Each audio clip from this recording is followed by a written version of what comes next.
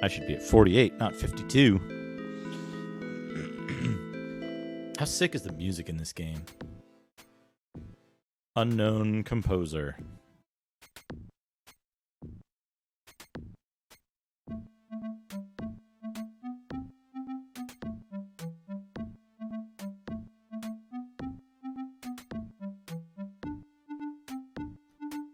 Hell yeah, Battlemaster.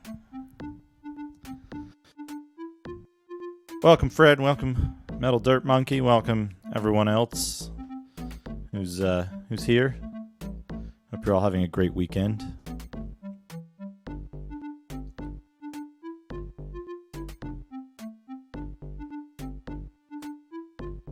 Mortis.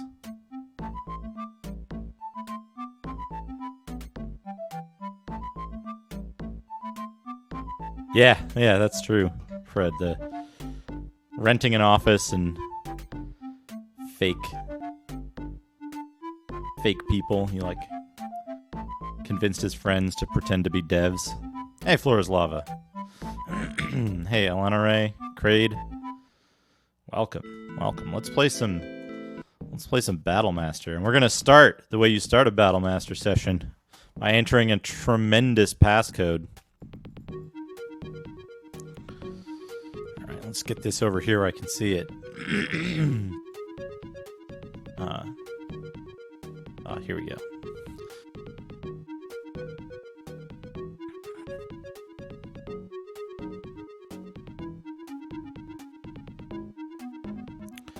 Yeah, the guy who made the game, I mean, he made a game. He made Spelljammer. But he the only game he had made before that was basically the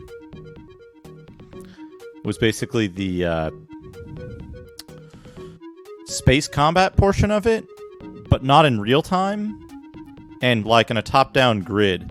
Hey, Dot. And yeah, I believe this game was first released on Amiga, but I'm not certain. It may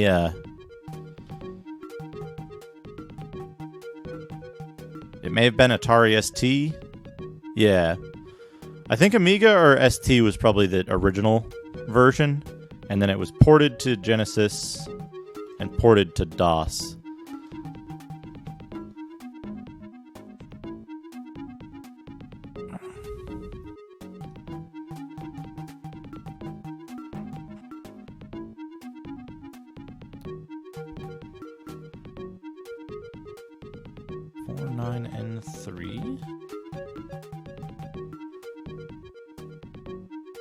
ZKNX.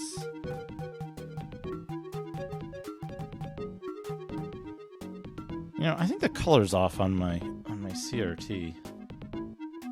Just a second here. I gotta degauss it first, and then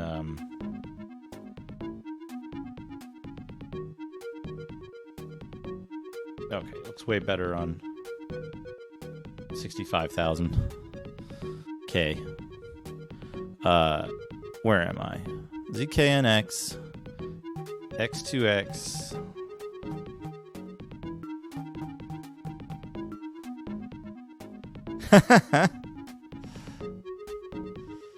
Yeah, MP83. The only the Genesis version has the music.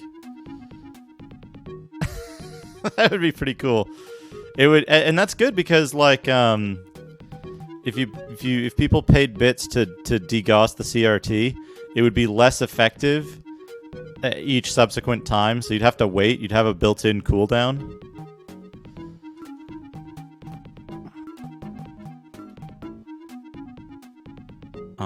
LZ28.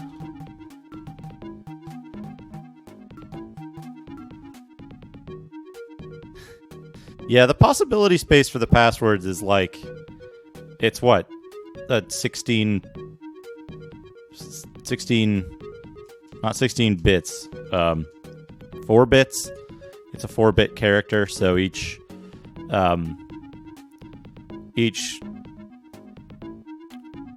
quartet is 1 byte, 1 16-bit byte. 5ZLK7. Oops.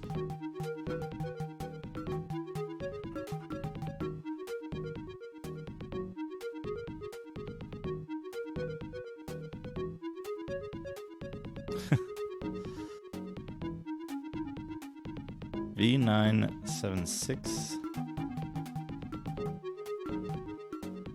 I think, if I'm not mistaken, did at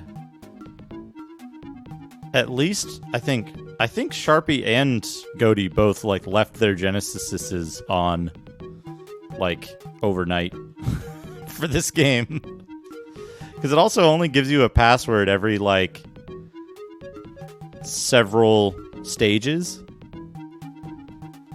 So you would have to go back and like redo stuff.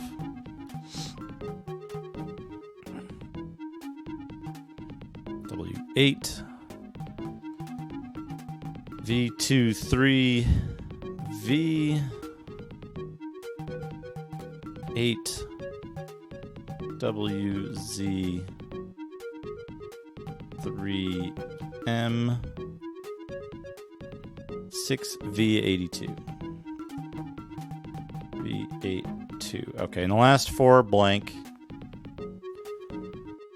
All right, what do we got? 5K376 969M X7K4 5ZWZZ 49N3 ZKNX X2XLM X926 LZ28 5ZLK7 V976 KKN2 4X692 N7W8 V23V 8WZ3M 6V82.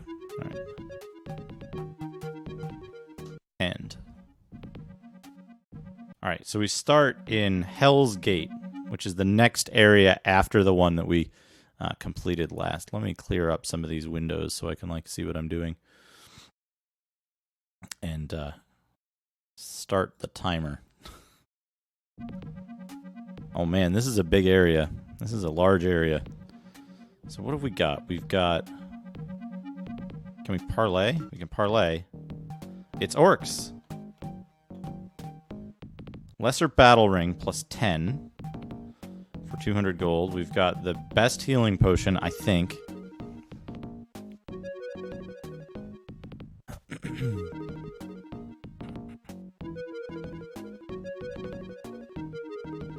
Sega Channel. Yeah, the Sega Channel thing.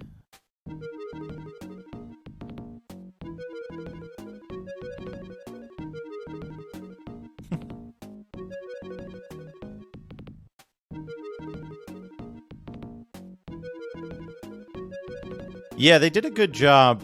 They did a good job with the password screen. They give you 16 characters, so each 4 characters is a byte, I believe. And then they give you only mostly unique looking characters. They did a pretty good job setting that up. Yeah, Lesser Battle Ring plus 10. We have a bunch of gold.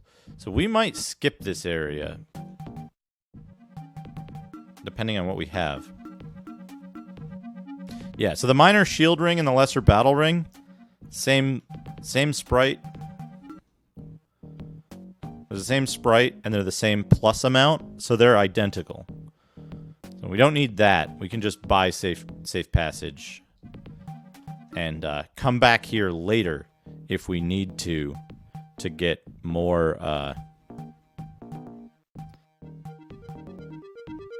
troops.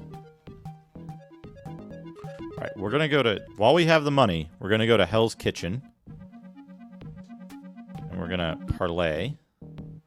See what they have here. They have fire armor, and they have absolution plus 0, which I believe we already have. Oh, super healing potion. Excellent. strange drink. So the fire armor, I need to, I need to pull up this, FAQ.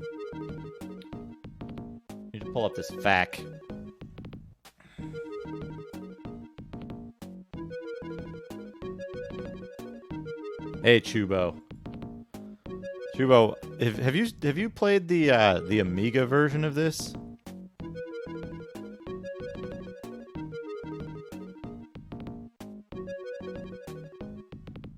Okay, fire armor. Plus 20. It's armor A8.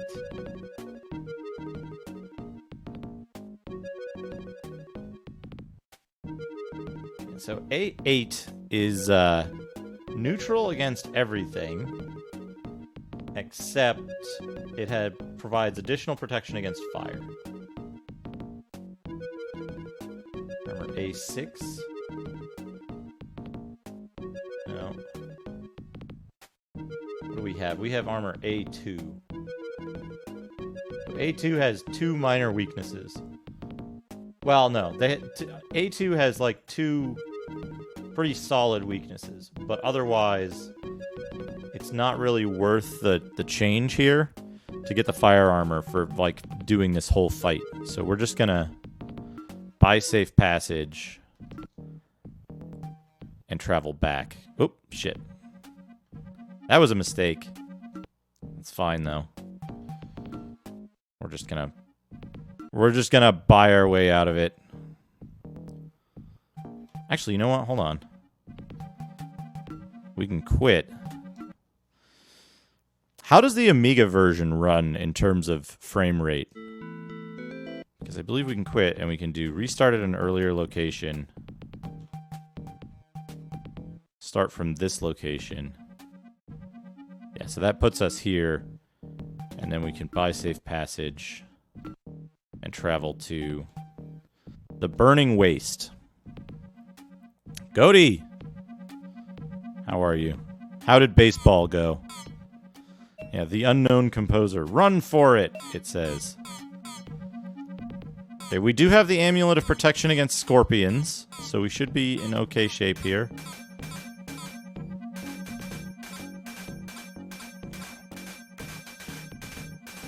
We're not doing great damage against Scorpions, though. We need maybe the axe.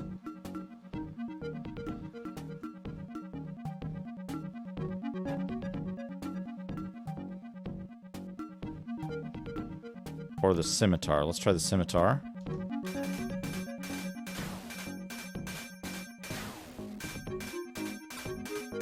Okay, so faster than this. Like 3 times faster? 3 or 4 times faster?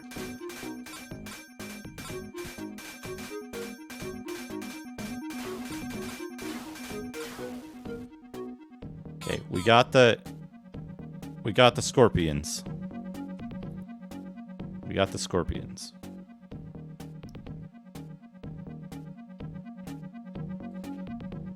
Should use maybe that pie.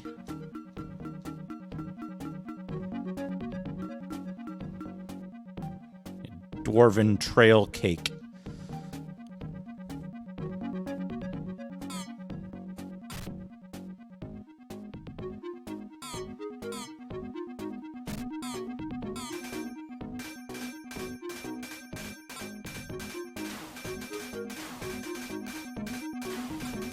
Okay, yeah. Scimitar works way better on scorpions. Okay. Good. Good. Yeah, unfortunately there's no donuts in this game. No awesome little donut icons. Now, I forget how this level is laid out. I believe this is the level that I want to be on, though. I think this is the one I'm looking for.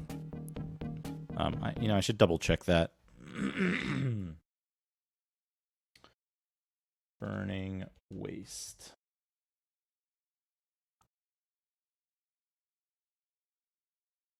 No, this isn't the one. This isn't the one. That's okay, though. That's okay, though. Ow. Forget what worked well against these guys. I think it was the this sword. Hey, dog. Hey, self-destruct system. Yeah, that sword works really well against them.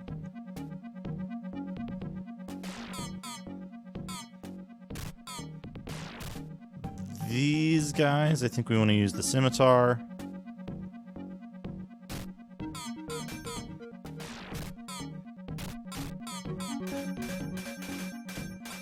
Whoa, look at this dude! Look at this fucking lightning shooting badass.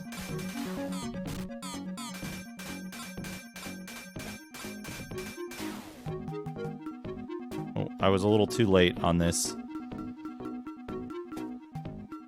Eating that healing potion.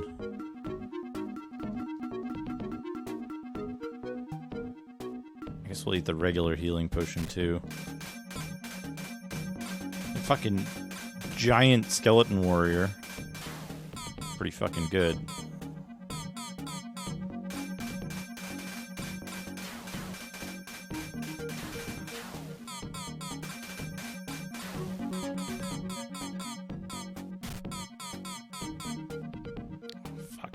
Fuck. No, don't get engaged with the... Okay, that guy was weak to... I guess that guy's just weak to melee in general. Not great.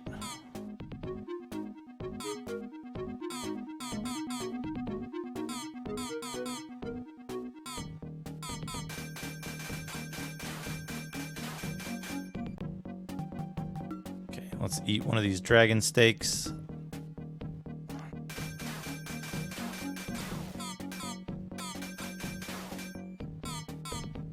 Okay, good. I think we got everything out here. So let's see if there's stuff to find.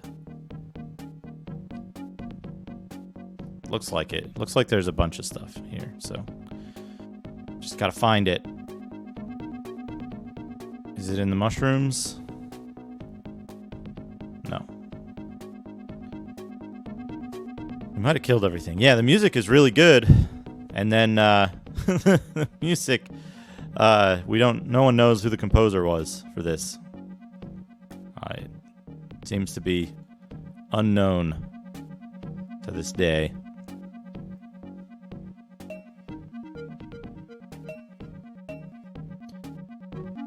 Okay, we got a bunch of stuff. We got a bunch of food refills, so that's good.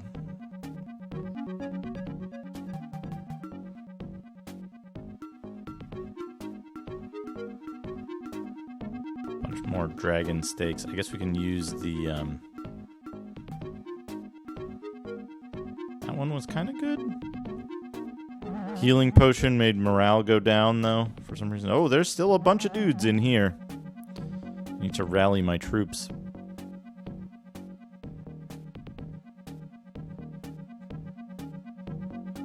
They have become extremely confused by small obstacles. Alright, fellas. It's time to get out of Mushroom Land. Let's go. Oh, I can't rally anymore because,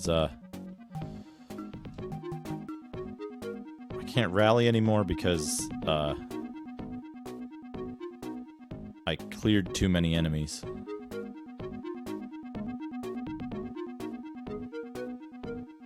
Okay.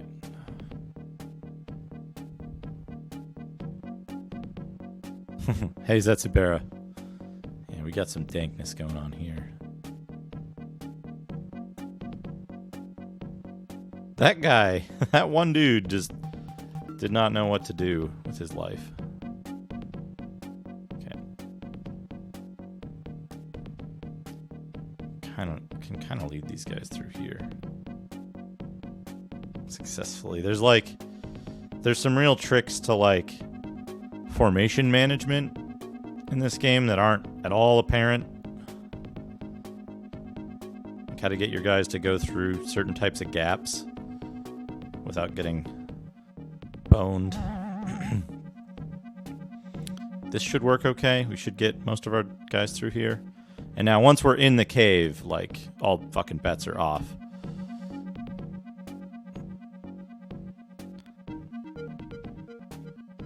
We'd probably do the outdoor fights better than losing 5 troops. But what that means to me is it's not as important if the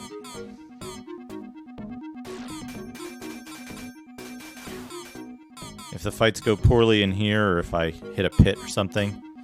I'm still pretty okay. I tried running this with in regen with overclocking enabled, which worked out pretty well.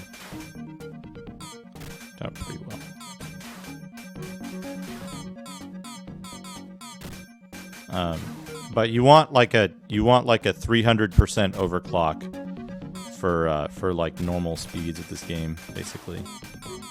That's the hot setup. My God, that's fantastic. Do Cancun, thank you for the host.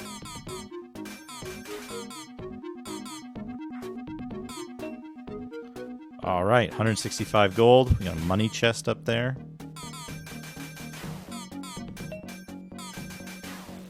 Our troops seem to be just going fucking ham on something off screen, which is good. That's the way you want it. Just winning every battle.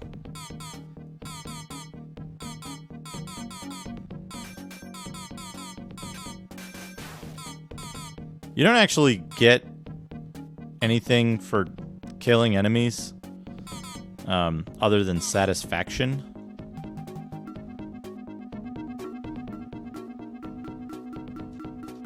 But you want to always get all the treasure from everywhere. That's the important part, is getting all the treasure.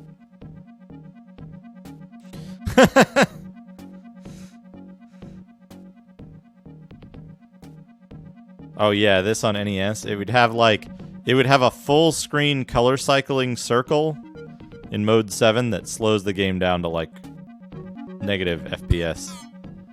Whoa, buddy, what did you do up here? How did my troop get in there? First of all. Second of all,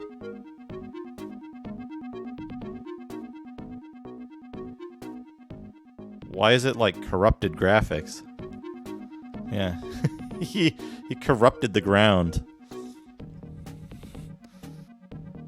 The resourceful orc sounds like a oh dear. That's blown it. Huh. Did we blow it?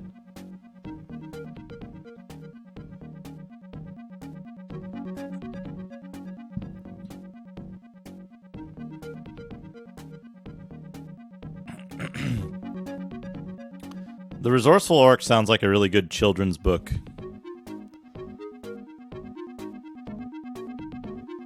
Now we've got 2 in there. How do they keep getting in there?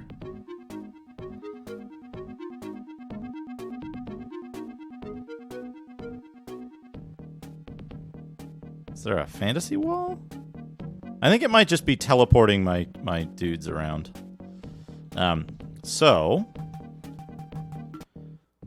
what we're going to do is we're going to travel back to Hell's Kitchen. We're going to parlay and buy 3 troops. And then buy Safe Passage again. And travel back to the Burning Waste. Run for it. Now I think we've killed everything, so we can just leave our troops behind. When the troops don't have to pathfind, it actually speeds the game up pretty significantly. You probably see that. Like that change just there. We gained like several FPS. Okay, the pits are still here, but they're not corrupted. There must be some puzzle to this.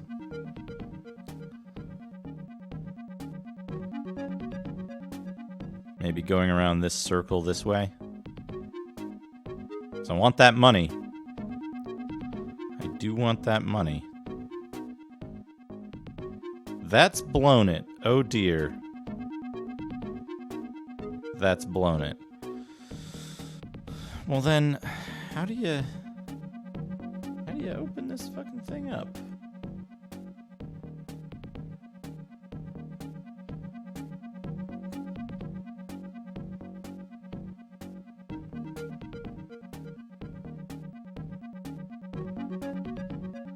Spider looking wrong in the east side of the cave.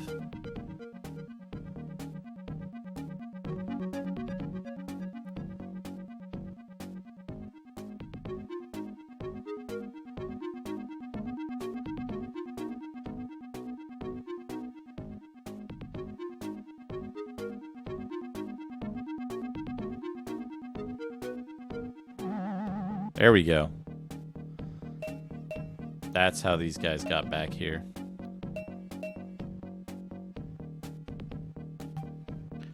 Alright, I don't think we want this item. But I want to at least see what it is. So let's see if we can eat this corn. We can't, but we can discard corn without feeling too badly. Bowbane. Alright, so what does Bowbane do? Plus 25, so it's plus 5 more, but it's chain armor, so it's gonna suck. Right, let me pull this up, just so we can understand, because I think this is one of the most interesting things about this game, is it's just exactly what you're looking at when we talk about, like, what this means for the stuff here. Let's see, do I have this? I think I confusingly named the notepad. Yeah, the notepad window is named Firefox, which is very confusing. So, what we have here is we have chain with hat, A1, right? And we currently have A2. And so we have a plus 5 A1, right? It's plus 5 more A1 than our A2. So it's not 5 better, it's actually 1 better in one area.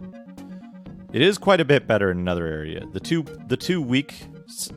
things that we're weak against, it's strong against, relatively. And the plus here represents the ability of a weapon to damage. So, hey, Trough of Luxury.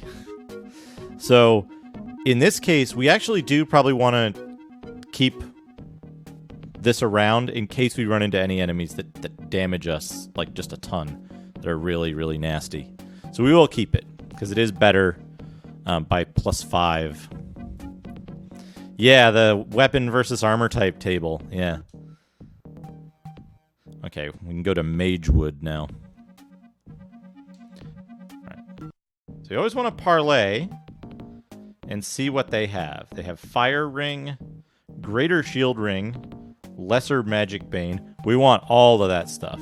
We want all of that stuff. So we're going to kill all of the elves here. Hopefully. Alright. Yeah, we want to go after the closest groups first so that we can reduce the amount of active agents on the map. Okay.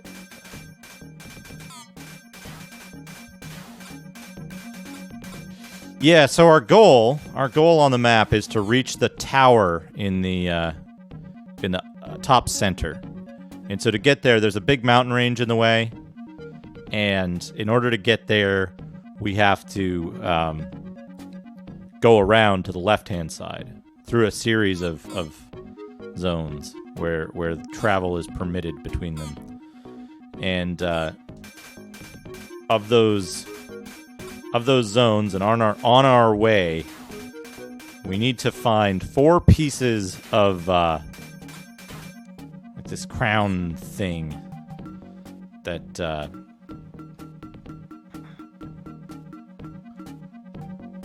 will prove us to be the that will prove us to be the like ones worthy of inheriting the like power of the creator or something like that.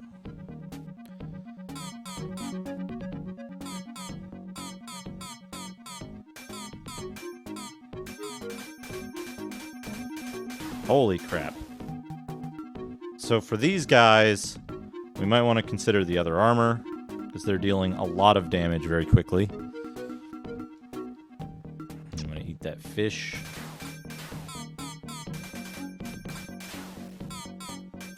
Okay, maybe they might just be very strong, that particular group. We'll go back to our other armor. And eat one of the... Do we still have an inferior dragon steak? We do not. But we want to make sure. I think one of our troops is in the process of dying. Yeah, no rep. Your troops fire in whatever direction they're facing, which is based on the direction that you're facing, plus their like AI navigation capabilities, and they fire as often as they're able. So they'll just start firing like as soon as an enemy is in range, they'll start firing wherever they're facing. So that's part of the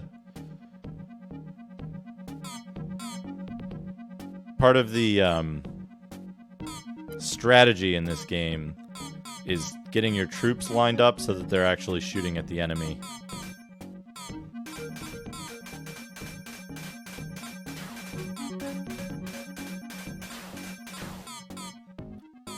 Yeah, originally an Amiga game.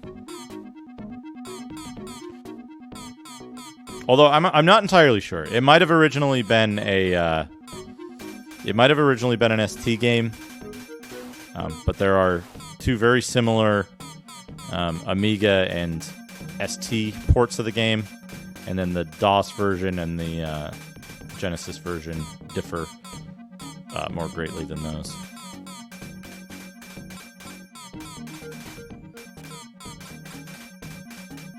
These guys aren't taking a lot of damage, so they're probably wearing better armor.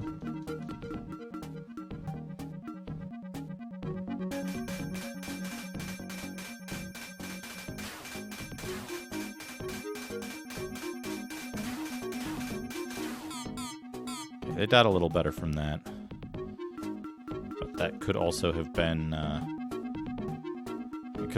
result of the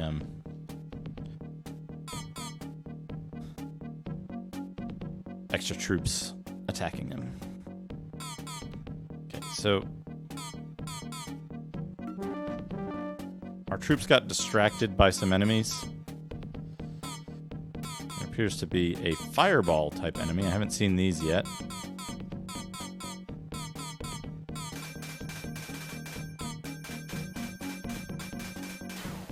Okay. Axe works okay on the fireballs.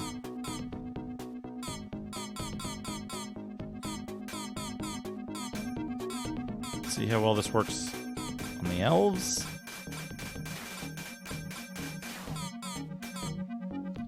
Not too shabby.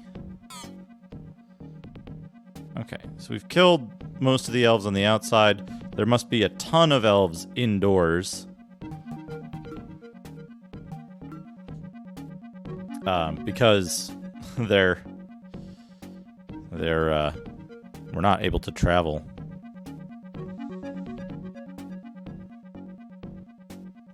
No, Goaty. No restarts. I picked correctly the first time. Oh, there's more down here. I didn't see this group. What I did have to do is I did have to like go back a little bit because I didn't have the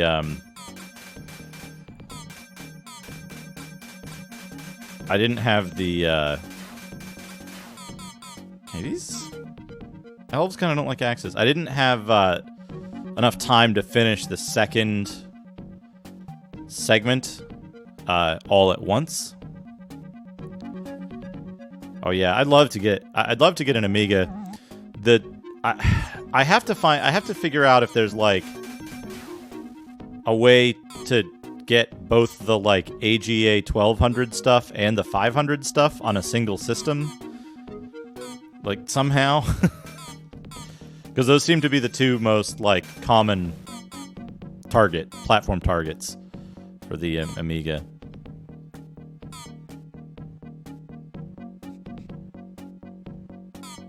And there isn't like as far as I know, there isn't like a MoSlow utility for Amiga that I could use to slow that stuff down.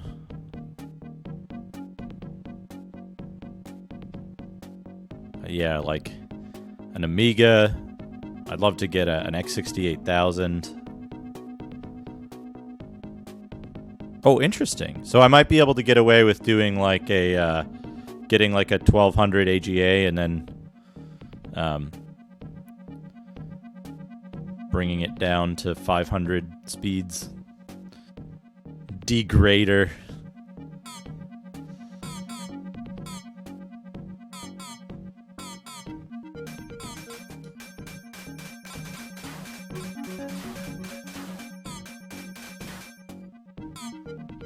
Hell yeah.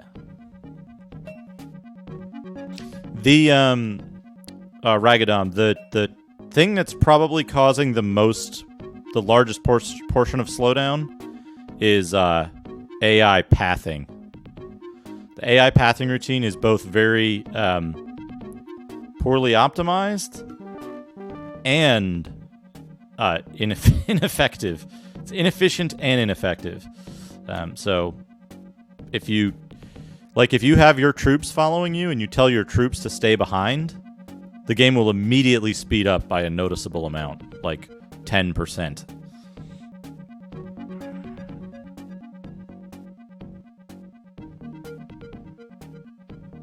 I think Chubo would best be able to answer what happens when you play 500 games on a 1200, but running way too fast or failing to run at all, I think, are probably the two most common results.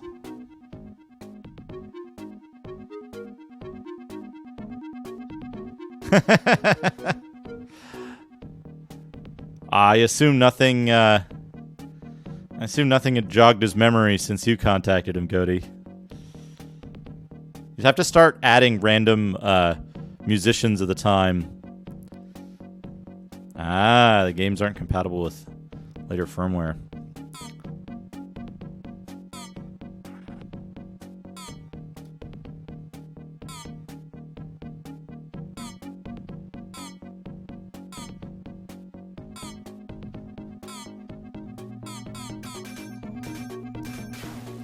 Got him.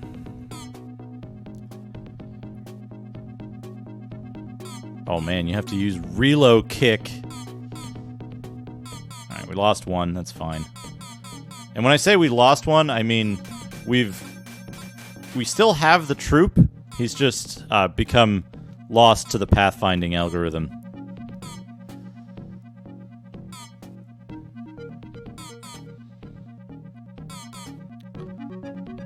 How do I navigate this? I guess I'll go down here.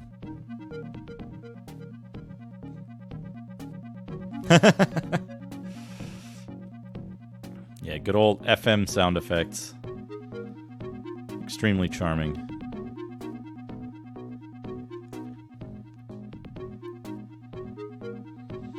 I hope these elves have like a huge fucking pile of gold that I can steal.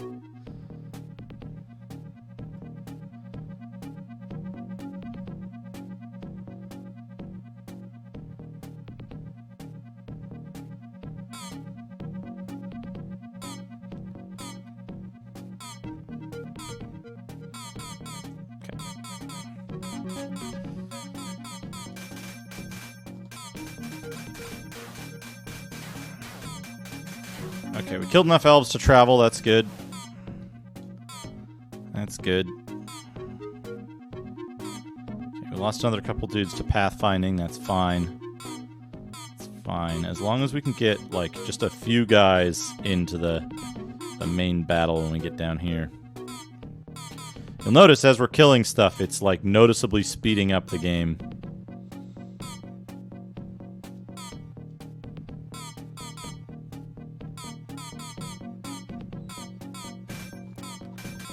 enlightened self-interest has taken hold of many of my troops.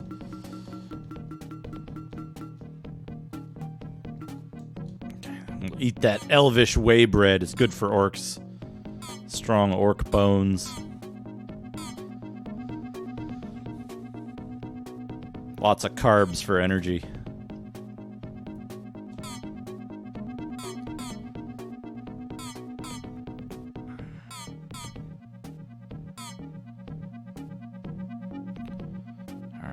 All right. Get around that corner.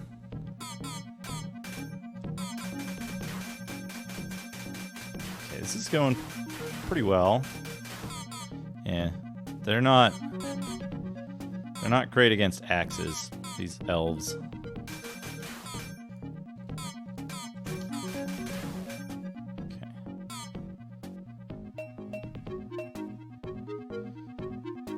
Healing potion, fish. We still got a few. Look at the fucking tiny sack. Tiny elf sack. Only 45 gold.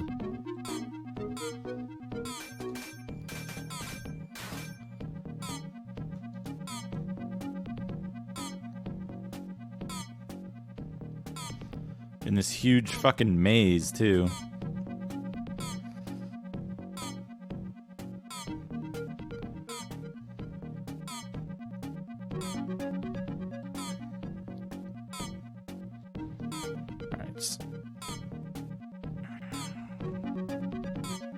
Okay, this is looking promising.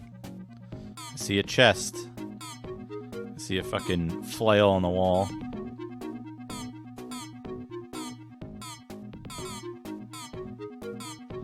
Look at all these pies.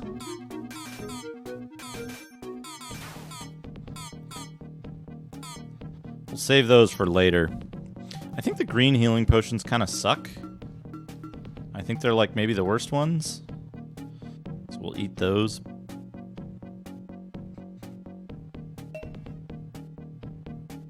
There we go. 230 gold. That's a little better. We have nothing to optimize, so despite the fact that the first and third rings that I have look pretty similar, they're very different. Okay. So is there stuff in the woods? There's stuff just like out in the woods here. Might have killed everything, so let's yeah, look at the speed difference. Like noticeable improvement in speed when we tell our troops to wait behind. So now that we've killed everything in the map, or almost everything, we can go explore. These weird columns. I feel like the columns should be a teleporter or something. But it's not entirely consistent between each level, like which stuff does what, so the columns might not be viable as a teleporter option in this thing. Yeah, this looks like... Okay, that was a way that we chose not to go. Right, so maybe there's a couple other ways we can go. There seems to be another exit down here. This guy's a little stuck.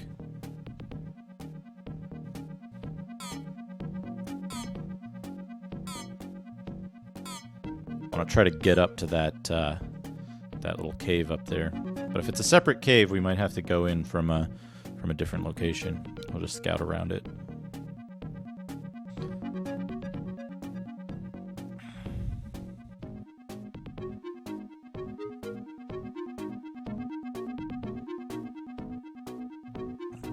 Wait, is this where I came into the caves?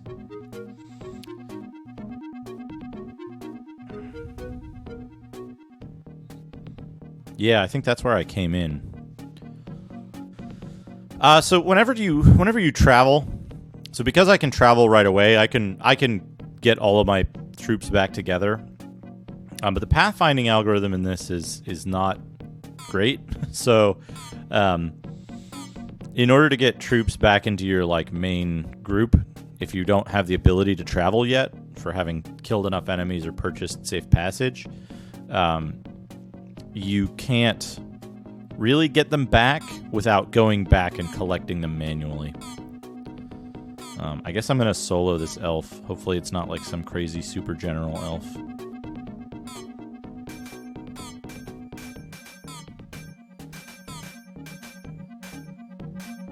Nah, he sucks. We got him. We got him. That plate mail doing excellent work there. Yeah, here we go. Here we go. Mage wood. We got gold. We got a wand we're not going to use. Fire hammer. Oh, shit. That guy is bad. Let's eat the fish.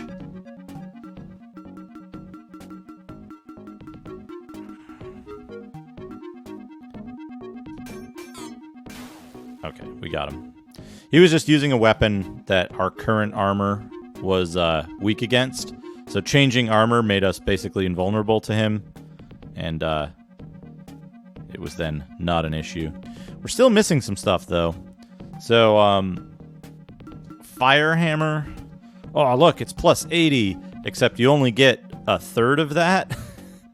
And you have a 30% increased chance of missing with wands if you're not a wizard. So wizards have a supreme advantage in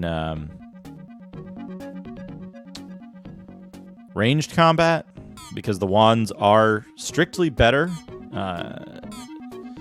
The wands are strictly better at ranged combat if you're a wizard.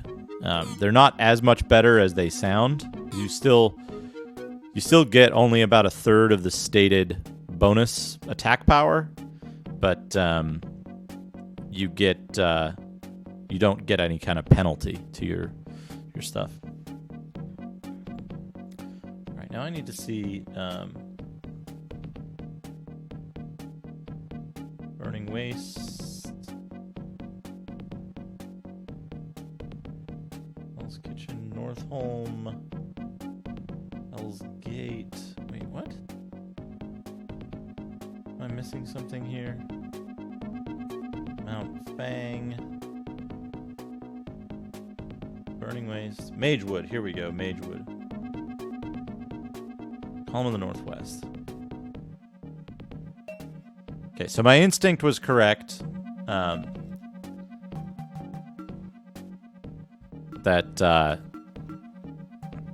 use that. So I don't know how good the green potions are.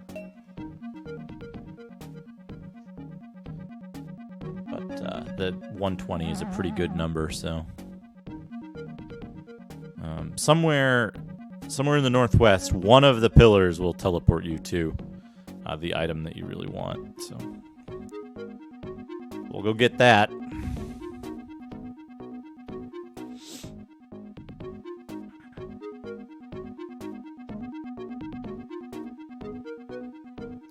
I was like, do the pillars teleport you? No? Okay. Guess it's not one of those kinds of maps. Well, it turns out one pillar teleports you. And then we want to get that pendant from it. So, just discard one of the breads, I guess. Hold on, I need to check my list here. We've got left pointing bow, right pointing bow, M1, 2. Let's bring this up so you can see what I'm obsessing over here.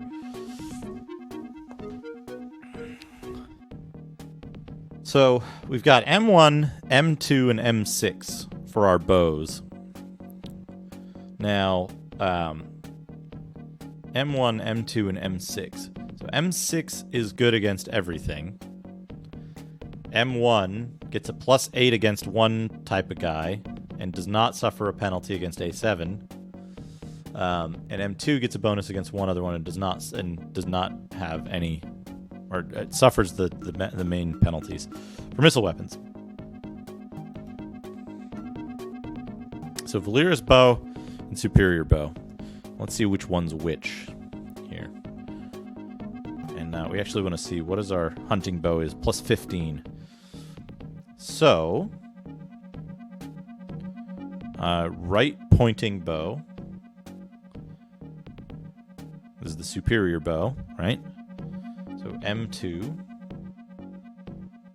M2 gets a bonus against A0, which is weak to all melee weapons and particularly weak to the cutlass, right?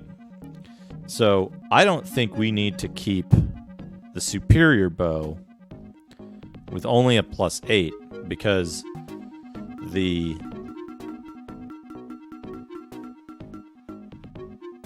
Valeris bow, yeah, the superior bow is garbage, so we're gonna drop it. And now we're gonna get Lesser Magic Bane. Now this is another thing that we're gonna look at here is so Lesser Magic Bane. Hold on, let me crop this a little bit so it makes a little more sense. There we go. Now we can see our whole inventory here, and we can look at the names of the items. So we don't have the optimize option, which means none of our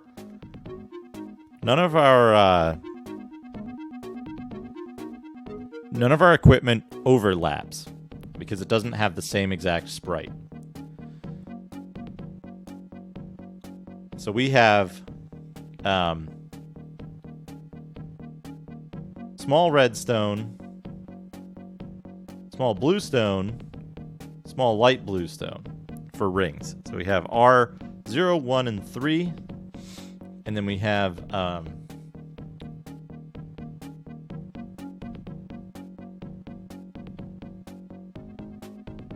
diamond redstone. We have the ruby star. Cross, no stone. Holy necklace. Triangle green stone. And small gray stone. +10 Magic Bane. So we have a +5 Lesser Magic Bane. So now let's see what this does. Magic Bane is J6.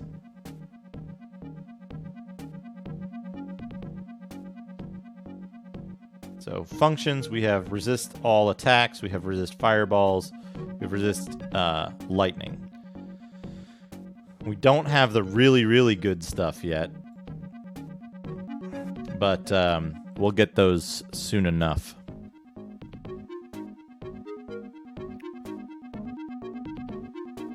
But yeah, so we have resist scorpion attacks. We have resist fireballs. We have resist fire gas lightning. Right, where's the yeah, here we go. Here's the resistance thing. What weapons and armor. So we've gained a bunch of resistance by having Lesser Magic Bane. We gained like +5 to certain attacks. So that's J6, right? Yeah, so J6 gives us better resistance to weapon 4 than we would have had otherwise. So even though it's magic, it gives you protection against certain melee attacks as well. All right. Okay, we don't want to go to Mountains of Shadow yet. That would be a huge mistake. What we do want to do is we want to go to Mount Fang. Now, Mount Fang is one of the most important locations in the game for a couple of reasons. All right, we lost most of our troops right off the bat. Maybe we should go with them and fight whatever's up there.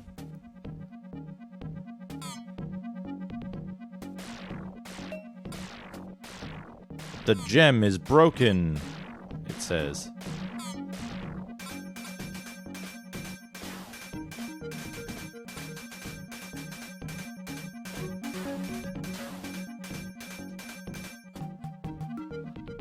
Alright.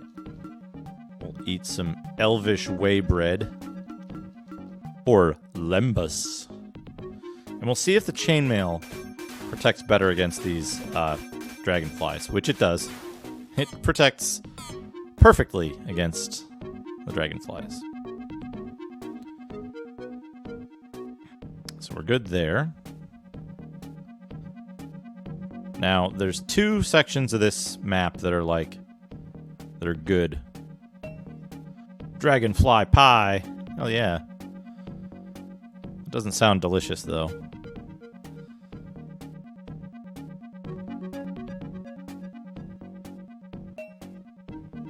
This was once a cave. Looks like a rock fall.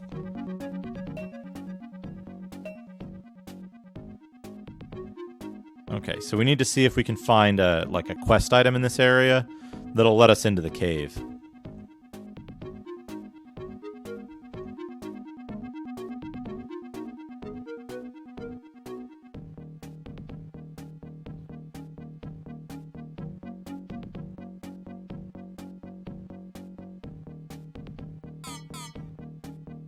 Okay, more dragonflies.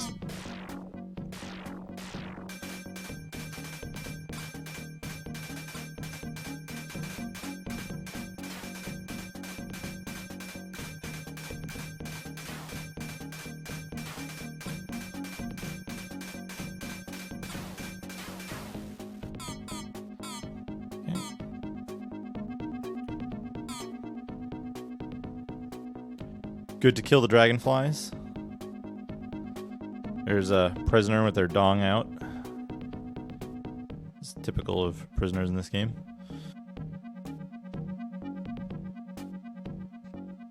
Don't worry, it's not against Twitch regulations because it's just incidental and not the point of the gameplay. It just happens to be there. We're not lingering on it any longer than we have to. We just need to rally our troops here.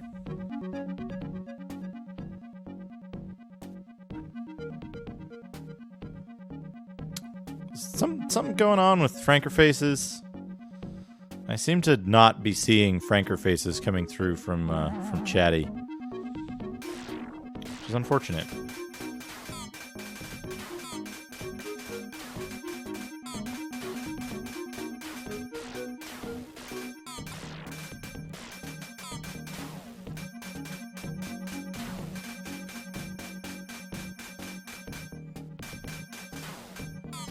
Got the dragonfly. A lot of dragonflies in here. Let's eat that bug pie while we're at it.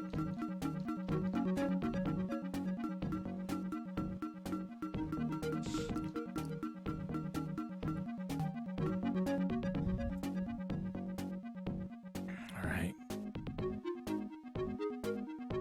Now maybe if we're lucky, we'll find a way to open that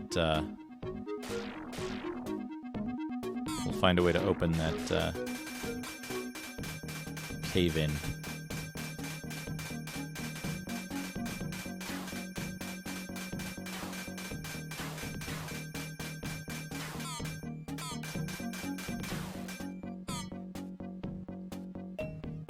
Dragon ale. We're gonna eat that immediately.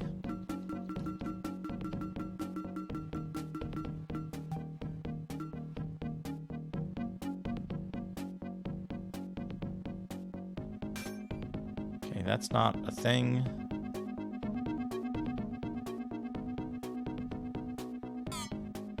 Okay, they remembered to make the wall go all the way down there. Hey, Umbrella Wizard. Yeah, this game is really good. It has incredibly deep systems that are never explained in the game's documents. This way to treasure. Oh yeah. There's very cryptic levels. The door's jammed shut. And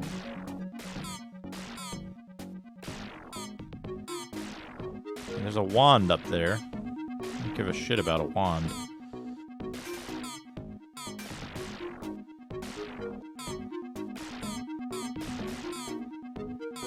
How do I open a door that's jammed shut?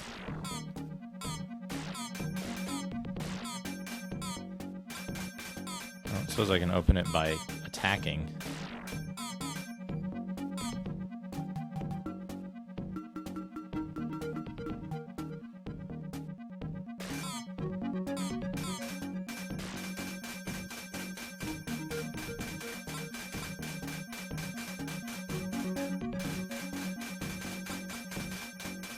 Unjammer Lammy.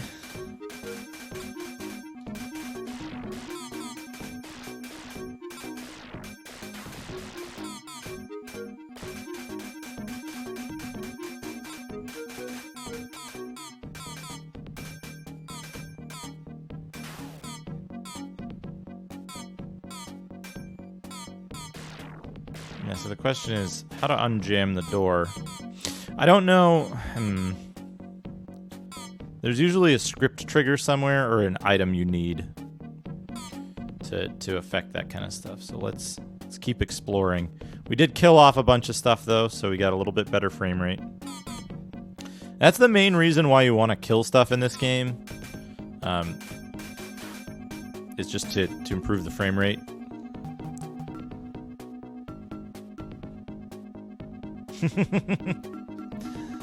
Nice, Mortis. It's possible that's the first time someone other than me has used that Frankerfaces.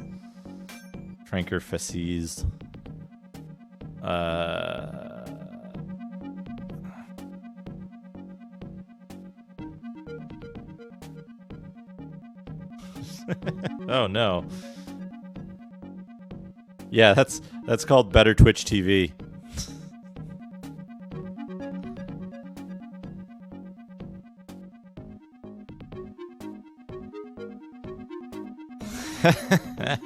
Hey. A handy lever. Okay, it wasn't a wand. It was a handy lever. I guess the stress on that is probably important. A handy lever versus a handy lever. / refresh FFZ. Okay, let's give that a shot. / refresh FFZ. Refreshing FFZ emotes. FFZ emotes updated.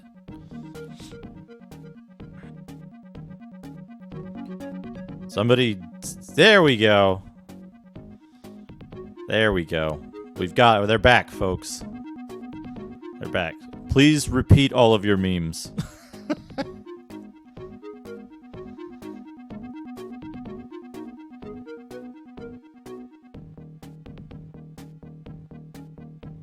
All right.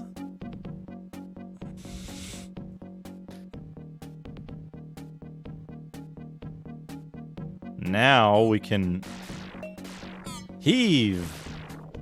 Hell yeah, we heaved it open. Solid snack. How are you? Welcome.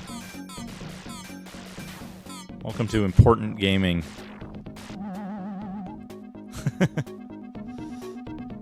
we go.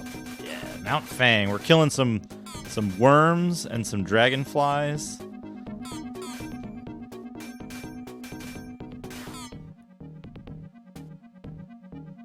Let me see if... Okay, that doesn't seem to do anything. I wonder what that did. Well, it didn't open the fucking door, you idiot.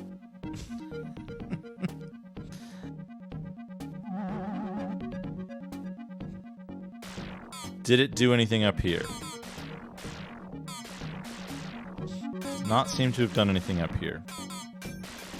Perhaps, though, it opened the cave that was caved in before.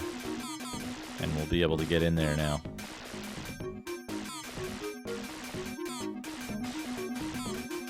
However, we're going to do that. We're going to do that in an interesting way. We're going to go back to Magewood. And then we're going to travel again back to Mount Fang to refresh our army shape.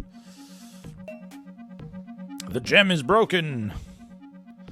No idea what that means. I mean, I think I know what it means, but it doesn't make any sense for it to say it here specifically. Oh, fuck! That's right. Alright. Troops wait behind.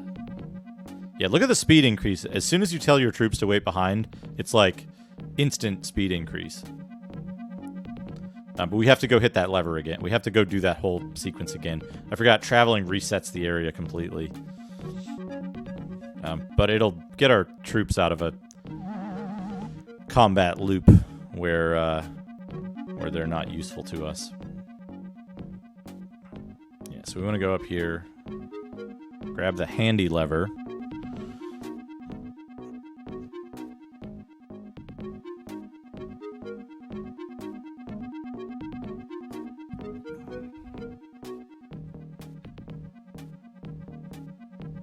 And then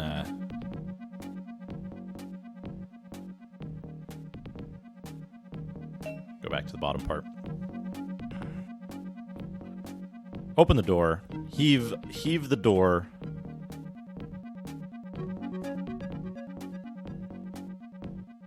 And go in the basement, flip the switch, come back up.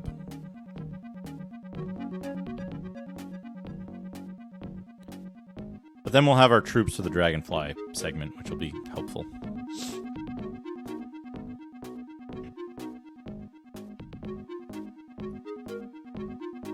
It's interesting to note that the chainmail seems to be more effective against certain like wildlife, and the plate mail seems to be more effective against humanoid enemies.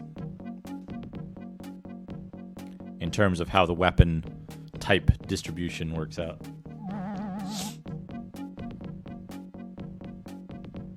So we want to go hit that. I wonder what that did, and then we go back up. I believe we want to check the front cave to see if the cave-in has cleared. But really, there's only one thing we're after in Mount Fang, and that's the armor that's here. Everything else that we do here is a setup to getting the armor. Yes, there are humans, elves, dwarves, and orcs.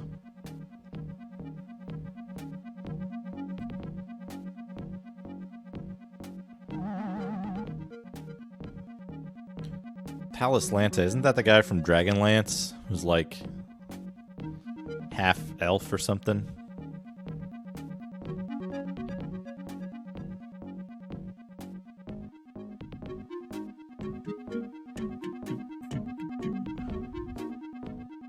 Yeah, Talos Lanta. Half elven. Lead from the front. Yeah, so we left our troops here so we would have troops. Looks like a rock fall. Looks like fucking dragonflies. Okay. A scimitar cuts through dragonflies pretty nicely. Yeah, here we go.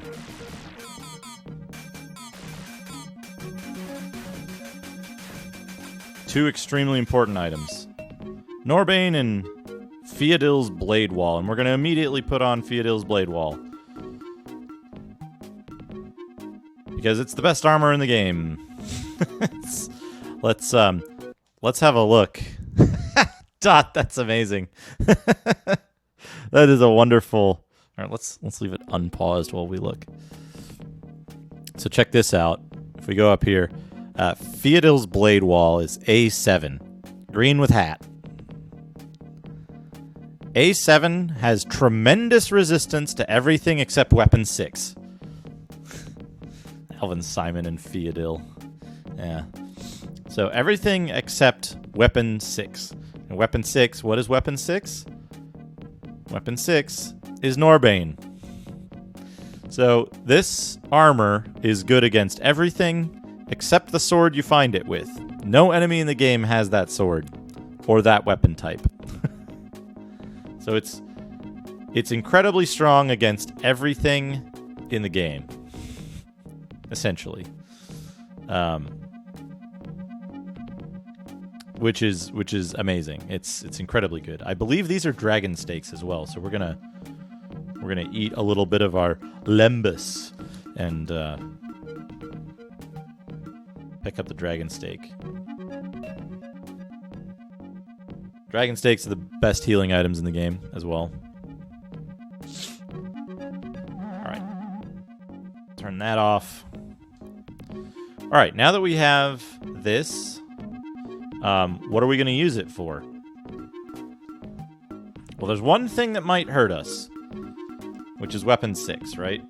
So we need to see what armor is best against Weapon 6. And it's A2. So we want to select our armor 2 just in case. And now we know why we were doing this whole thing. The dragon is out. Oh, we need a different weapon for this. Hold on.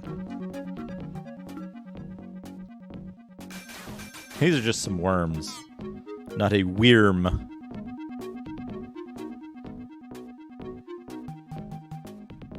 Well, we need weapon 6 because we need to fight something that has the same armor as us.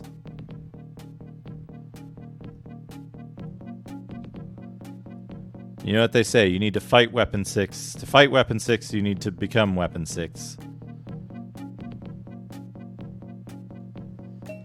Oh, can't carry anymore, but that's a good amulet there. So we're gonna drop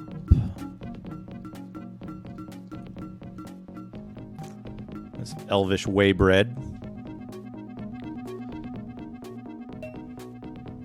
And we got Diamond Star +1. So that's something that does something else. So we can't carry any more poop. So we're going to need to drop something else. We're going to drop... Hold on. Let's have a look here. So, Armor 7. Armor 7. Green with hat. Is good against everything. Except Weapon 6. Armor 2. And what is our... Let's see. What is our...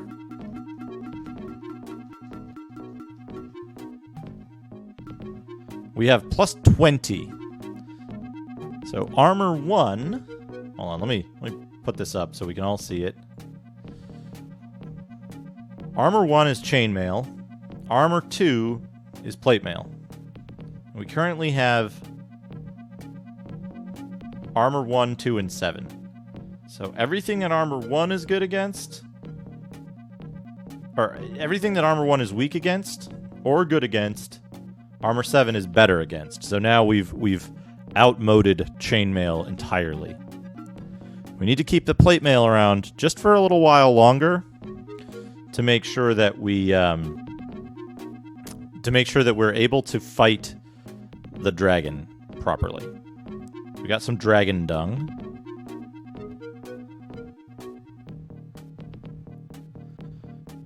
I forget how you're supposed to do this to summon the dragon.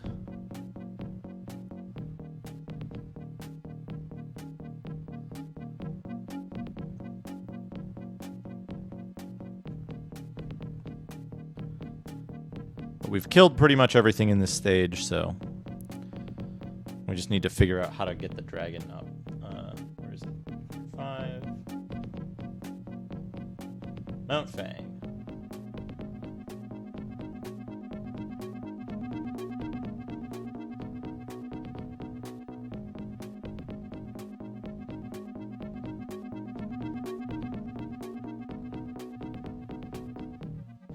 Okay. So now, inexplicably, the dragon dung that we got, we're going to use in the cave that had the switch in it to open the door.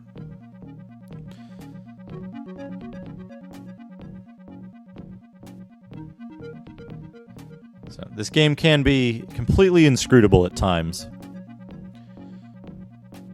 So we're heading back this way. We've got most of our troops with us. So the door is going to act as a teleporter when we get to it. Oh, come on, fellas. Okay. That guy's too dumb to come with us. He doesn't get to share the glory of dragon slaying.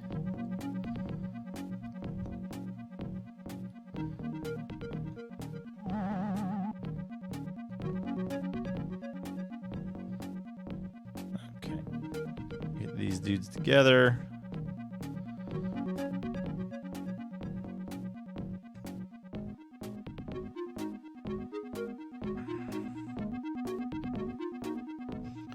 This way to treasure. The door's jammed shut. Yes. extremely jammed shut. Alright, here we go. We go down here. We wait for our couple of troops. The dragon awaits you. So the dragon's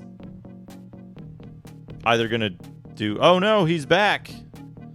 So he's either gonna do a ton of damage or he's gonna do no damage. And if he does a ton of damage, we're gonna switch to the plate mail. That's how this works.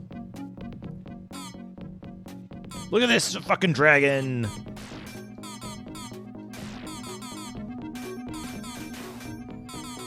And he's dead, because we had the Dragon Slayer sword. It's a really good dragon. But now we can discard the plate mail. We can discard the Dragon Slayer sword. We're never going to need them again. There are no more dragons in the game, folks. We killed the last one. Hey, the Mega Dragon doesn't have wings. You know. Hello? What the fuck? Is this correct or incorrect? Was I supposed to teleport or not? I think I was supposed to teleport and I missed the trigger. Whoops. Whoops. Oh man, yeah, we totally fucked the ecosystem.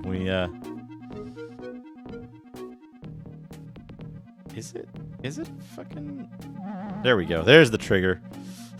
There's the trigger. 1565. I can't count anymore. A lot of gold. We got a lot of gold, folks. And we're now equipped with the best armor in the game. We're gonna go to Northholm.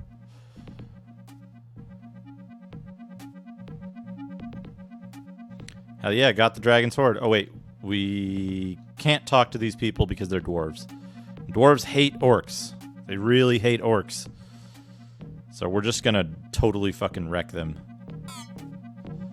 And steal all of their shit. Oh, they're in line formation. This is gonna end poorly for them. You didn't figure on a bunch of invincible orcs, did you?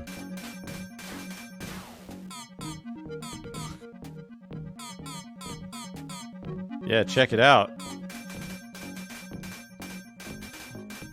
Fucking graveyardage right here. That's what kind of football this is.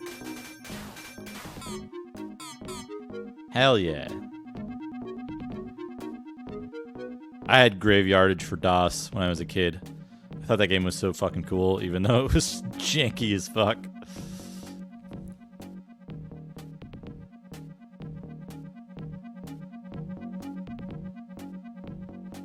Yeah, my orcs are basically the hit squad now. I am the brute squad.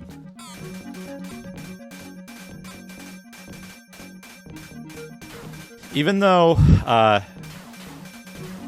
the armor is only plus 20, it's not like plus 25 or plus 30 or whatever the other types of armors end up being.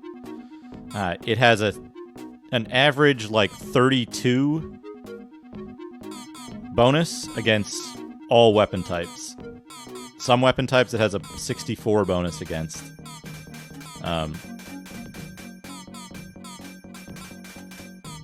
These guys are in wedge formation, which doesn't really matter.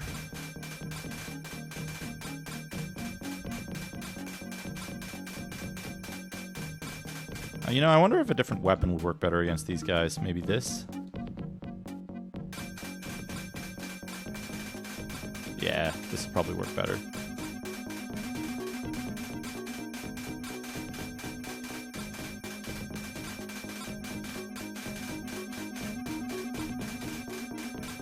You can't hurt me.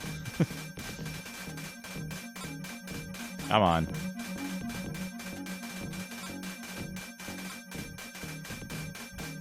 So once you get Blade Wall, the game becomes significantly easier in terms of like only pits can harm you from now until I get the ring that that allows me to walk over pits.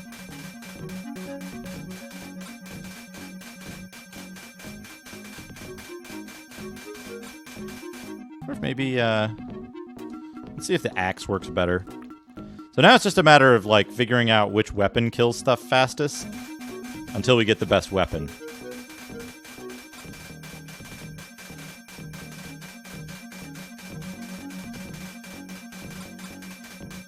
Axe seems to be working pretty well.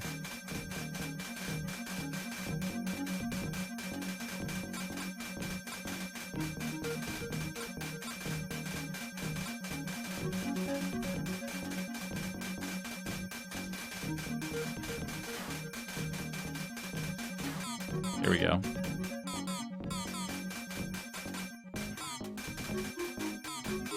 We got a couple of troops, so now we're just gonna like instantly wreck these dudes.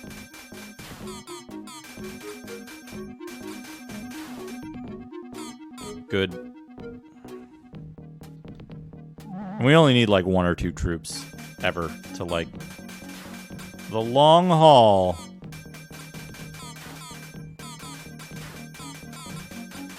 American Truck Simulator. Dwarf Truck Simulator. Oh, hell. How come they haven't made a fucking fantasy-themed, like, American Truck Simulator type game? How fucking awesome would that be? Caravan Simulator?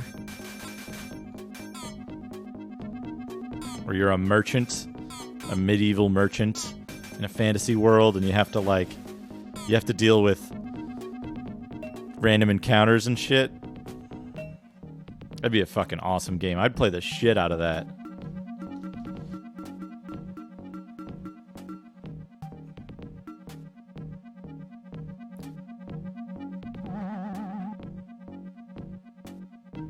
How fucking cool would that be? Just like, you know, you pick your caravan bodyguards, what animals you're using to like move your wagons and stuff. And you progress from like being like a single peddler on foot to like a full caravan with like a bunch of guards, like high level guards and mages and shit guarding you. You can like hire other caravans like to go on routes for you.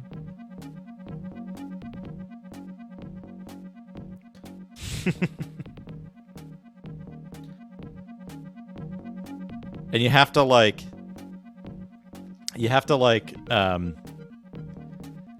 figure out like what stuff is gonna sell in certain areas. Sometimes you're gonna be gone, intruders. Got him. Large money bag. Okay, I thought that was weird dwarf dung. There.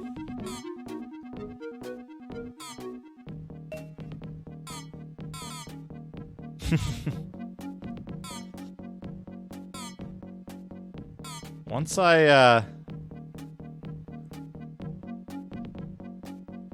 I get past the like solid fundamentals of my wizardry type game and have a good pipeline in place, I would actually work on that. I would do a significant amount of work for fantasy truck simulator.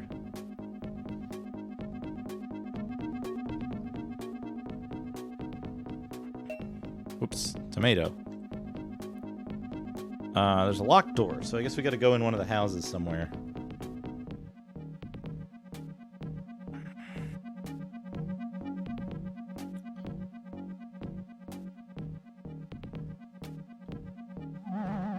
I think one of the cool things would be like, I don't know, I find one of the most interesting parts of like Mount and Blade to be the like trading portion of it. Like the battles are cool and it's a lot of fun to like, you know, go around and do quests and stuff, but the fact that there's like a full trading simulator in it. The key is in the cave, okay? Perhaps we have to see that before we're able to actually get the key out of the cave. But just the idea of like all the There's two things to Mount & Blade. One of them is the fighting, and that's like its whole own thing. But it fascinates me that that takes place inside of basically like an Elite style universe of like trading simulation and shit. Gold key. Okay, we got the key. We're going to go use the key, get in the house, and see what we got. And then we're going to throw away a tomato or two. I'm tempted to go back for those dragon steaks, but I already have like 5 dragon steaks. So it might be good because we take so little damage now. So I might not go back for that stuff. I do need to go back to... Now you're going to die, it says. Northholm. Oh, these might be replacement dragon steaks here anyway. Yeah, dragon steak. It's so hard for us to take damage now that it's just like corn and tomatoes just don't make any sense to carry around.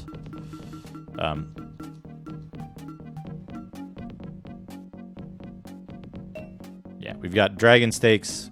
We've got full stuff. Let me check the manifest for this area.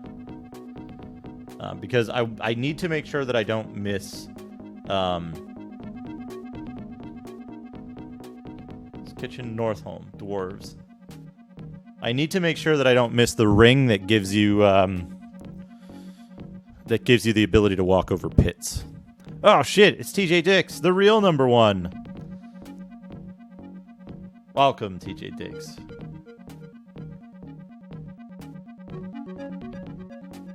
Did you see the? By the way, did you see the clip in Goaty's Discord from the baseball game? I recommend checking it out.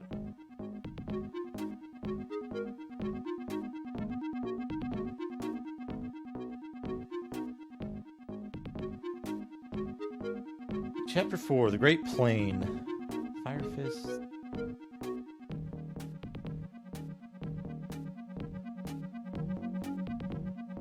Fire Armor and Absolution.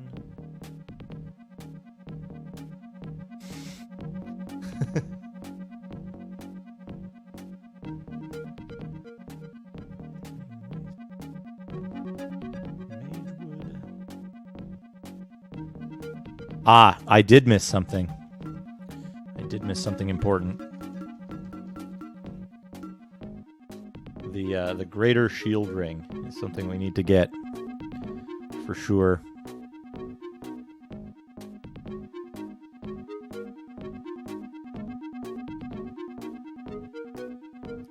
All right, so we can travel now. We can go to Mount Fang. Mount Fang is already completed, so we're going to go to Magewood.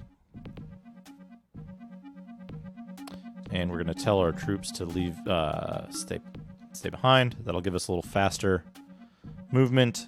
We need to go to the southeast corner of the woods to find a cave that will get us to...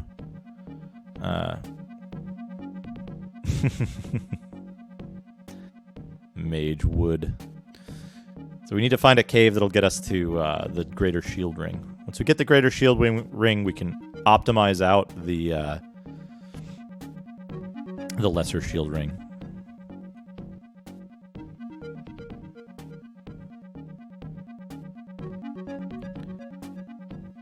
Here we go. This should be it.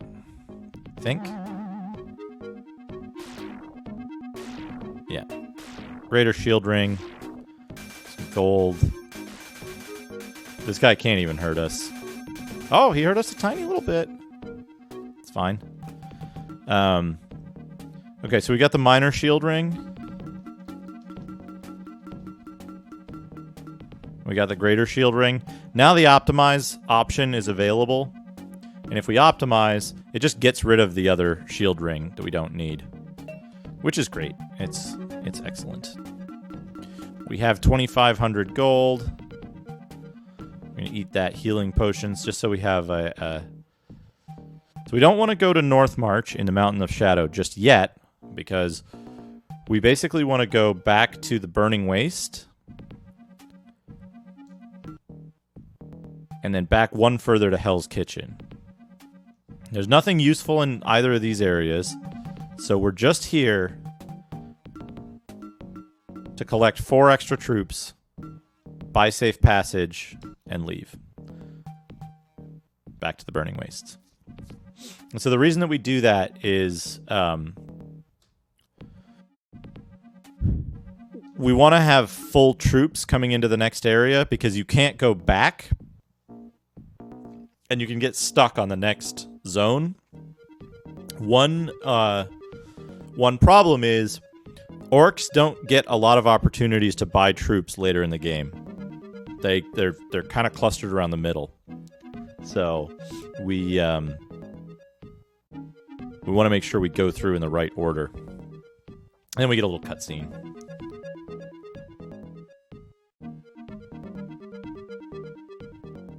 And I'm going to want to save this password just in case.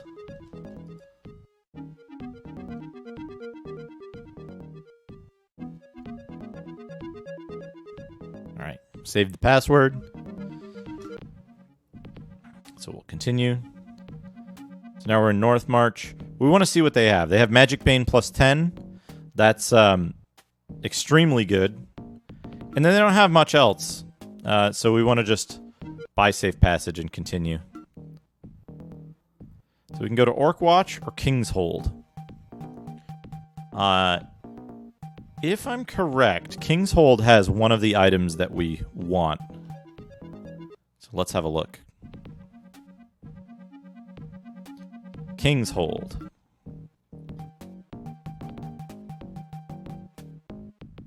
Okay, Normalon and Peacebringer. These are 2 items that we very, very much want. So we're going to actually fight here. Now, considering it's humans, we're probably going to want this guy. Oh, we have something else we can optimize. Right, we can optimize out the other Magic Bane.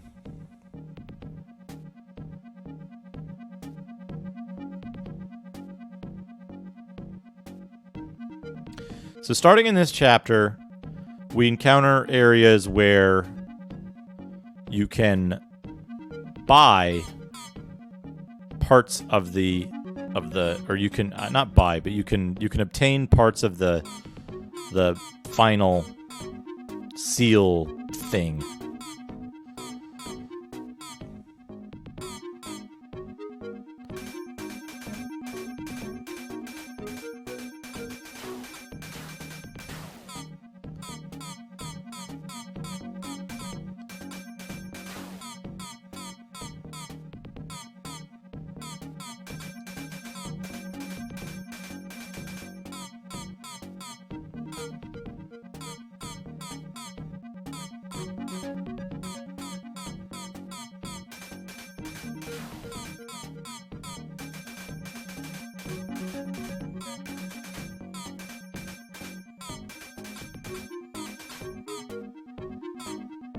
All right.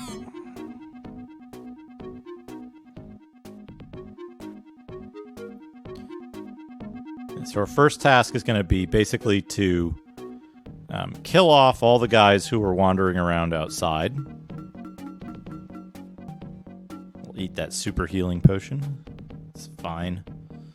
So we want to kill off everyone wandering around outside first.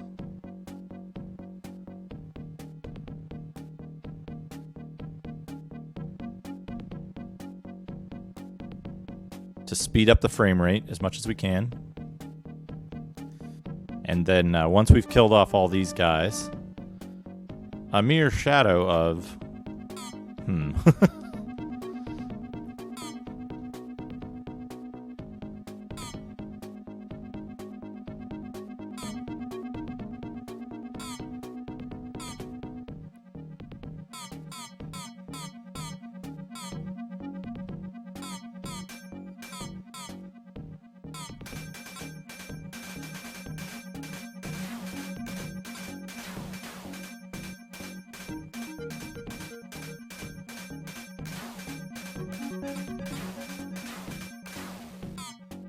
Okay, killed off some of these dudes.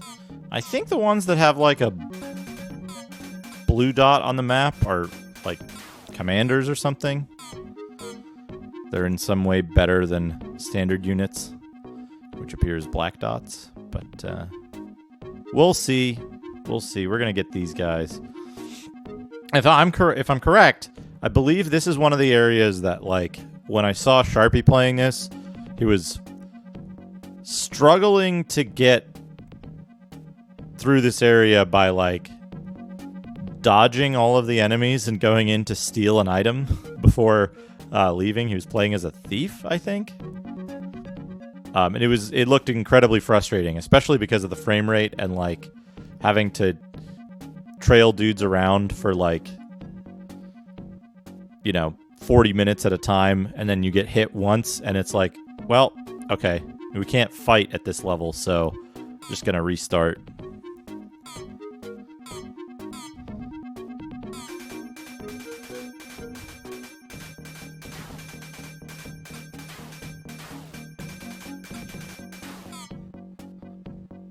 But with this setup, with a warrior start, with the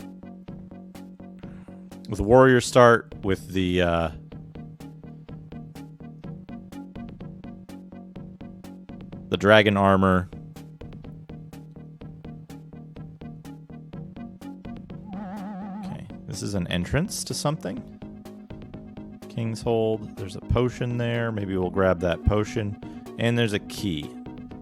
But the door to the key is locked, so we'll have to mess around with it. Rusty old lock. We can't just bash it, can we? No.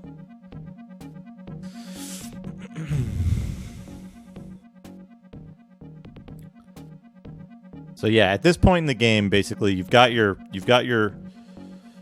like emergency supply of dragon steaks. Oh hey, look at that. We'll be restarting this.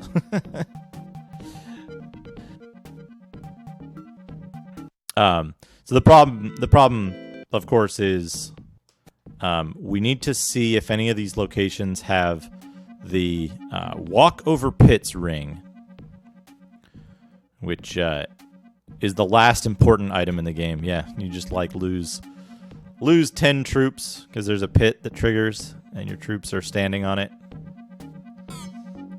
But they kind of expect you to do this, to play this way, so it's fine.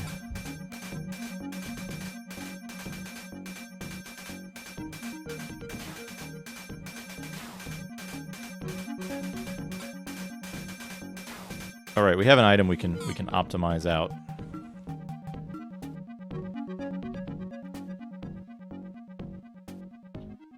So we need to get a rusty key somewhere. A rusty key.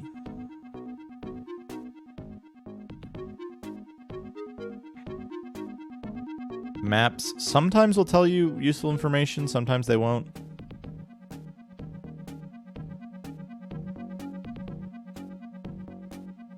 Let's troops wait behind. There's so many enemies trying to path right now that it doesn't make too big of a difference telling your troops to stay behind. Let's grab this gold, 120 gold.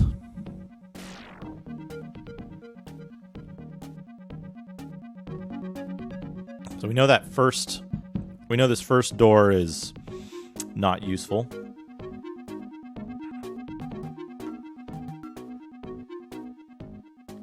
Now we can hope our troops don't get too confused in here. It's a fairly open area, so it should be fine. Yeah, they're just going ham out here killing stuff. That's good. That's what we want. Autonomous orc killers.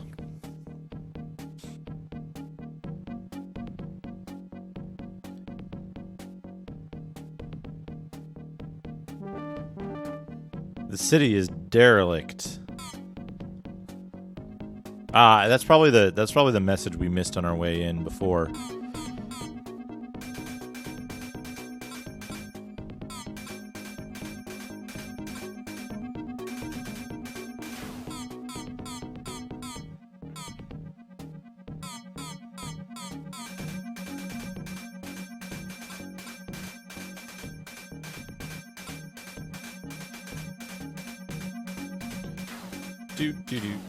Oh, we're using the wrong weapon. That's why these guys are taking so long to die.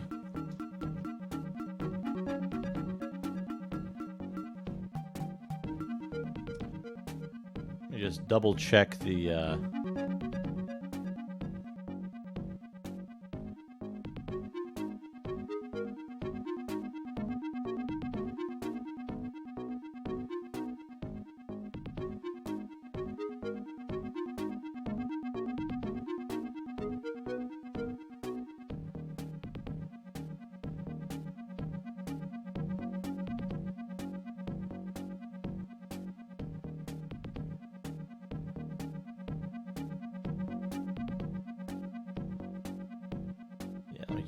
Check the notes here.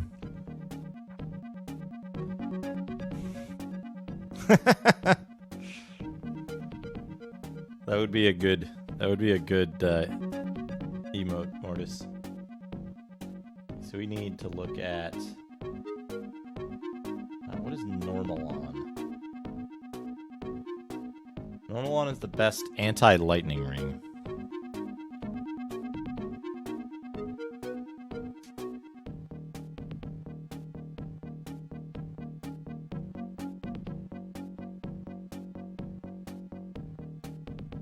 So we want, what is this one? Weapon 5. We want the double-headed axe. That's the item. It's the item that we really want to get is the double-headed axe. It's most effective against the largest number of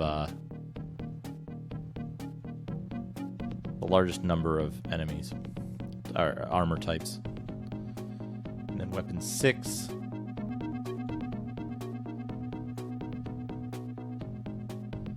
Only moderately effective. Weapon 7.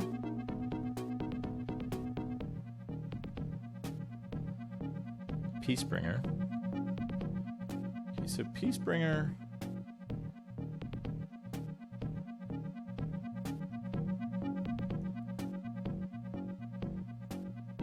Yeah, so it's either we're gonna want either this sword or the cutlass for now.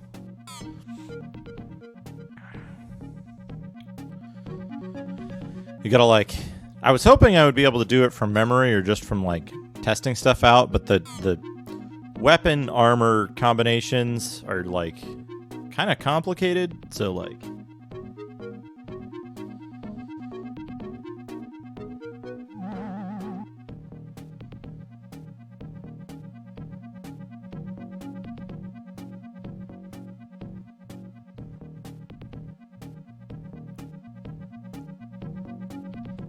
yeah, and Norbane is strictly worse, except against dragons. Norbane is strictly worse than the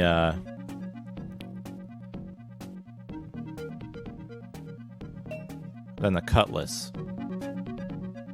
Super healing potion. Okay, we got a super healing potion here.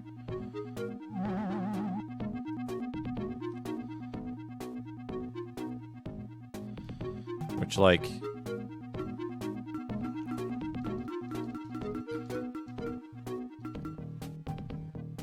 let's eat the regular healing potion. Now we have a super healing potion, which presumably is made out of dragon meat, because that's the most healing thing in the game. Alright. Alright, all of our dudes are out here. They're all confused.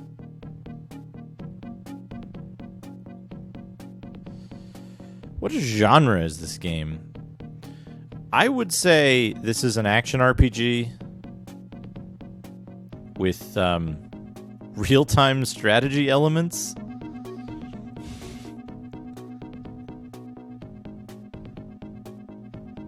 But it's very strange. This game, while it doesn't defy classification, there are very few other games that are similar to this in the way that it functions. So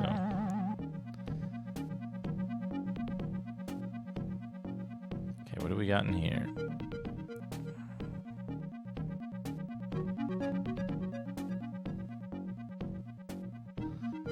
We got a tomato. Oh, there's a map. Maps usually have...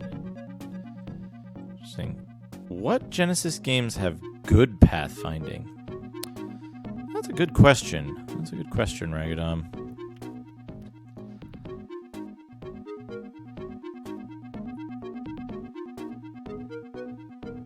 I can't think of many Genesis games that have a need for pathing, that even implement pathfinding at all, other than, like, I guess Dune. Right? There was a Dune game that had RTS elements. Possibly Dune 2 was on the Genesis, if I'm thinking correctly. There's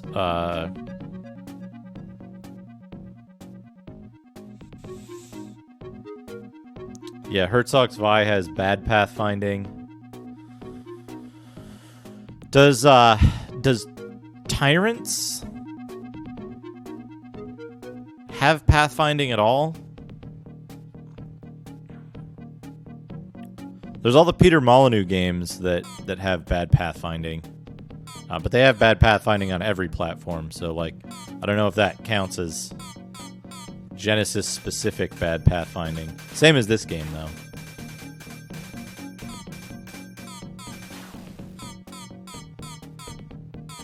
Powermonger has worse frame rate than this. And worse pathfinding.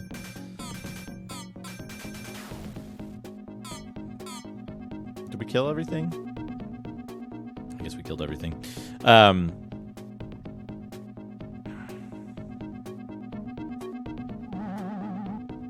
But like most other games just use... Did I already go in here? Did that guy just like wander in? I need the rusty key. Treasure. Money. You know what they say? Money, money, money is all you need. Very good message for the kids from Parappa the Rapper. So yeah, I can't think of too many that actually had a need for pathfinding, and didn't use fixed scripts to get around it, because I think a lot of games just used fixed scripts for how to handle that kind of stuff. Am I missing something here? I gotta look up where this fucking key is, because otherwise it's gonna take fucking forever to find it. There's one problem where the game's frame rate really, really holds it back.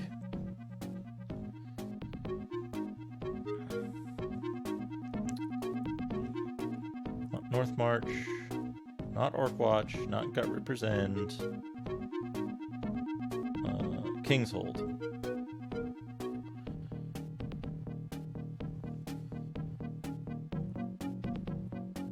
Okay. Bit to the west of the starting position. Second house to the north.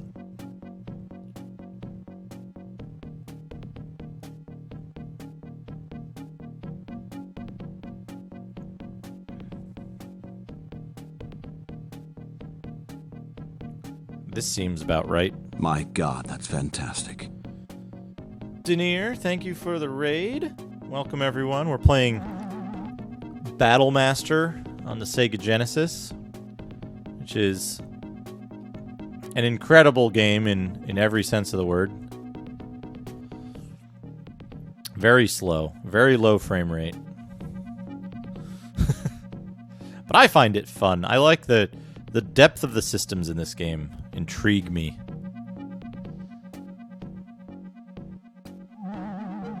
Nice. What rogue were you liking? What roguelike game were you playing? Were you playing Rogue itself?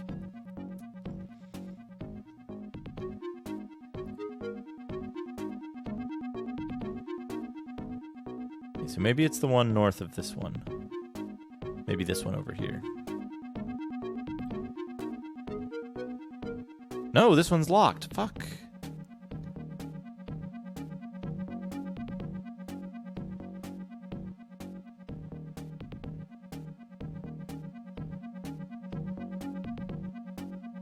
Interesting. Minesweeper that plays like a roguelike. That sounds intriguing. Demon Crawl. Nice. I'll have to check that out. It seems like an interesting concept.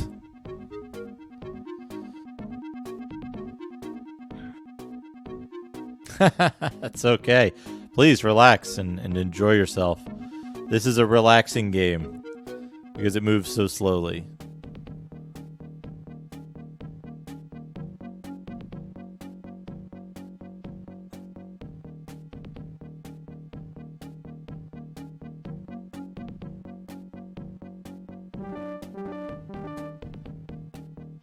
Shadow of its former glory. The city lies derelict, a shadow of its former glory.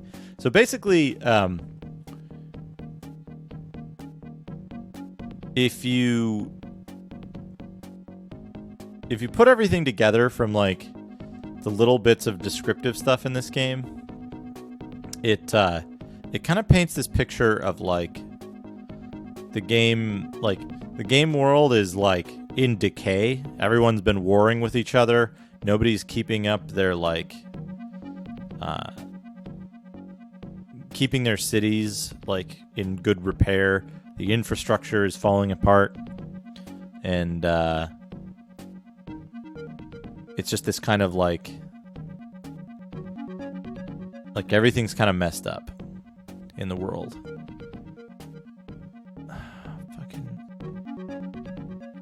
If it's not there, then maybe it's up here. Can I just... Troops wait behind. No, it's not giving me much. There's too many enemies.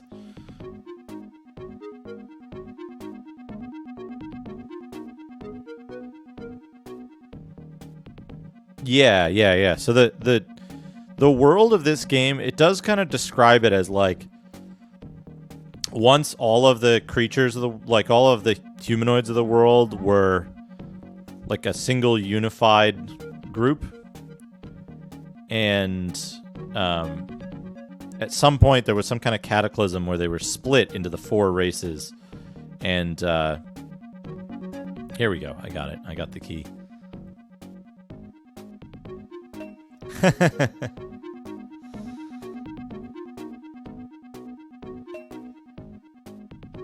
Yeah, I heard Kojima did a remake of Battlemaster that people are playing. But yeah, like there was some cataclysm that like fractured the races, and there's like each race controls one part of a... I want to say they describe it as a crown, but it's like, it's just, there's those 4 grayed out slots below my inventory. It looks like, basically like a jewel or a pendant or something. And,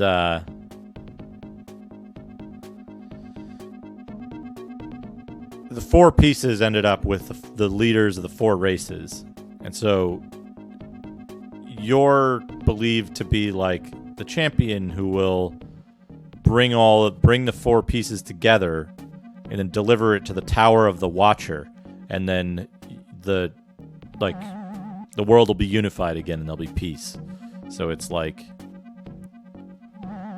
you're going through murdering everybody in the name of peace.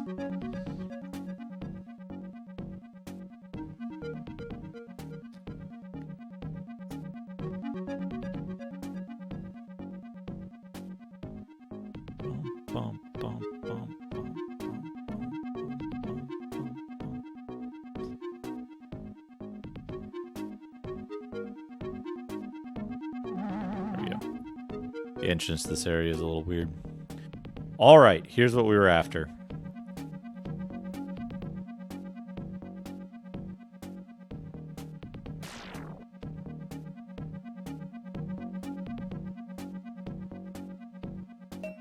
The palace key.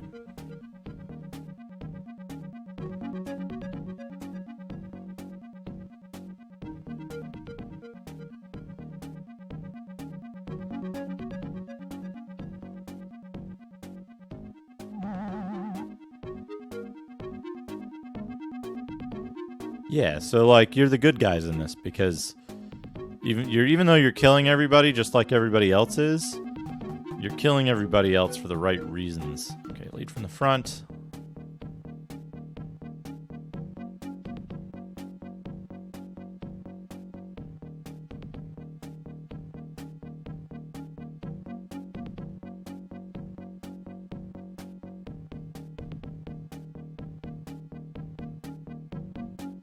There we go.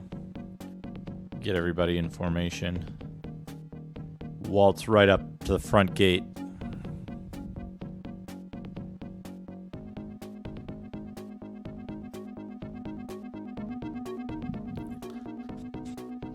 Here we go.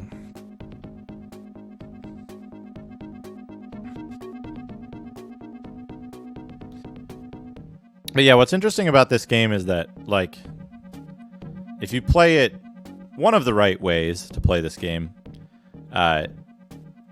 you end up having, like, maximum difficulty is, like, right in the middle of the game. The second and third areas are the hardest areas to do. I think I'm being followed. What could they want from me? Corax009, thank you for the follow. Welcome. I hope you're enjoying 3 frames per second. No more, sometimes possibly less. So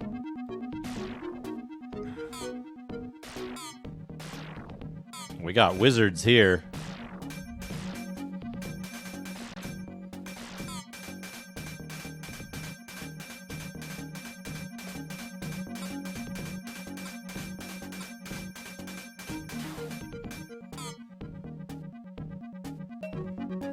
Royal key. Good, good. We need that.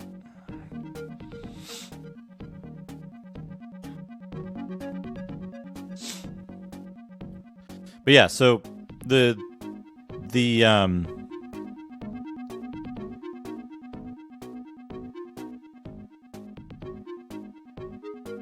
way this ends up working is once you get the dragon armor, the game gets significantly easier.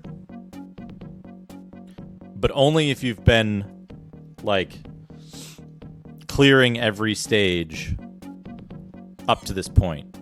And you've been, like, gathering as much skill power as possible. Including, like,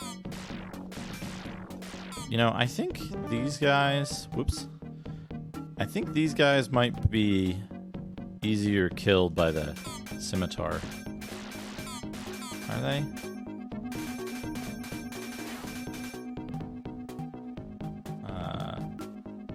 Or maybe the axe. Let's see how they like the axe.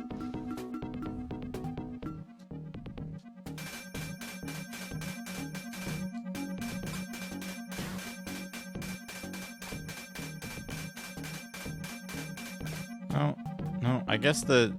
Well, let's try the cross sword.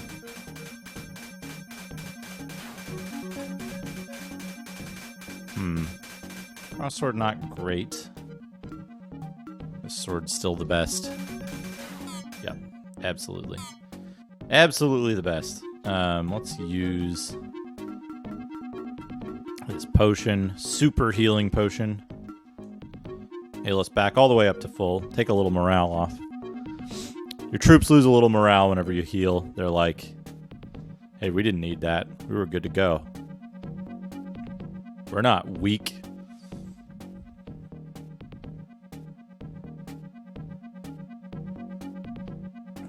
But that's okay. We can take the morale penalty. Our morale is going to sit a little bit above our skill level. So we're starting with very high morale all the time now. And morale acts as a multiplier for your combat effectiveness and your health level. So having your 2/3 morale bar, 3/4 morale bar, is extremely beneficial to your general combat ability.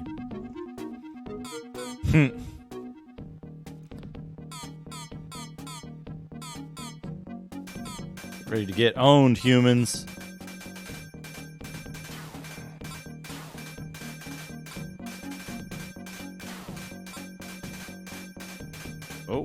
taking damage from something. That's okay, though.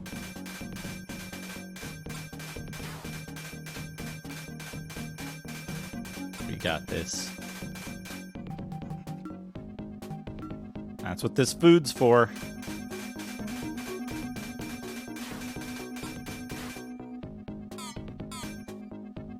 Okay, I think we got them. We got all of them. We lost one troop.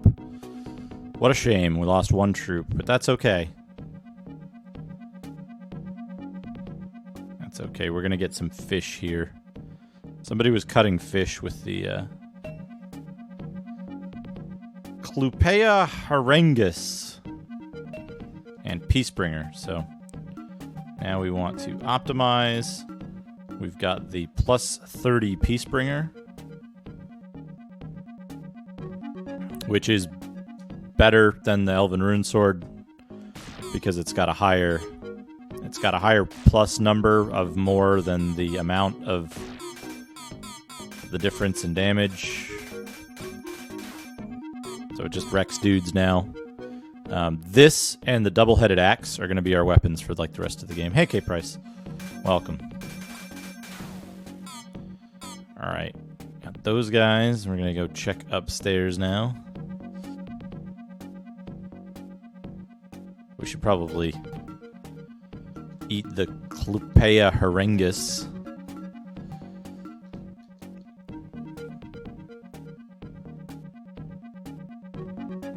They were slicing fish with a guillotine, which is a little weird if you ask me, but you know, these royals, they get bored. You don't know what they're going to get up to. Yeah, here we go. Here's the item that we've been looking for. One part of the crown. So that's incredibly important to get that. There is a problem. There's a problem going on right now, which is our troops are currently in the same map as us. But when we take the stairs act like a teleporter. We can't fight these guys face to face if we don't have any troops with us. But our troops don't want to go up the stairs because as soon as we teleport, our troops see that they need to be all the way over here on the right because they want to go where we've teleported to. Not the location that'll actually get them to us. So to do this, we have to kind of trick our troops a little bit to walk through this doorway and go upstairs. Now, as long as we just get a couple of troops, we should be fine, which we've done. We've gotten them confused up here. So now if we bring them over here, yeah, they should be fine. Oh, we got a bonus troop. Look at that. Got one bonus troop. Yeah, so now we can just tear through these dudes.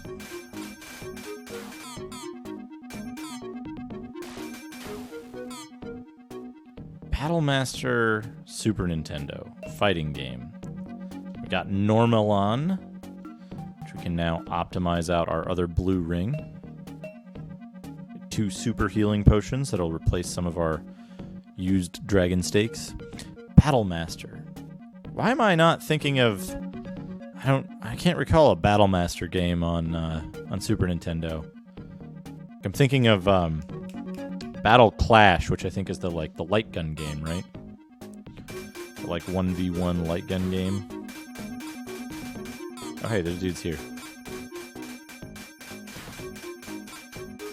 Okay, we've killed enough dudes to exit the map.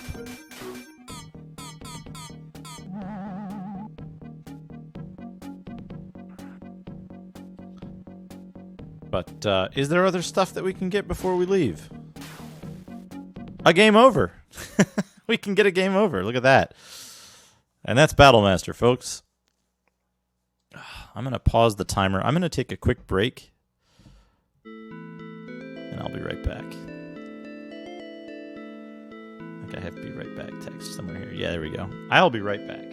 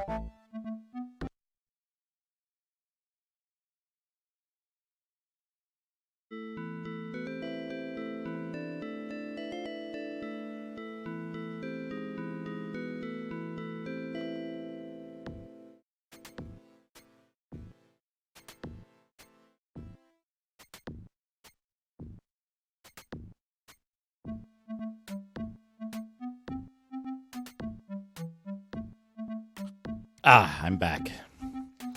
I am back. I had to get myself another cup of coffee and a donut-themed protein bar for a little snack.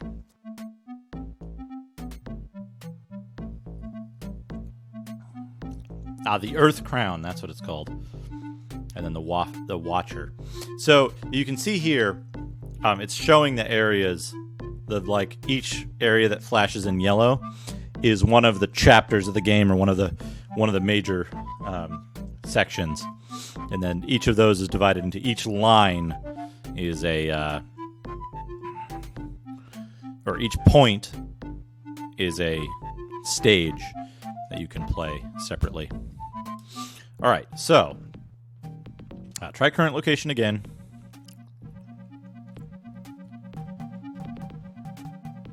And we're going to go straight for the items that we want.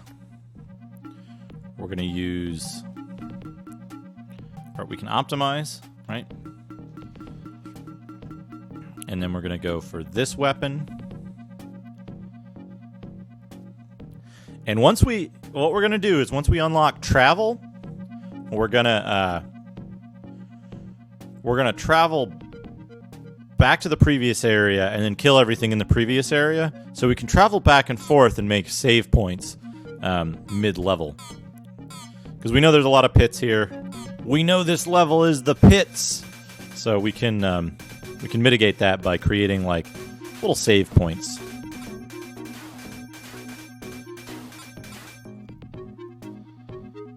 Okay, so it's not this building; it's the building above it.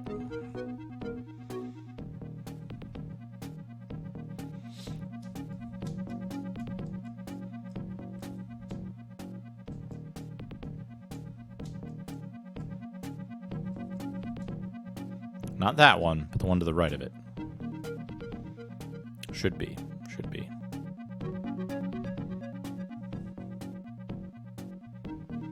This one.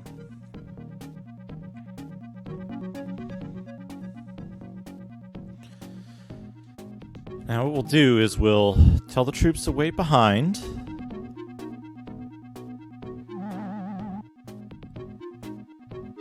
Just sneak in and grab the key. Also, welcome, Phantom X-Death. Welcome to a relaxing Sunday of Battlemaster. Got the rusty old key.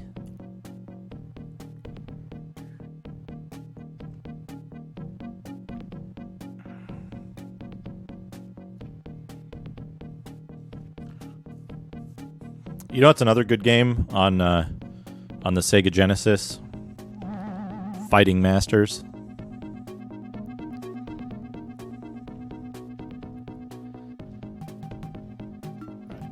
Lead from the front. All right, so this group should be close now. We should be able to just engage them.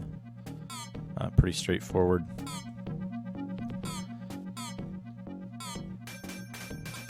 I wonder if wedge formation's better against these guys.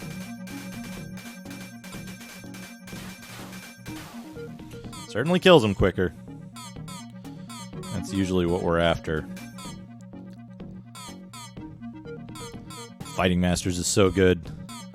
What a game is Fighting Masters.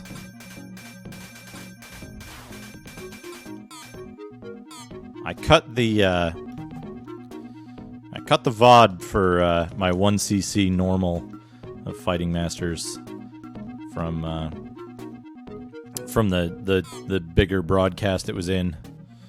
So if anyone wants to check that out, it's out there now.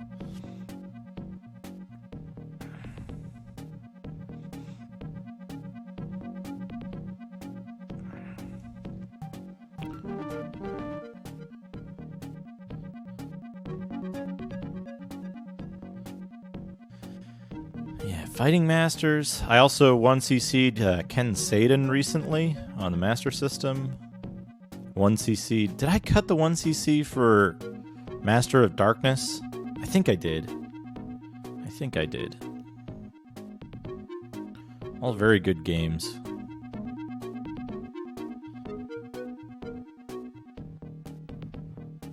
gotten into this troublesome spot lately where, like, I often make the claim that I'm not very good at video games. Because I feel like I'm not. And then I keep playing all these games that I consider to be, like, kind of difficult and doing very well at them.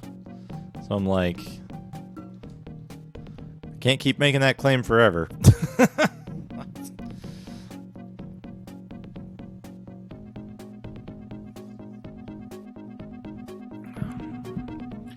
But I just like video games. I like playing video games. I like talking about games. Video games are good. A lot of fun.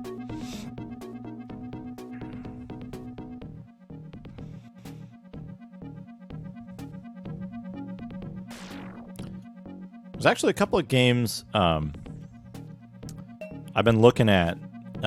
Stuff in my Steam library. A bunch of, like,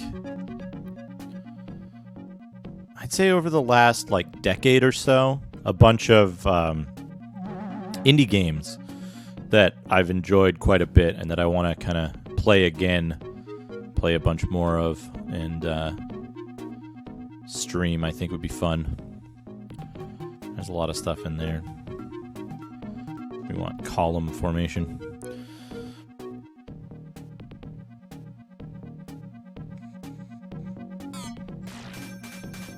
Hell yeah, fight at the gates.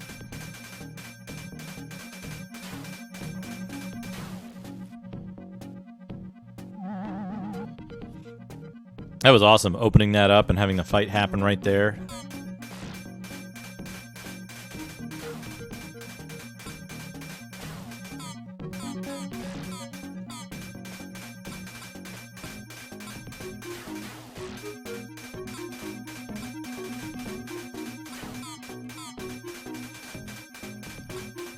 Overwhelm these guys. Hell yeah, that's how orcs fight. Overwhelmingly well.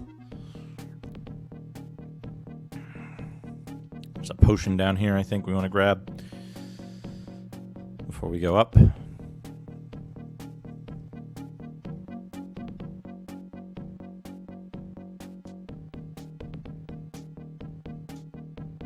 Yeah, the royal key.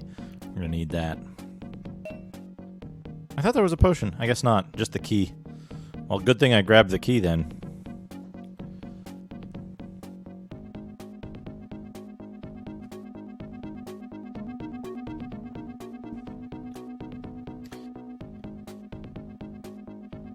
I think Battlemaster could only be enhanced by a sex scene, but if anyone out there is good at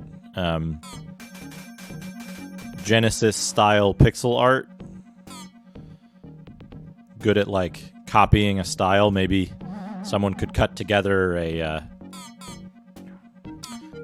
example, and we could put the theory to the test, whether it would ruin or enhance it.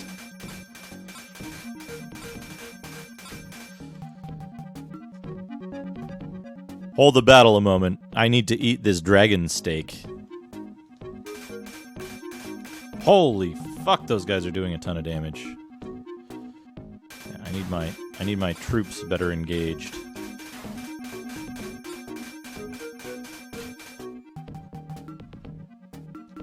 Yeah, this is the one, like, tough fight here.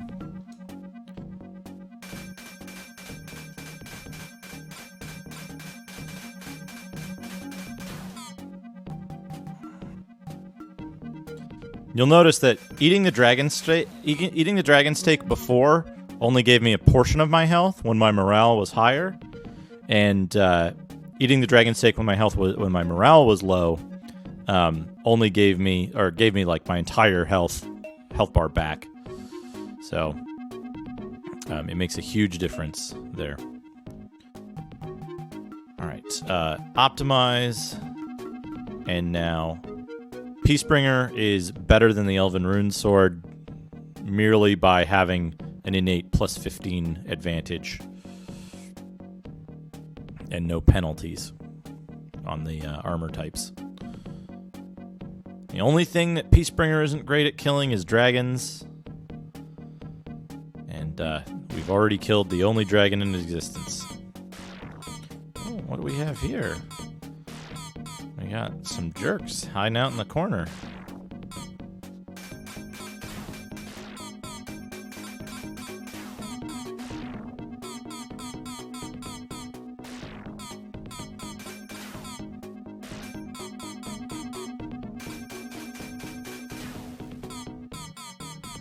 Got him.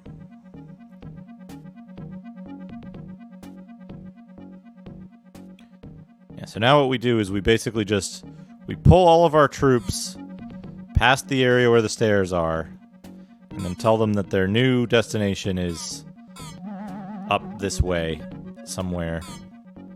And if we're lucky, some of them come through the door. If we're unlucky, those that come through the door get stuck fighting enemies that have found their way out of bounds. Yeah, we got part of the Earth Crown now. 1/4 of our way to victory. Okay. So what we want to do here is we want to rally our troops, which should tell them to try to stay in formation better than they have been.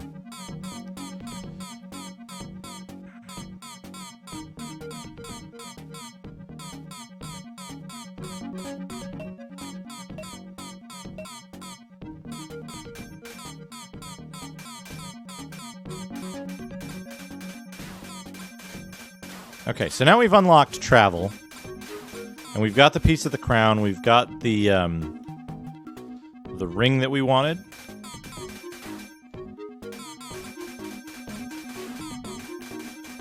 So we're free to exit.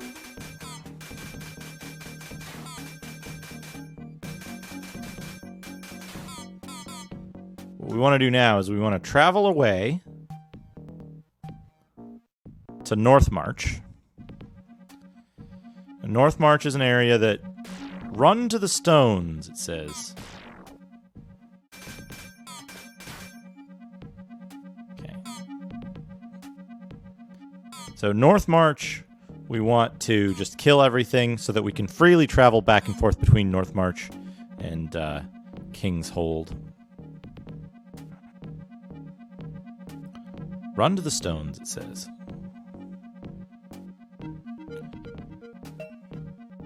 He who walks on summons the Guardians.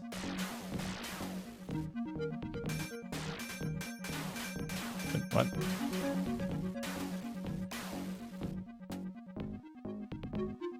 I don't even know what killed me. What on earth? Alright. Try current location again. Run to the stones, it says. Presumably it's not, Yeah, here we go. Here's some stones.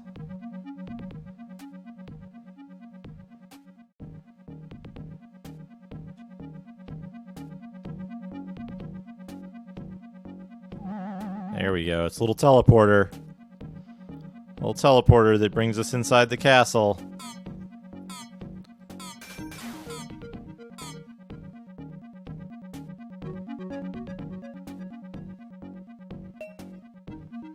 Go away and let me die.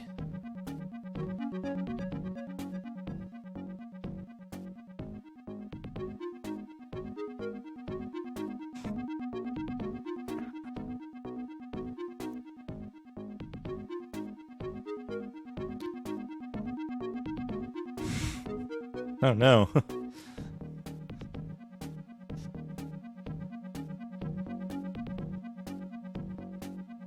Alright. This is a little puzzle zone here.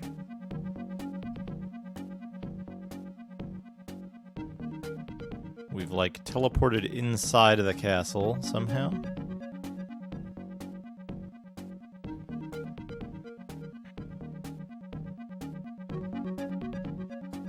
Now our troops outside are going to have some trouble. They're probably going to trigger the Guardians.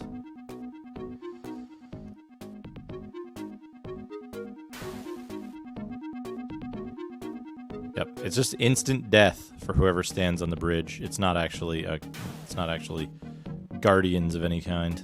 So they're just going to kill themselves off, but meanwhile we'll investigate and find out what we're supposed to do with this while our troops just die one by one. It's effectively a pit trap. But that's okay. We'll sort this out. We'll sort out what we're supposed to do. Presumably there's a lever somewhere or something, or one of these things is a button. Not that. Not that. The other good thing is, since this is a password-based game, we can go back and we can test some of these levels, like the super slow-moving levels later in the game. We can test those on an emulator with overclocking and kind of figure out what would this game look like if it was running it at 3 times the speed or at 5 times the speed. Would it be playable? Would it be fun? Kind of answer those questions. It looks like this is not a viable thing to do. Let's check the notebook here.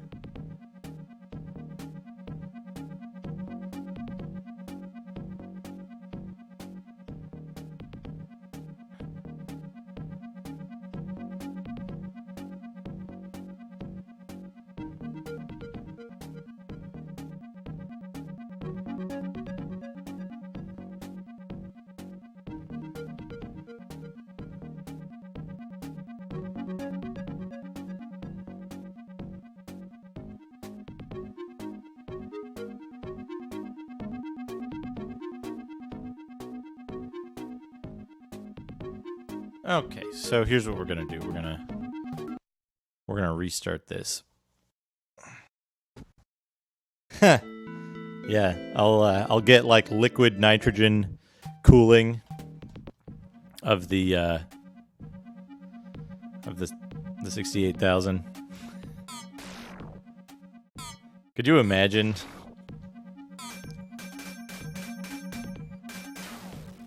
I think even with like liquid nitrogen cooling, you wouldn't be able to. I don't think you'd be able to do a 300% overclock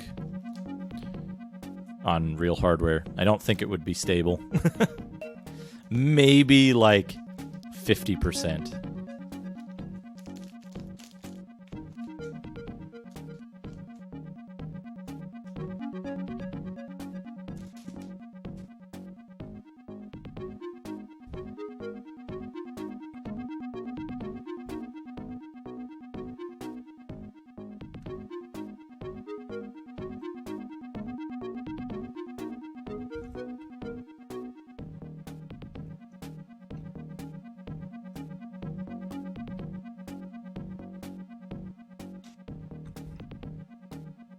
Okay, so I need to trigger an event, and then I'll need to get my entire troop across this bridge safely.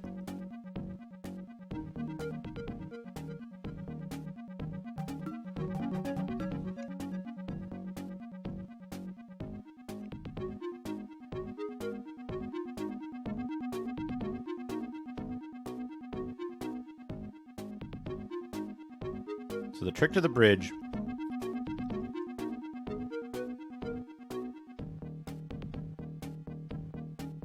is you have to walk basically on the exact middle of the bridge, or as close to it as possible.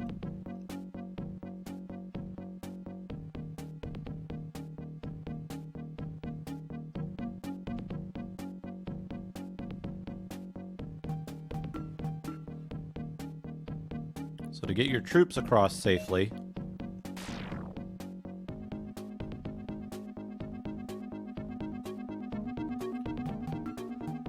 you have to do that.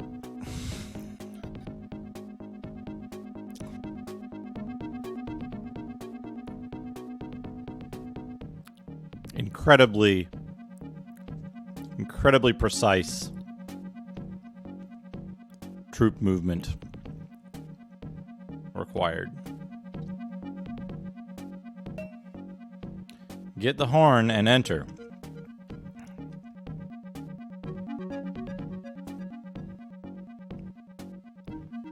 So now we need to get the horn and enter.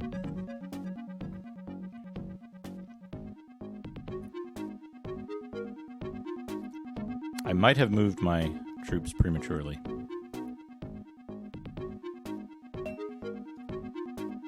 He who walks on. Now, does it say southeast or southwest? Southwest corner of the forest.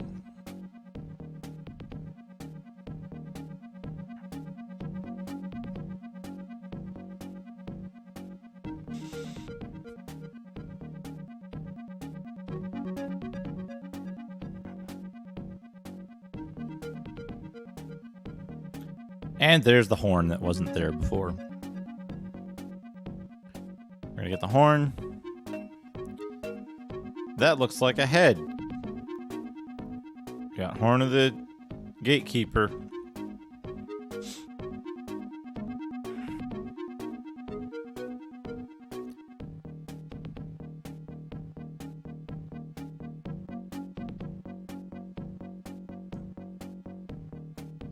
Imagine if you replaced the volume slider on the Genesis. You replace the volume slider with the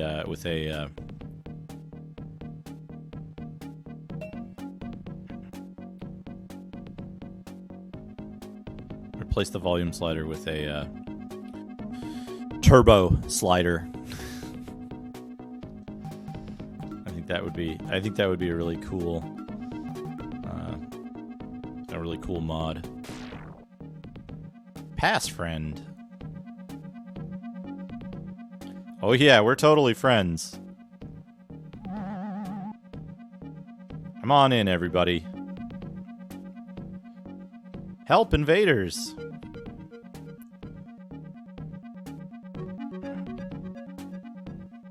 Yes, but how do you say friend in Orcish, Mortis?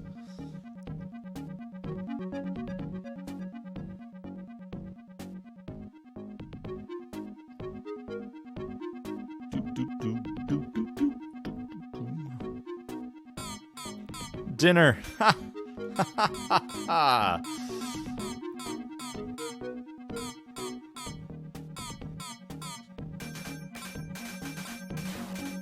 I'm inviting a friend over for dinner is an extremely confusing phrase to orcs.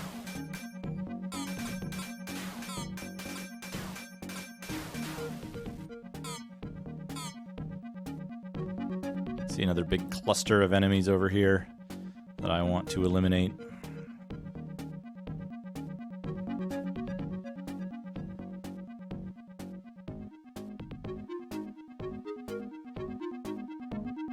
Oh no. They're like behind something. Magical gateway to Khorne over here.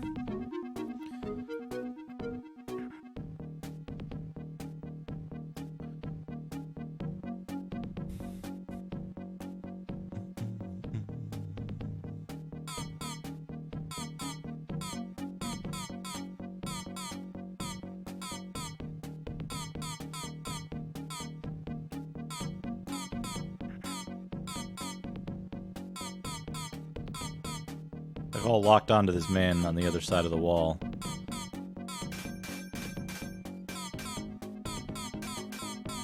We must kill him before they will move on.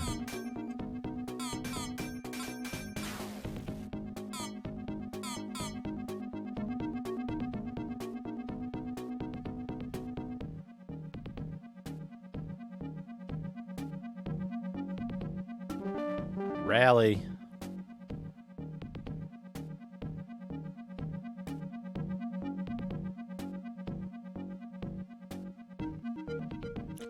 That one guy's having his own little party down there.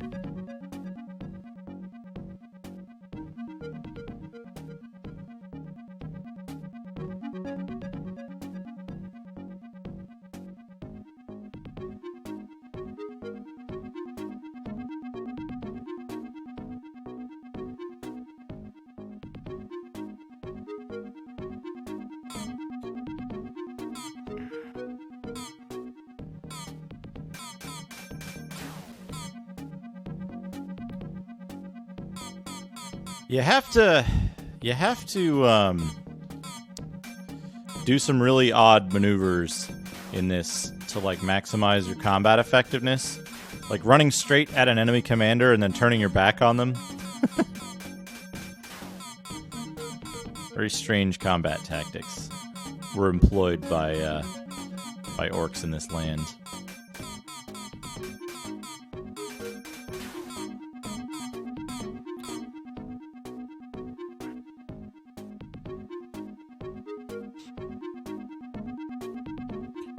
Maybe you're just showing them your butt and it's distracting them, and then your troops rush in and attack.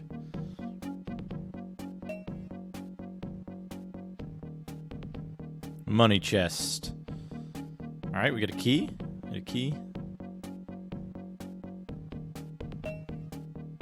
Diamond key.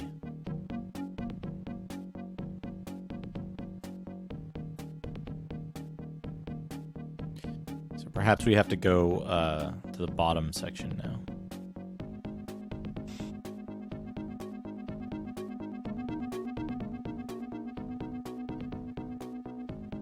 There must be another plane to this map, because we're still getting like significant slowdown, and we haven't got to the we haven't unlocked the travel option yet.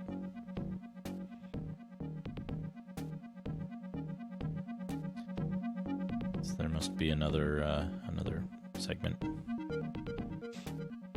we talk to this prisoner? No. Only the one outside is wants to die. Is wishing for death.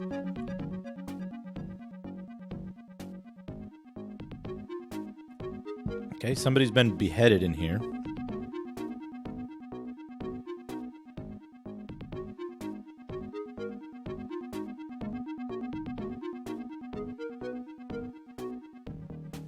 Money bag. Money bag's good. Large money bag, 75 gold. All of my orcs got confused by that little sojourn. Ah!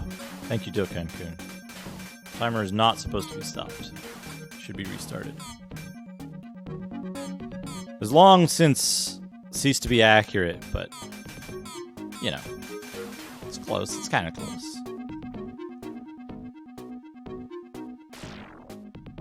Alright, there's the door for that key.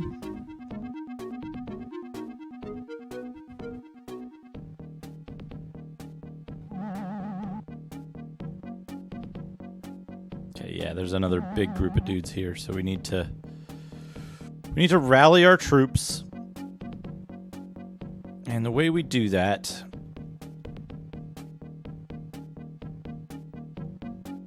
I think this should be sufficient. Yeah. This should get most of these guys. And now this is a very confusing area for these troops, so we want single file. And what we want to do is we want to do single file up, then single file down.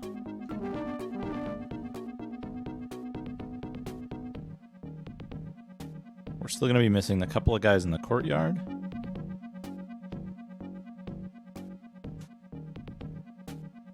But as we slowly expose the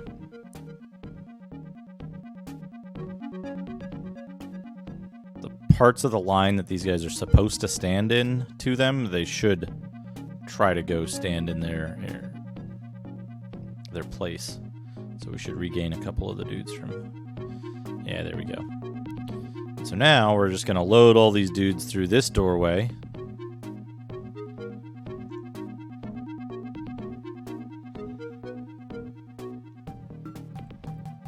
And change to column formation. We might lose one or two on the doorway. No, they're good. They're good.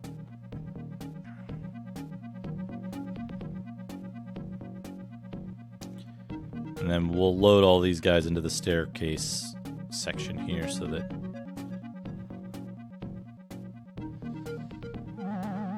they'll be more likely to teleport when I go through. Yep, there we go. Look at that. We got a whole big bunch of guys coming out.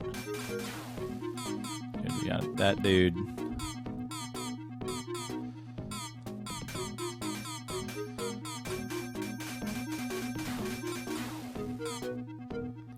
Hell yeah.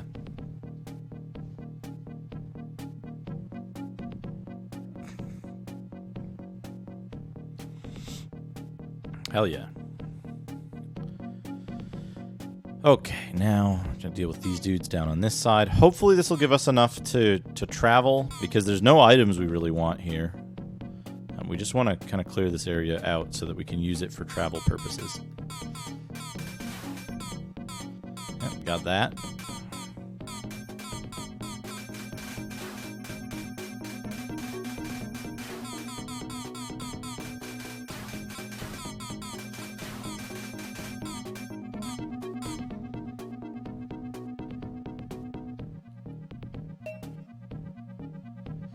Some of the enemies can deal, like, decent damage. But it's a matter of, like, if I were to pick the wrong formation, I could still be in a pretty risky scenario. If I get caught alone, it's pretty risky. But yeah, at this point, the biggest danger is pits and traps. I guess you could call a pit a type of trap, but yeah, traps are the biggest danger. Most of the enemies are, like, as long as morale is high, we'll win really easily. Certain enemy, like bosses and stuff, if they're in a formation, they're pretty risky.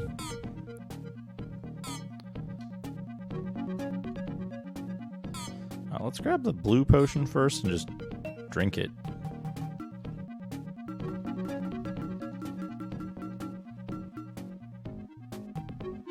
Oh, we'll eat that small pie. Okay. And we have healing potions. Alright, so we're not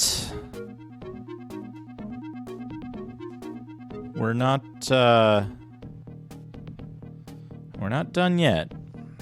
We're not done yet.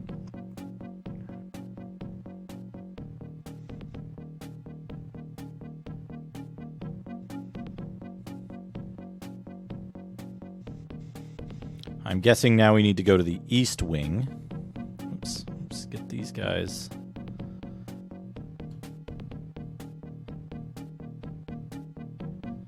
Yeah, they have to do like 3 checks first before they'll...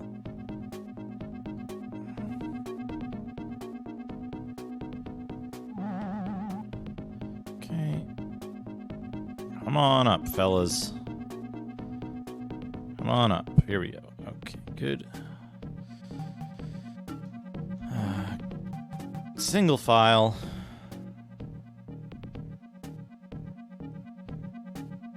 And like managing formations is now very important as well. Because if we get caught without our troops, we can be in serious trouble as well.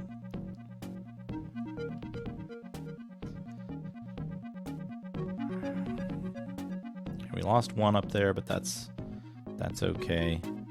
He might get back in line now. Yeah, here we go.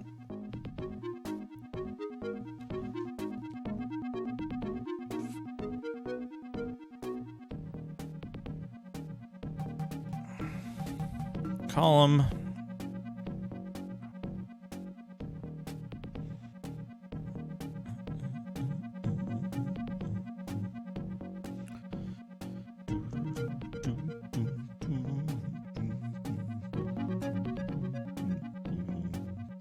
Let's wait here for a second while I take a sip of coffee.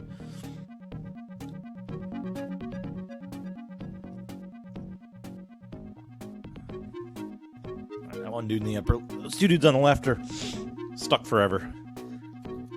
We'll never see them again until we travel.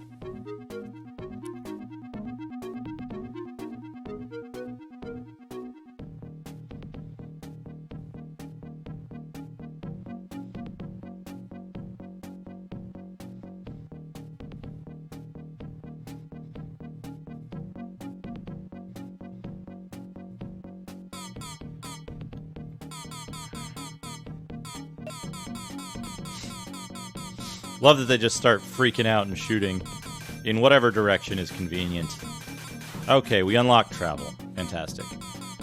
We also unlocked our way down into the dungeon on the other side, which might be more stuff, possibly. More stuff we don't need.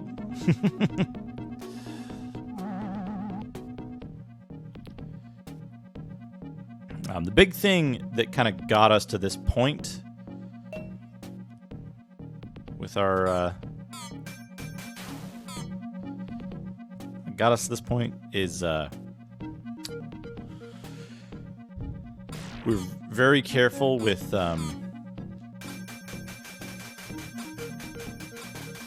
resources early on. And so we were able to do basically like some side quest stuff that resulted in us getting very powerful weapons and armor. And a lot of this game, a lot of like the big strategy in this game is attrition. You have to deal with attrition.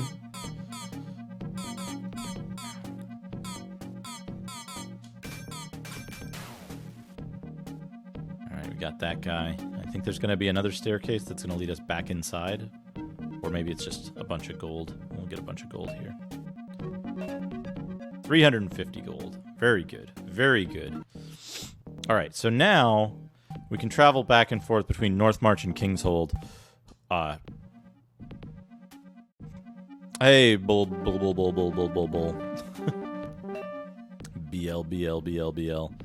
Inhabited. I don't know what that said. But now we can leave our troops behind. We can travel out of this area at any time. So we can easily handle anything. We can restart it without losing progress on it. Okay, so the first thing we need to do is we need to get the keys. So I think this is the first key that we need. Muke Monuts.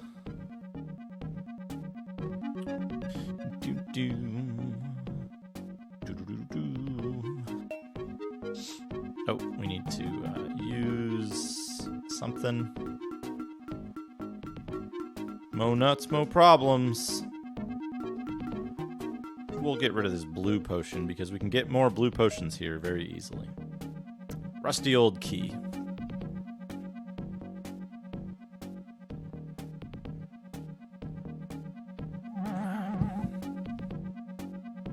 Hey, Kraid. Alright. So we get the rusty old key.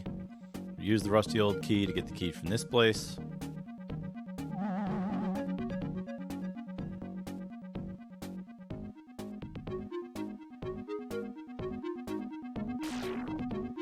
Actually, you know what? Before I go too deep into this, hold on.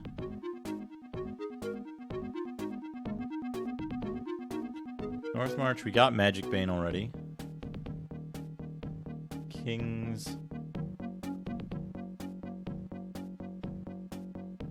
Kingshold, we got Normelon. We got Peacebringer, right?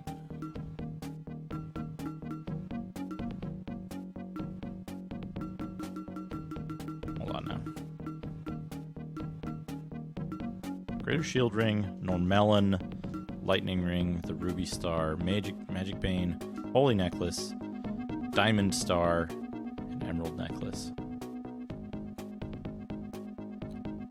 Okay. I think we're good here. Okay, so Silver Delving and Black City. I'm actually going to look at... So I watched both Goaty and Sharpie play all the way through this, and I was kind of reading along in, like, the guides and stuff. I'm actually looking at a guide to kind of expedite things and figure out which places are worth going through and which ones are not. Orcish Rankbuster, M5, and Elf Shafter. Orc Watch. Okay, the Emerald Star is worth getting. So So we want to go get that from Orc Watch.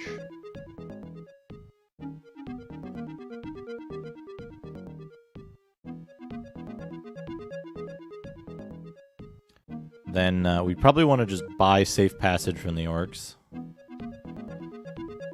Because that'll be easy enough.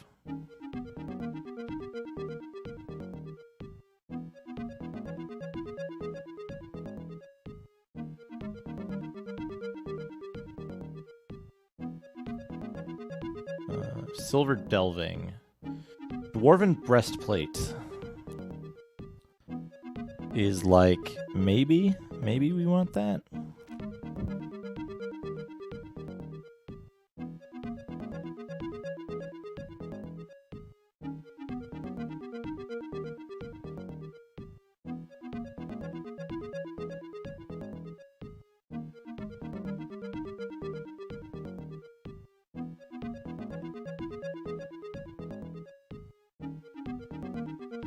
Here we go. Hey, Hawkbird Tree. Yeah, there's a lot of games out there. Just like...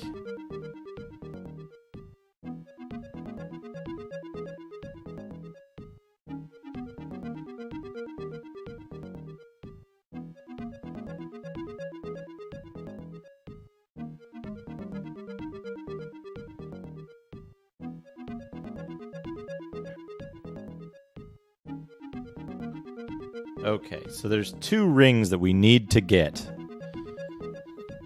There's 2 rings that we need to get in this section, I'm pretty sure. R4 and R5. Nindil and Gondrim are the 2 rings that we definitely need to get.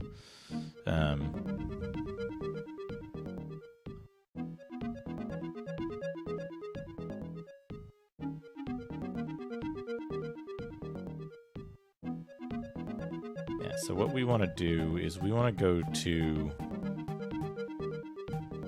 We're going to go back to Northmarch. Travel to Orkwatch.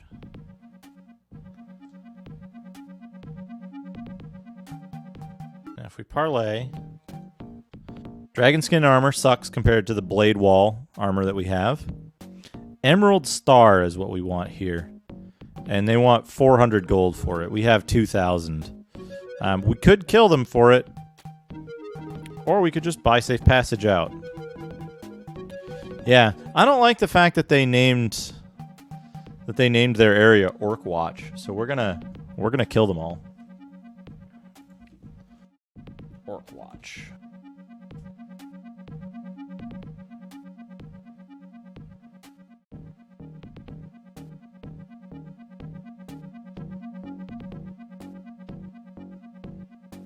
I'm checking the...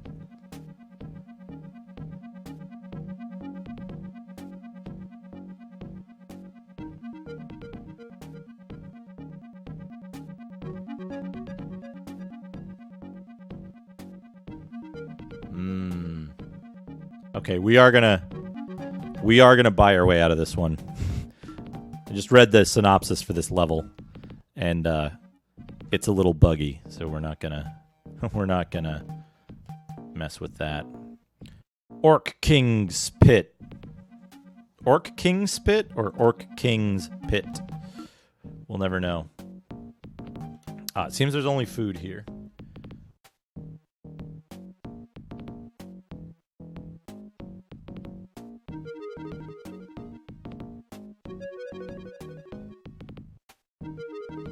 This is the last chance for orcs to buy troops.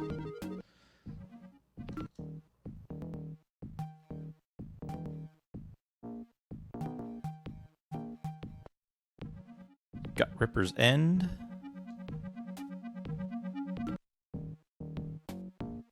Elf Shafter and Orcish Rankbuster.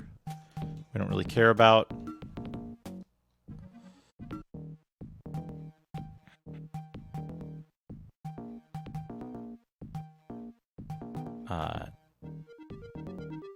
Let's check the Black City.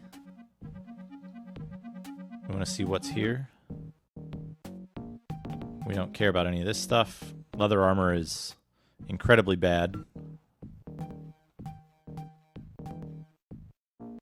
So we go back to Gut Ripper's End. Actually, you know what? Hold on. Yes. Start. Restart at an earlier location.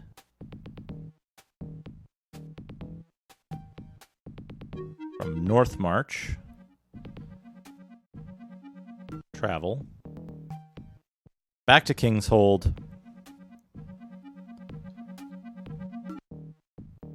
And on to Silver Delvings. Silver Delving.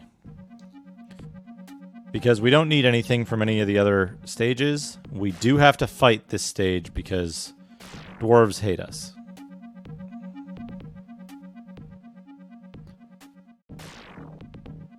So hopefully this level is not the worst.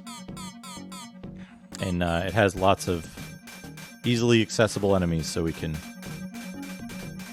kill our way out of it real quick.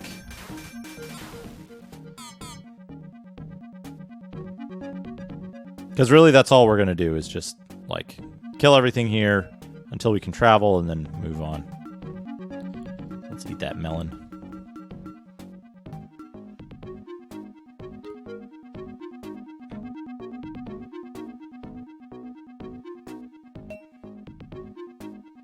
Okay, we can just go straight in.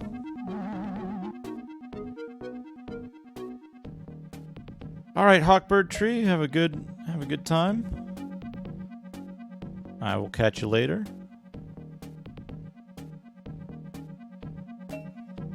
Dwarven Breastplate, the best plate mail armor in the game.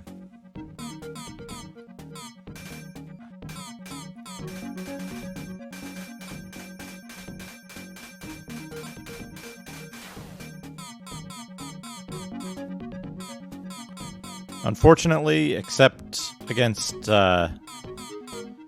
dragon slaying weapons, plate mail is outmoded by the dragon skin armor, by the blade wall that we have, which is plus 20. So Dwarven Breastplate is very good if you didn't kill the dragon earlier in the game. But we did, so hopefully this isn't one of those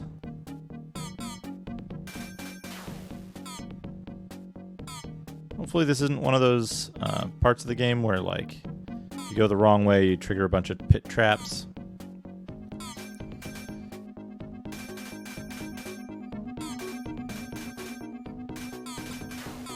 Okay, get that guy.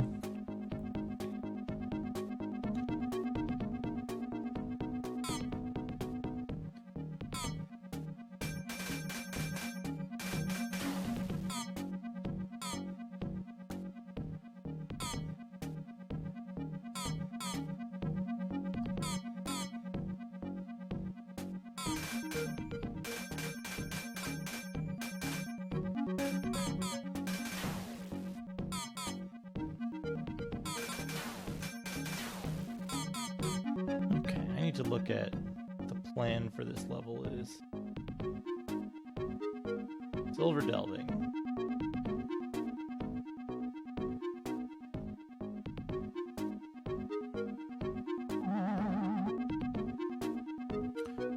All right, here we go. We found another group of dwarves. We'll be in good condition here.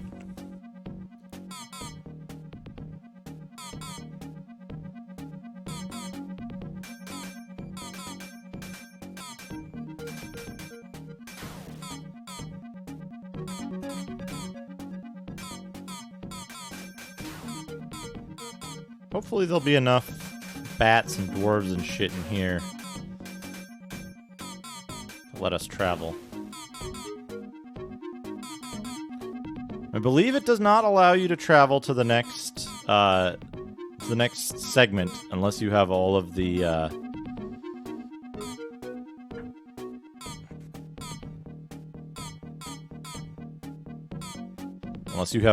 pieces of the Earth Crown from that zone. So, hopefully.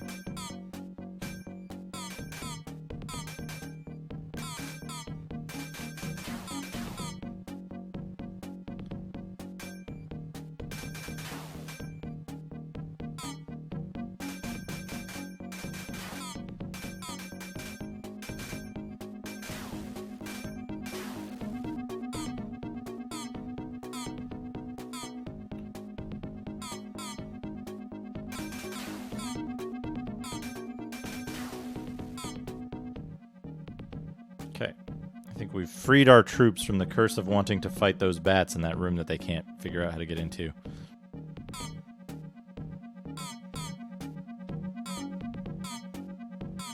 Now to fight some dwarves.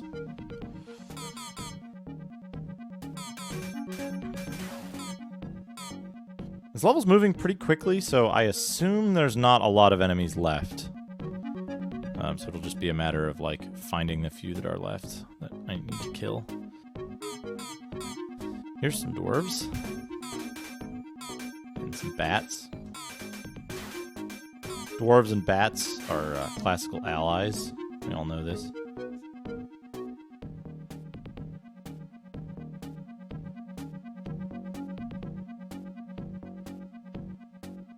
So gold doesn't really matter anymore, except for buying safe passage in upcoming areas. We still need to kill everyone in the areas that have the crowns, though.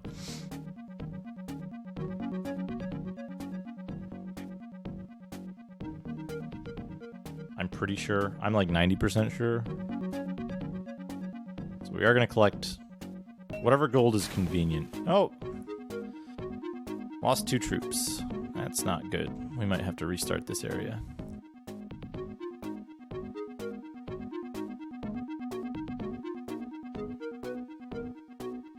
So we can't buy safe passage here. Although, I guess I could just go back to the orcs and get safe passage there. That wouldn't be too bad.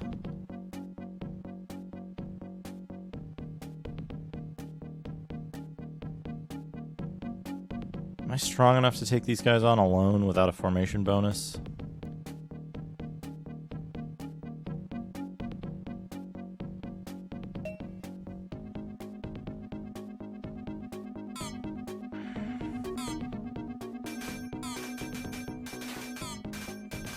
Yes, I am.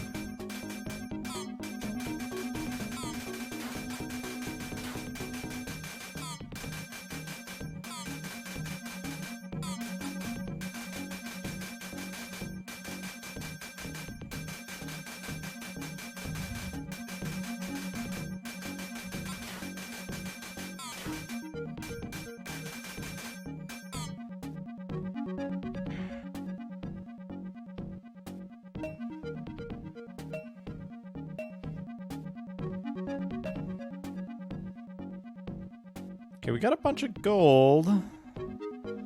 Bunch of gold is good.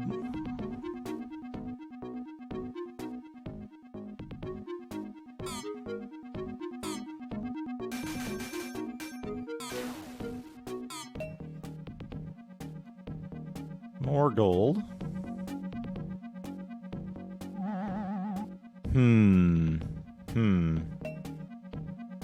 Another bag of coins. These goddamn pit traps everywhere. Let's see what our money looks like. You need half of the crown to travel there. Okay, so where's the other half of the crown? Let's find out.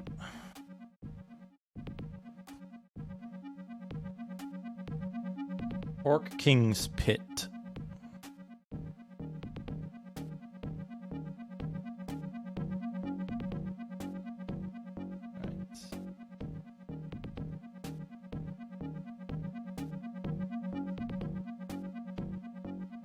Alright, so we're gonna need to go to Orc King's Pit.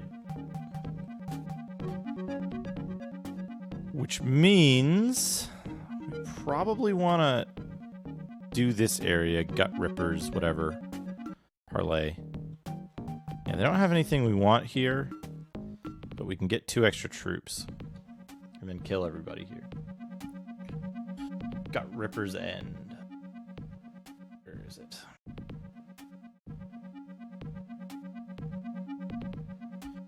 Now, the question is, do orcs use...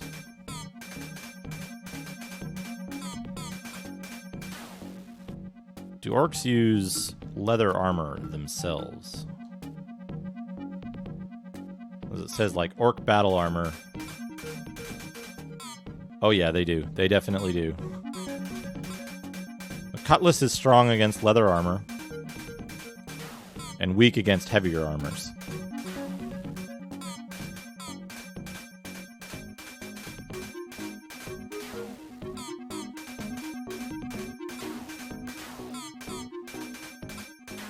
So, oddly enough, we're incredibly good at killing orcs.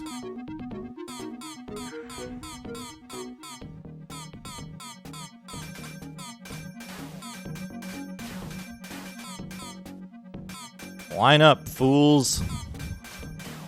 Get owned.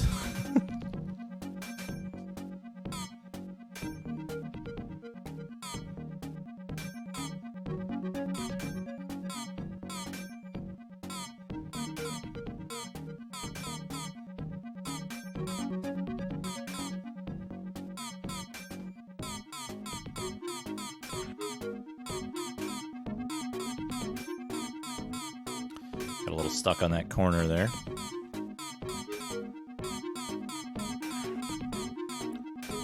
Now, the reason I'm fighting here, in addition to the other place, is that we're going to have to travel through here twice. Once in this direction and once in the other direction. So I don't want to waste, like, 300 gold on... I don't want to waste 300 gold on parlay travel for this area.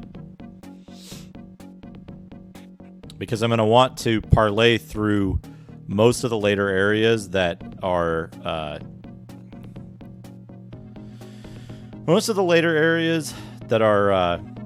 unnecessary. So basically, we only want to fight in the zones that have crowns. We want to parlay through everything else if we can. We'll have to fight all of the dwarf battles. And we'll have to fight in zones that have equipment that's too expensive to buy outright. So we'll just, we're going to try to keep that in mind.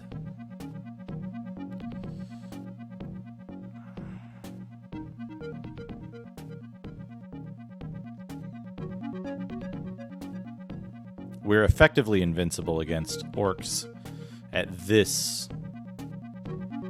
in this chapter.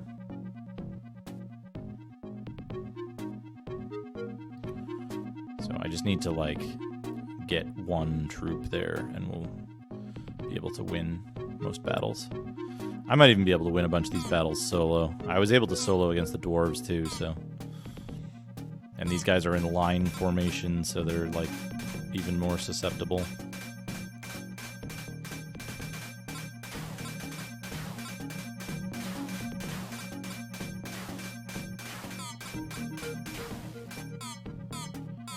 Yeah, look at that.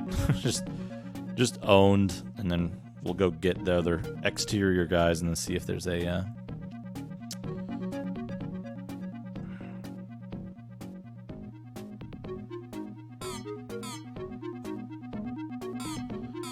see if that's enough to grant us travel.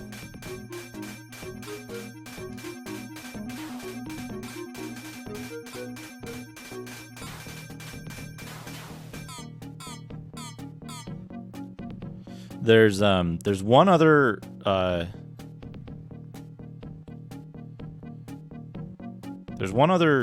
zone in this area with orcs in it, so we're not going to completely run out of the ability to buy troops. We'll have one zone left once we're done with this.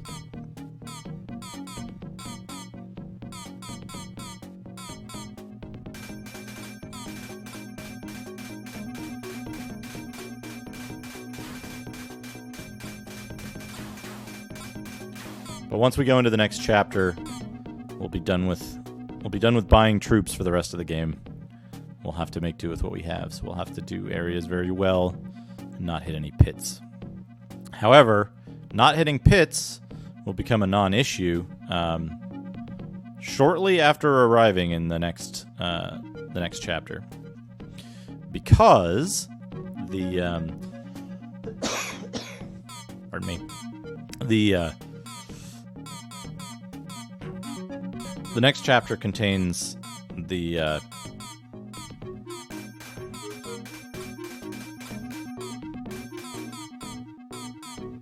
ring, which makes you immune to pits. Lets you just... Orc Stone of Fire!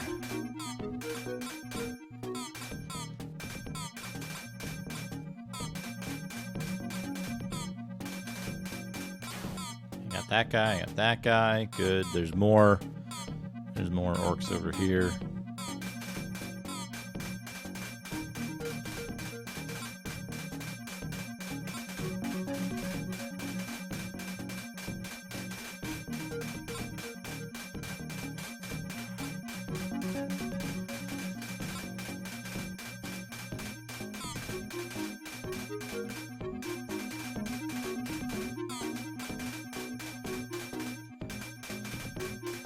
Oh, as soon as this guy gets into formation, we'll be like, yeah, look at this, just tearing through these guys. That was me fighting alone, and I couldn't, like, they couldn't deal enough damage to hurt me. Ooh, ooh. Ooh, treasure chest. What?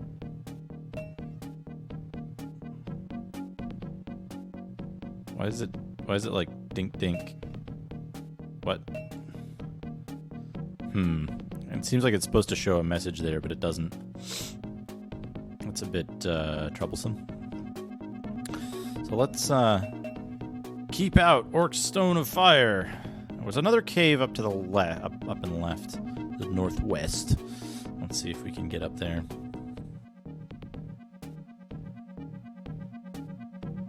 Where was that cave? Not there. Maybe further west. Maybe further north. We shall see. But this will give us a better chance to regroup.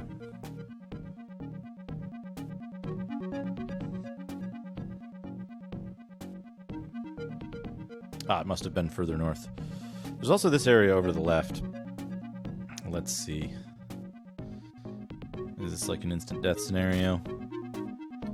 Dragon's Graveyard. Oh, it's a dragon stake scenario. That's good. Let's eat that fish and replace it with dragon steak.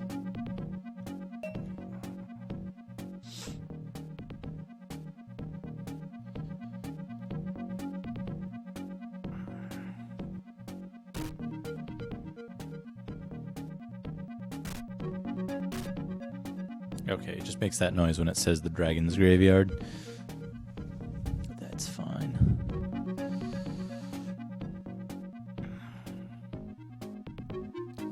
Can you imagine a speed run of this game? What a wild ride that would be. I'll bet Thief is best for the speed run. And you'd like never take any troops. Oh, this looks promising. Look at the size of this cave.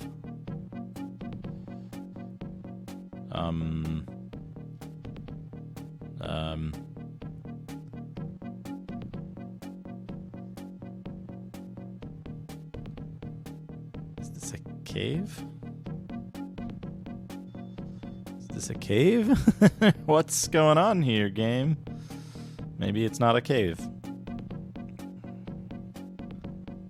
It's just a missing mountain tile. For the most part, the levels are well put together in this. There are some areas where, like, you can go into weird parts because a script trigger is missing in a cave or something.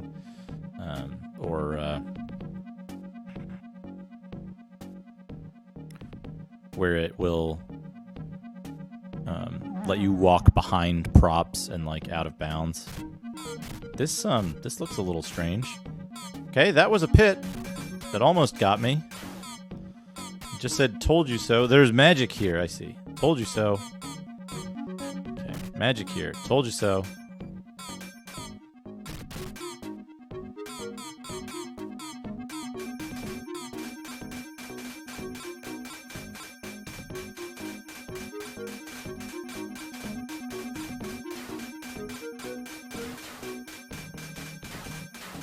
Magic pits.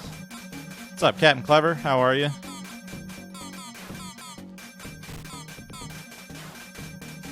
Okay, we unlocked travel. That's really all we needed to do. There's a shitty crossbow here that I'm not going to use. We're going to travel.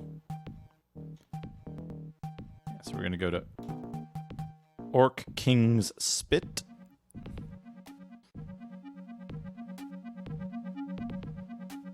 And since we're friends with the orcs, we're just going to walk around until we find the damn fucking crown. Or like the largest concentration of orcs we can. And then we're just going to kill everybody. Let's find out where that is, though.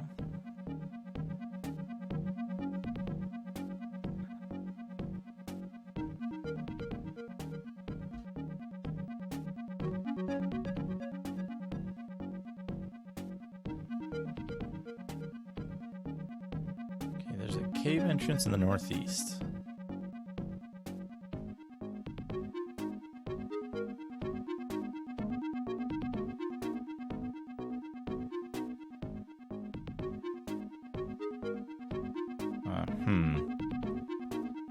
We're missing something here. Yeah, 10 hours. 10 hours, including restarting probably the most difficult part of the game. Because I didn't want to just, like, kind of continue there. With the password, I didn't want to, like, go to the next password zone.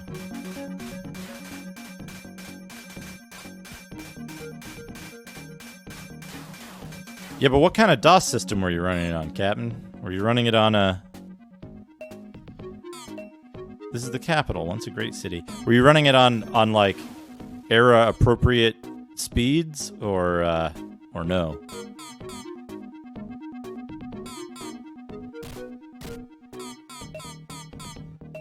What's this? All the city's gold is piled up outside the city gates.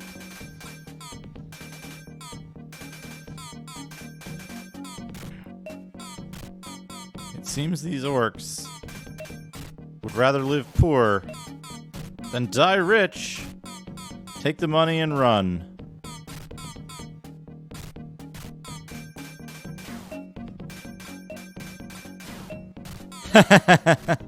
Yeah, see, I could have probably beat this in quite a lot less if I was emulating it with like a 500% overclock or so, you know? Or playing on, like, a faster Genesis, you know? Like a Genesis 2 or 3.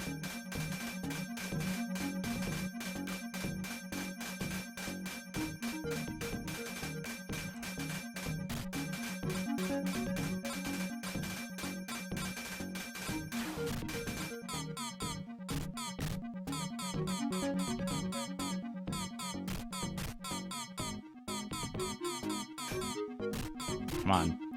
You jerk. Stop moving around. There we go.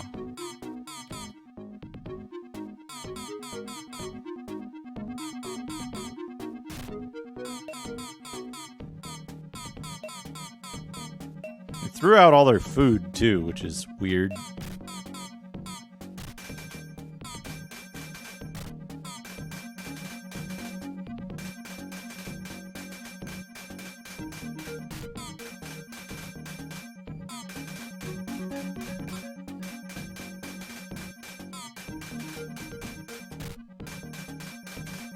These guys have a different armor type.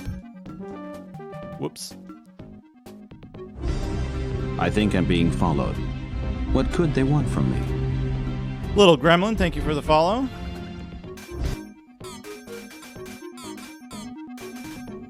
My God, that's fantastic. Metal Dirt Monkey, thank you for the host.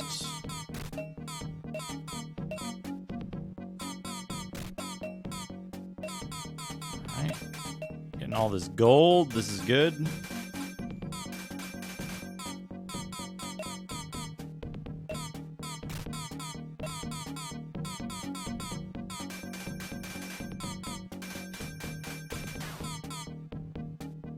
Okay. My troops are fighting something somewhere.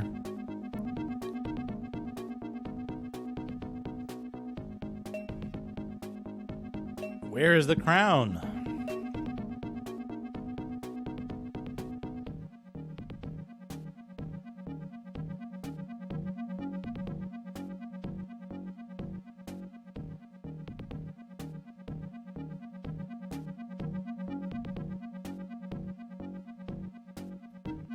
Apparently I'm looking for a false wall in the northeast corner. There we go.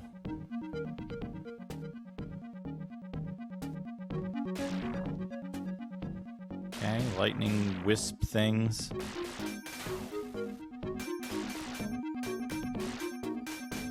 Okay, they can do modest damage sometimes.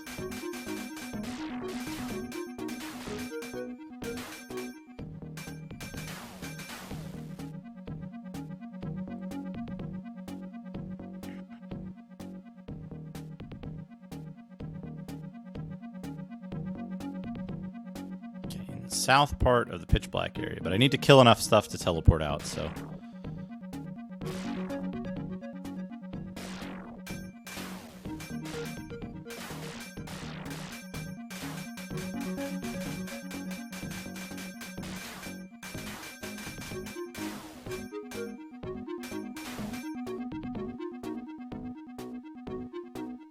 I think after I kill all of this stuff, I'll eat a whole pie.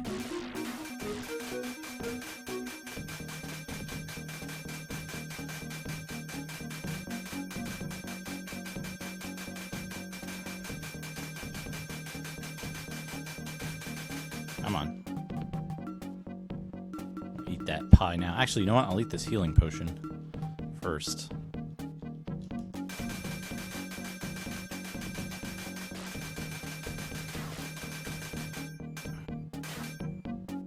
Okay, now we can do troops wait behind. We've got max speed. Got the crown. We've still got 15 troops. We've got max health. Back to Gut Ripper's End. Travel to Silver Delving. And on to Dream City in Valley of the Kings.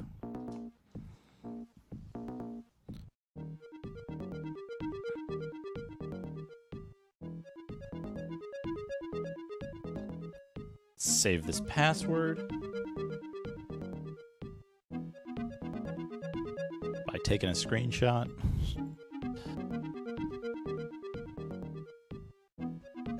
And then I'm going to take a quick break. I'm going to leave this password up. And I will be right back. I'm going to leave the timer running because we lost a little bit of time when I forgot to start it after the last break. But I'll be right back.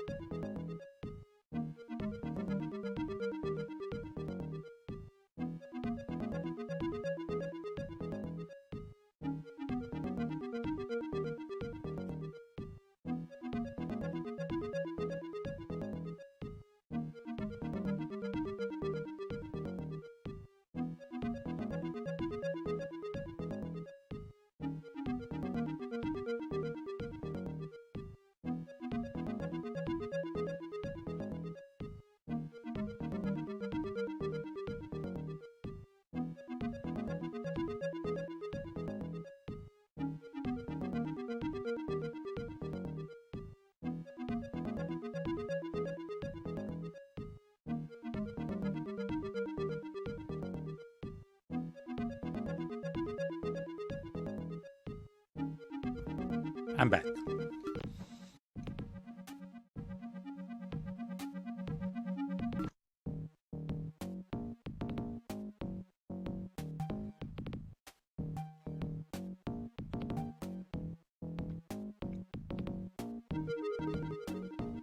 Thank you. Thank you.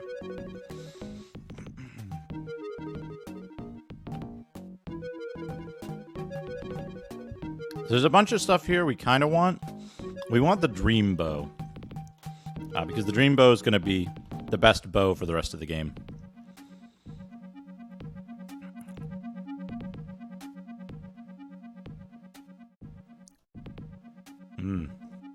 Bit slow here. That's okay. We should be able to kill these elves pretty easily. This is a place of magic and lost souls. What's that? Where all is not what it seems.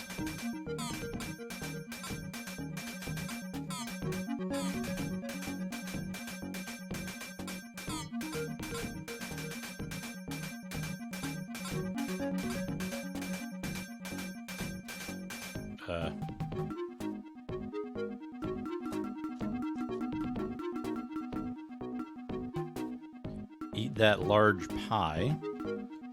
See if the axe works better here. It does on those guys.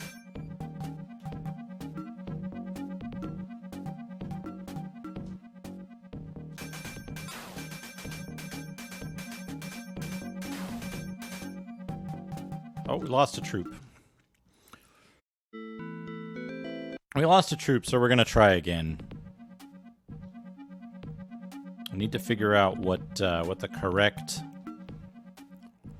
Actually, you know what?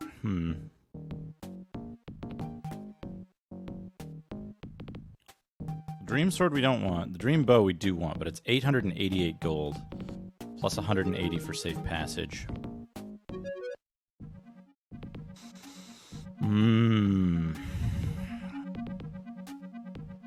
This is probably going to be an annoying zone. We'll give it one more try.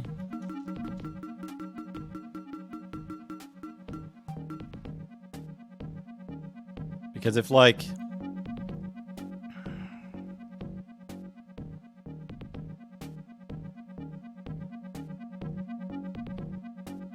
If it's just a matter of, like...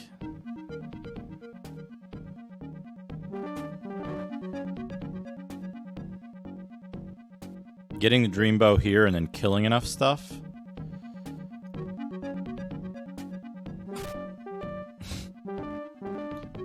And we're in really good shape. But if that's a fake item there, then we have more difficult things to deal with.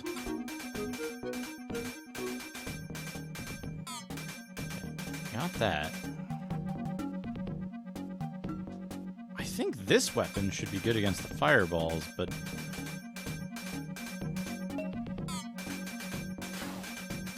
Yeah, there we go. This is what's good against the fireballs. Good. Oh, that's not good.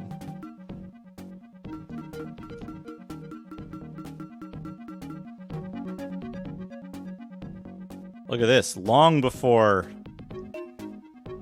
Oh, hey, we got the Dream Bow. Fantastic. Optimize. Long before, what was that game? Fucking Dark something or other. The one with the friggin' Eternal Darkness.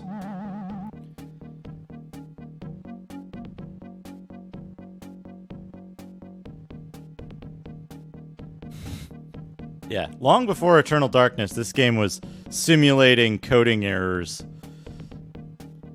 to make you think that things were going all weird. Faking you out. Oh, everything's not as it seems. HJIK.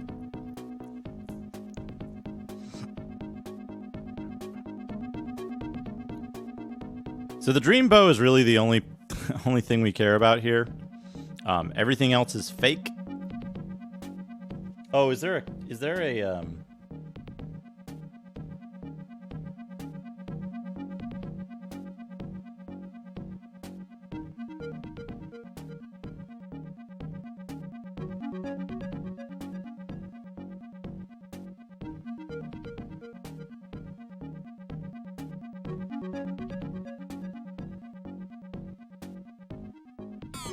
I'm looking to see if there's a crown in here anywhere. Oh, Pac-Mans.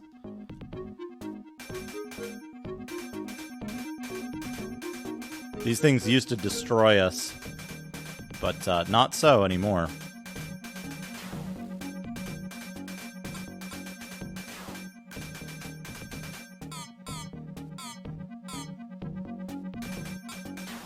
Oh, right. I got the Dream Bow now, so...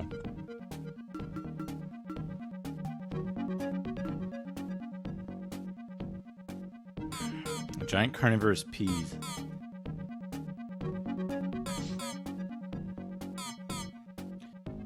They also look a little bit like those enemies from, Baraduke. Except green instead of purple. Like evil Pac-Men from there. Alright, we got most of our troops out of that, like, starting maze section, so that's good. The Dream Bow does significantly more damage than the previous bow we were using. In fact, to the point that we don't need this bow anymore. It has a few, like, minor advantage areas, but none that are, like, 25 points or whatever difference.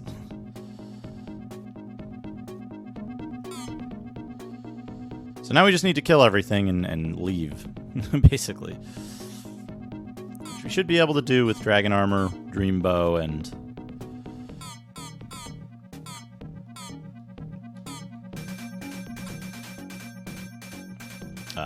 Peacebringer. Peacebringer is like the second best weapon in the game.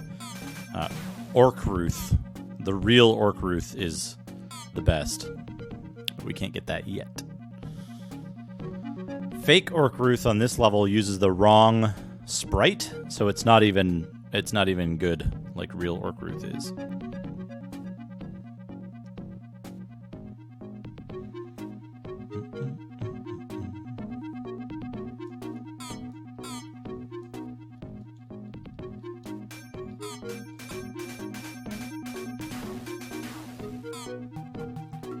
Be real careful about health here, because we can't get any new troops from this point on.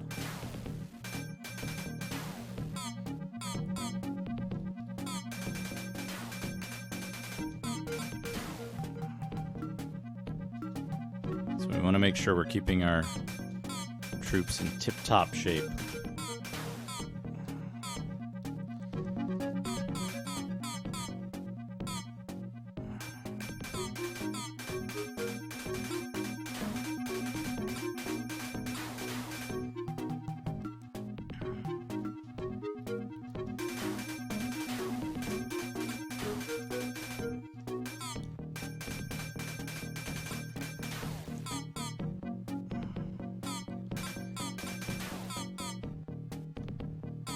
Good. I'm going to use one more stake.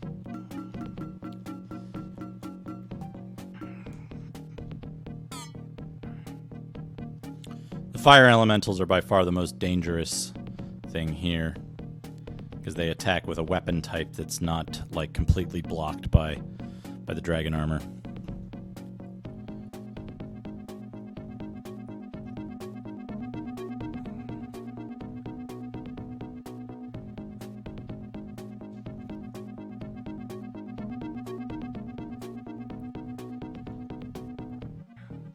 The Dream Sword sucks. It sucks real bad because it's the wrong sprite. And it doesn't even have a, like, decent plus bonus.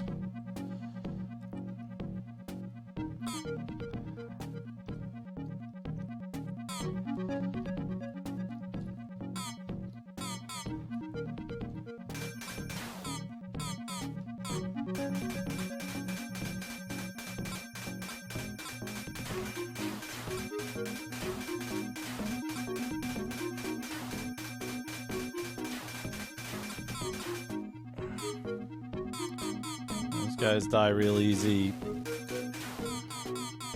Iron elementals die real easy when you can gang up on them like that. Alright. Now we need to check all the huts. Like, each hut is going to have a bunch of garbage in it.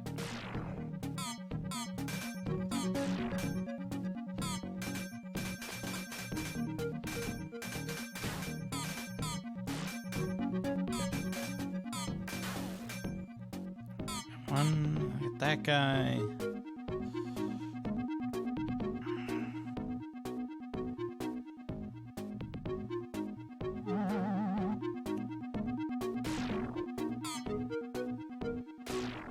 The thing I'm most worried about here is pit traps.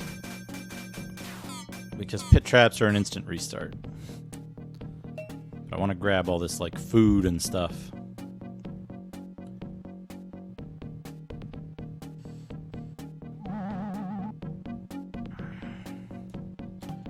Probably use that potion just to top off my health of my troops. Yeah, there we go. Good.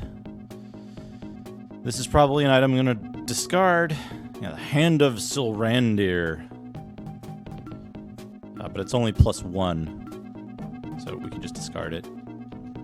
The Orcish Rank Buster was a better sword than that. So now, unfortunately, we have to search each of these huts to find elven survivors, or maybe these are humans. I think these are humans. And so we have to find all of the human survivors and make sure we eliminate them, so that we can move on to another zone.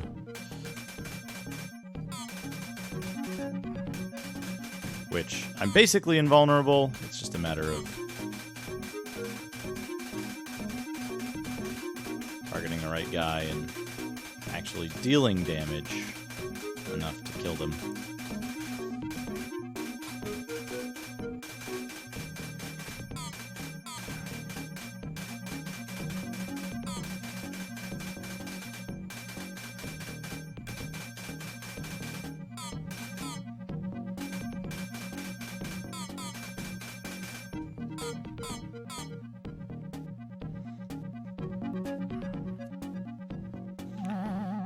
There's that. Oh, there's a dude standing on top of me. Ah, right, the dream bow does like a ton of damage, so I can just shoot guys point blank with it. Very effective.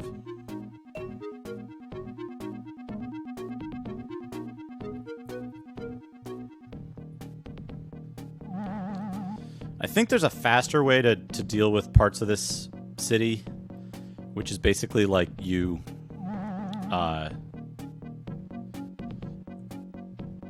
there's like a bunch of false walls. I think this one's probably one. Yeah, there's a bunch of false walls that you can go through that allow you to walk around in the like negative space of the inside of the huts, I think. And I don't know if you're supposed to do that or if it's like they're messing with you. I'm not even sure if it's on this level specifically, but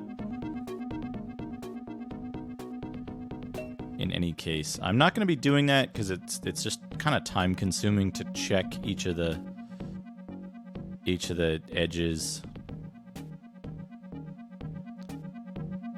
We're going to grab this. This is going to be Nagar's armor, but it's fake. So we're going to destroy it. We don't need a +1 chainmail at this point.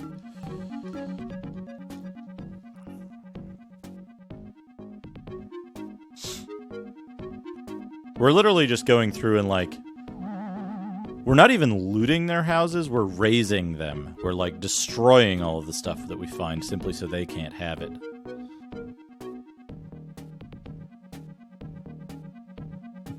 I don't need this, but I'm going to pick it up and destroy it so you can't have it. We're orcs, what do you expect? What do you expect? That's our MO. Like orc life. Take anything you can use and destroy anything you can't.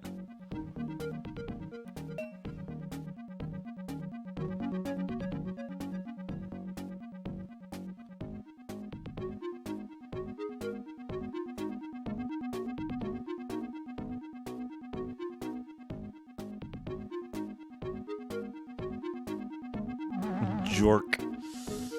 The orcs represent modern corporate values. It's a cautionary tale from like 1991 or whenever.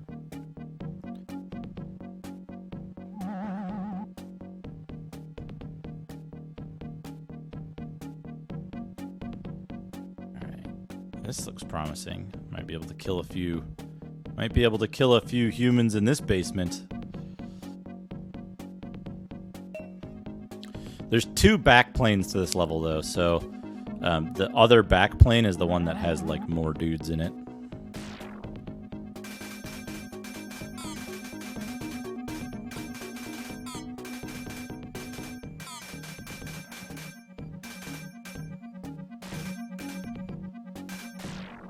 Hey, we unlocked travel. And we found a pie. Wonderful. I mean, trail bread, whatever that means. I thought that said Elven Hole. Green Shores or Elven Hole.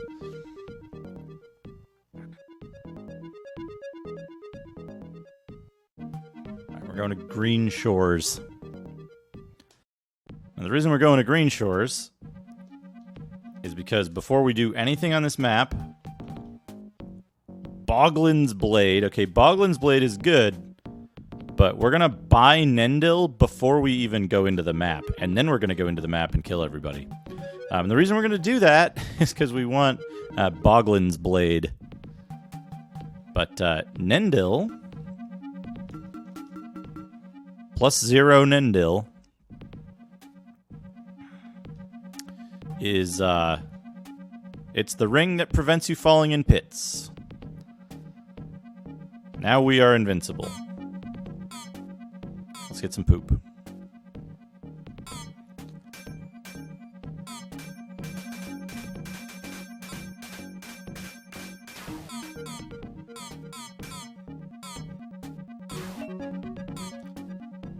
Dragon droppings.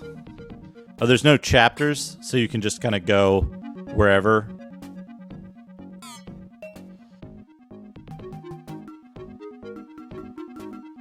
Let's eat this melon. I imagine some of the, like, inventory management stuff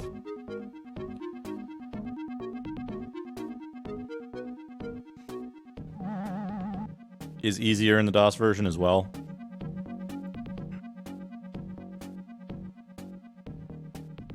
But yeah, like, here's the thing. I can imagine the DOS version running like this on like a 386. And if you played it in DOSBox, you'd be like, this is too slow. This is no good.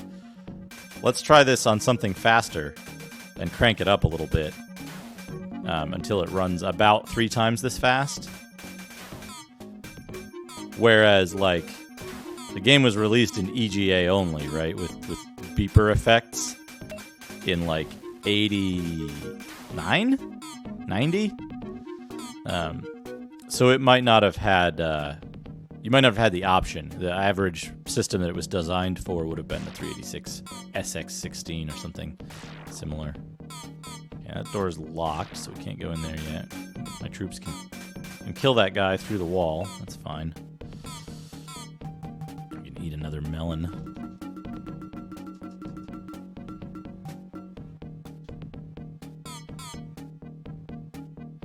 What do you suppose these dragon droppings are used for?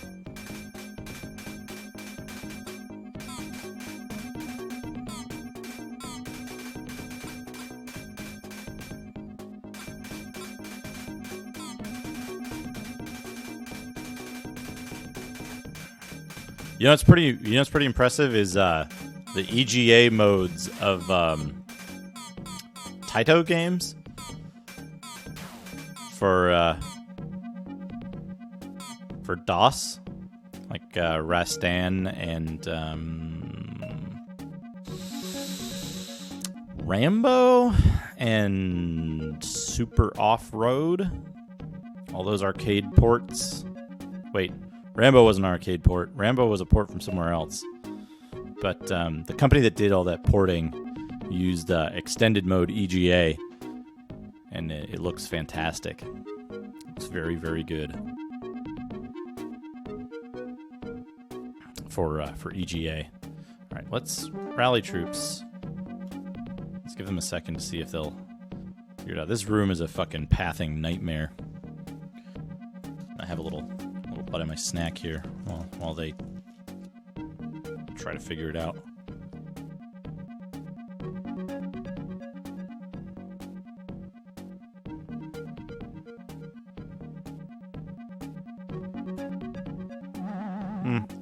Good enough.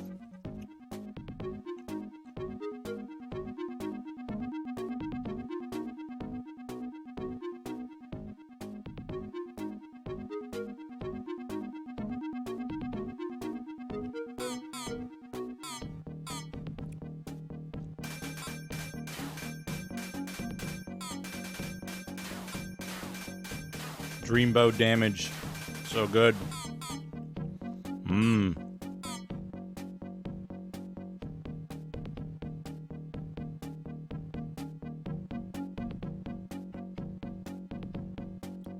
Why did I, like, excitedly pick up some poop at the start of the mission? What's wrong with me?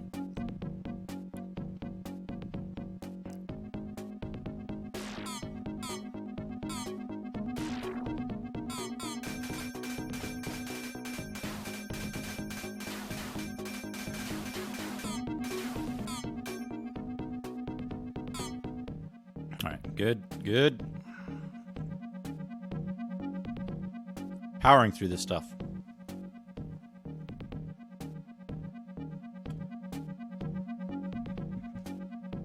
I gotta admit, I'm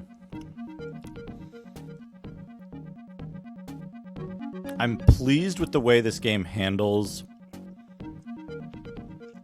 like, script triggers. Not necessarily in a,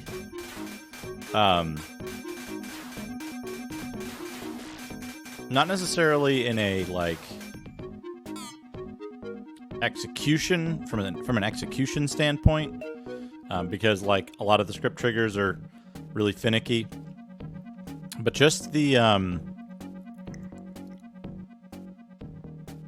general, like, the overall idea that there are only two states that are evaluated, one of which is your location, and one of which is whether you have an item. And it does simple stuff like turning an item on or off, in terms of, like, what it actually does. It turns an item on or off. It opens or closes a door. It opens or closes a pit. Those kind of things. So I've kind of used that as a template in the Dungeon and Wizardry type game that I'm working on as a hobby project. Hey, Soundmeister. Yeah, the dad tribe. Orc dad. Bag of gold. This guy's trying to, like, shoot fireballs or something. Lightning. Fool. Don't you know orcs are immune to lightning? Can't carry anymore. What am I missing out on back there?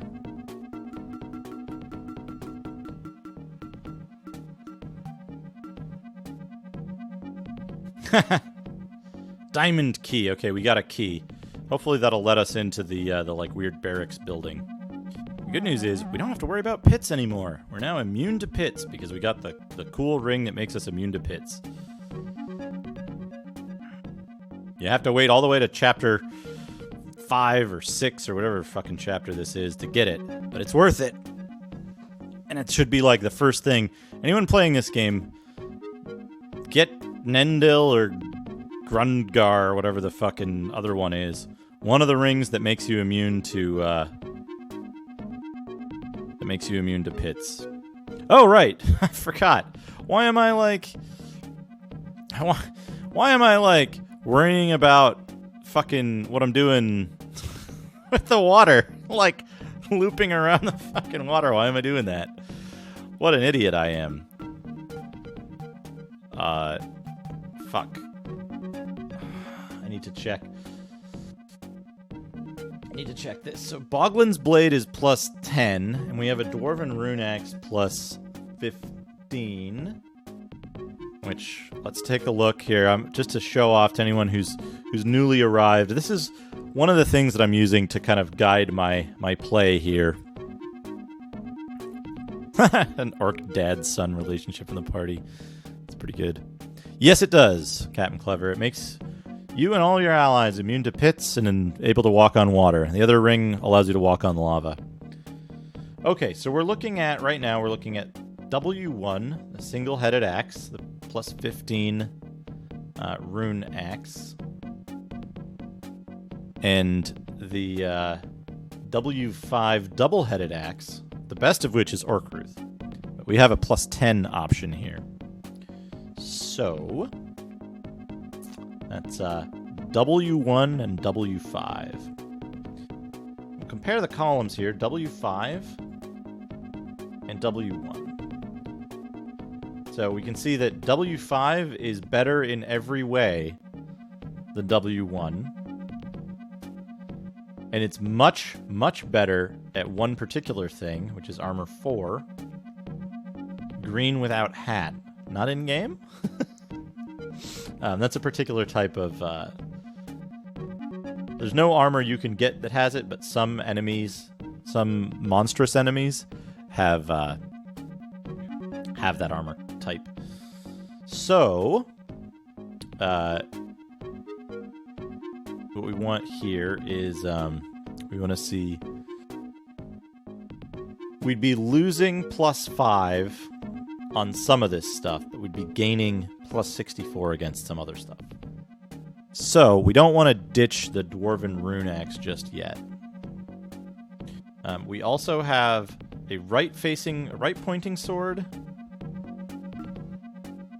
an Elven Rune Sword at plus 15. So that's W2.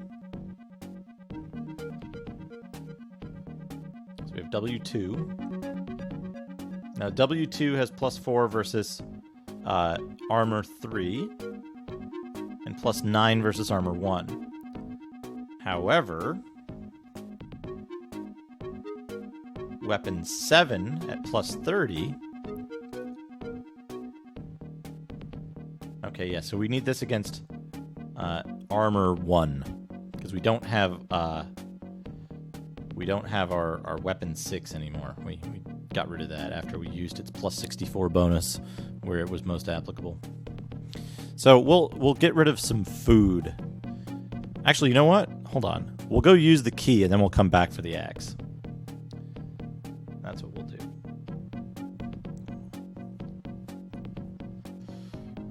But yeah, everybody can walk on water now. Everybody can walk on pits now. We're in good shape there. What is this friggin'? That's a good emote. I couldn't read it. I couldn't get a read on it very well from the tiny size and chatty, but that is a good emote.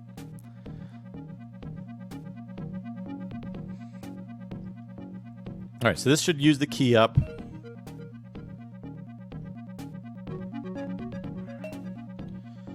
Elf Mage's Gold. We killed the Elf Mage through the wall. We got a Dragon Steak, that's good.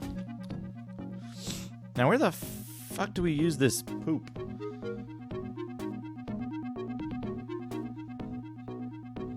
Where are we right now? Green Shores.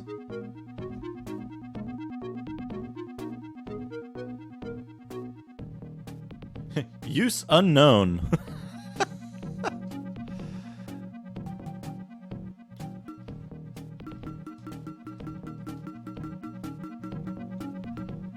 I mean, you can't drop it. You can't drop the droppings either. So, you know what we can do, though? We can travel back to Dream City, which will get rid of the dung. And we can travel back again to Green Shores, and just not pick up the poop. Don't pick up the poop. We'll be like everyone who walks a dog in a city.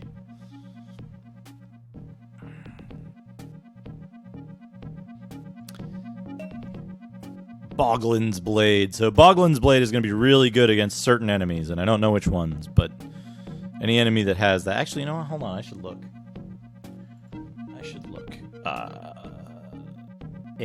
What?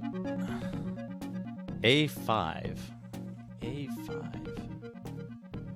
Okay, bats, will-o-wisps, chompers, giant eyes.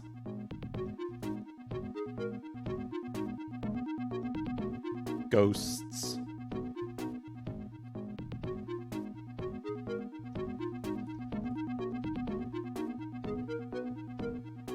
Armored giants.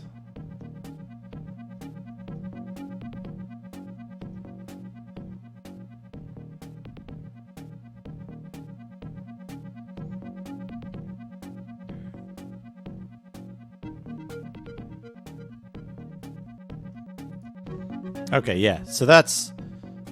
It'll be good against certain enemies. All right, Maleldil's Hut. Did I say it was good against bats?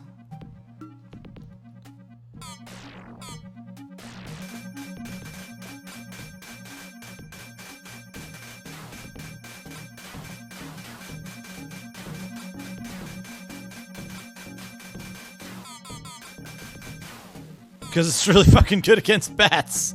Holy shit.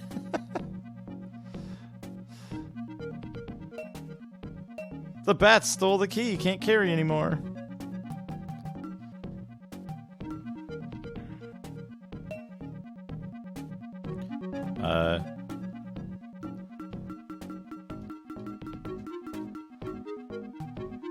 Trailbred. The bats stole the key, by the way, in case anyone was wondering. The bats stole the key. Maleldil is batty.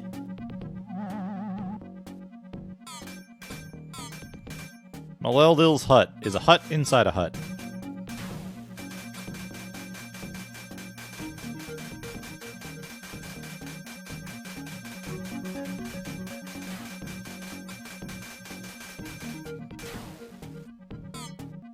God, look at all those potions.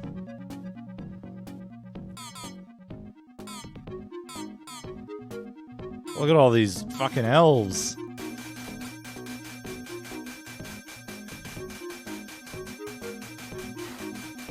One of you, Maleldil. Don't crowd, don't crowd. There's enough orc to go around.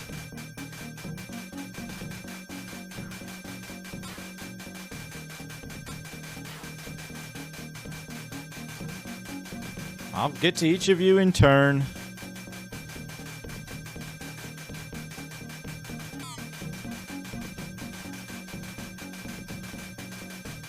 Yes, yes, very good.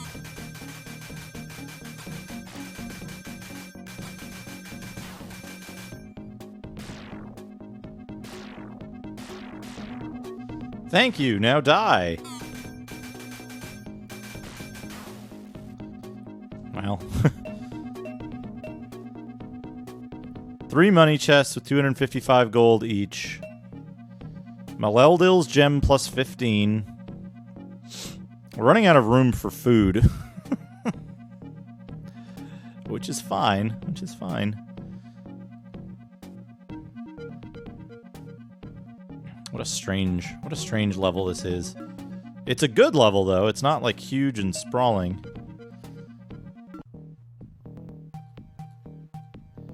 Okay, Dwarvenhome Elvenhole.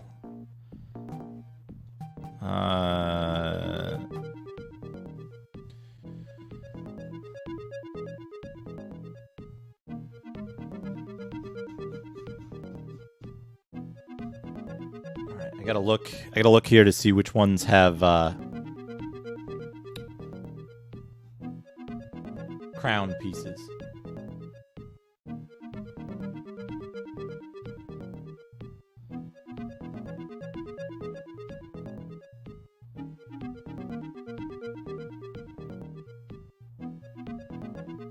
Okay, Elvenhole has a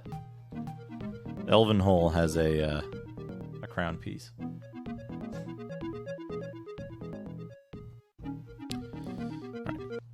Elvenhole. There's a lot of fucking enemies here.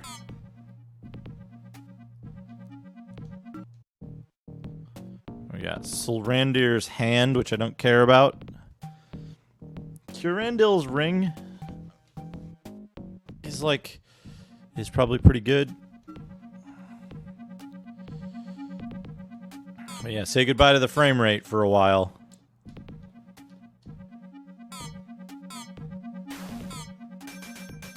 God, that Dreambow is good. Dreambow, more like Dreamboat. Hey, I beat. Yeah, it's definitely 3 FPS is a law of the land around here with this game.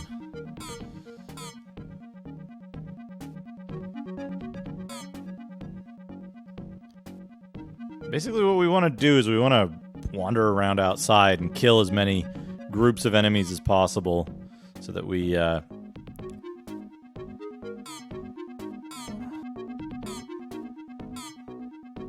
can increase the frame rate. Oh man, SSI Stronghold. I do want to play that game someday.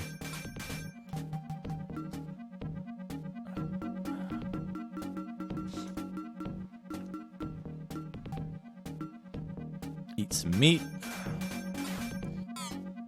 Good, got rid of those guys. It's real good.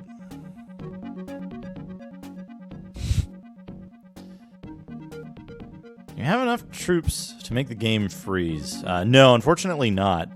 I think I had the game freeze on me once, but I'm not sure if that was when I was like fucking around with the clock speeds and stuff, which wouldn't be a valid kind of freeze, you know? Man, look at the damage that Dreambow does. What a good weapon.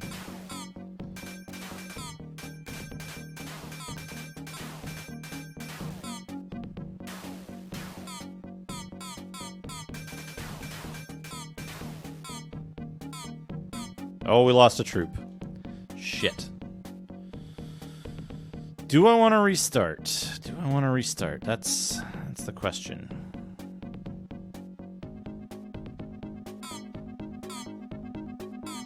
Nah, fuck it.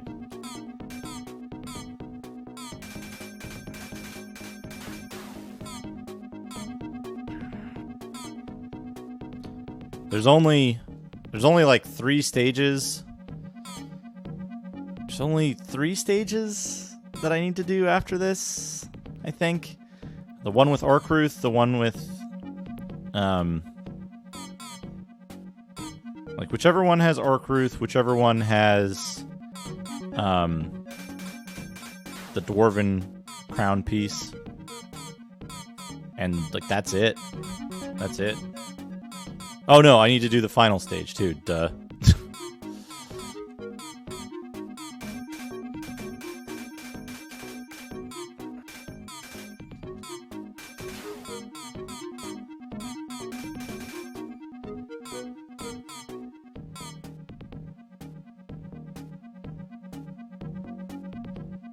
And I guess if there's any, like, Dwarven stages in between, I'll need to do those as well.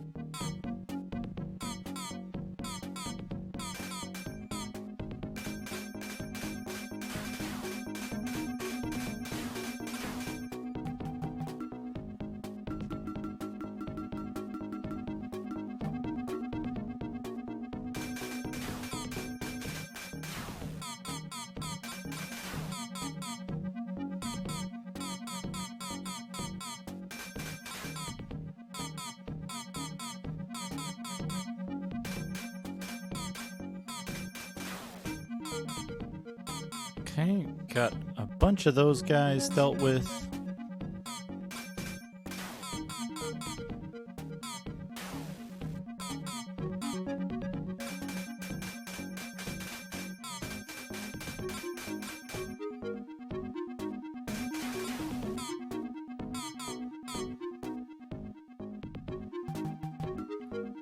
Use another stake. Okay. So far, so good. We've only lost one troop.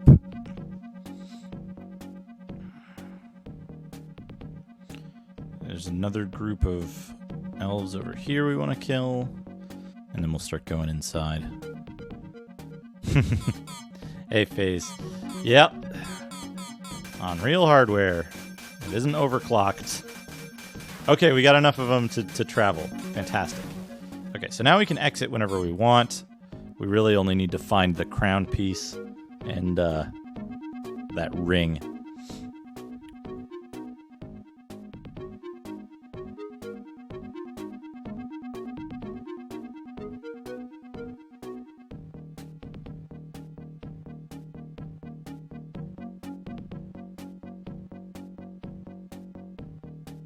Okay, so perhaps this.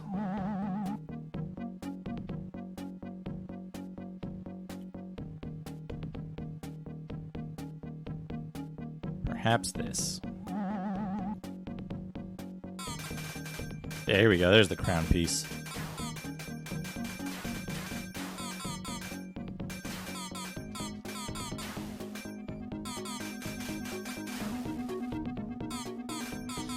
Now the good news is we can just chew through this food like as fast as we like because Melindil's hut that we went to before has that huge stack of potions that we can just go back and get.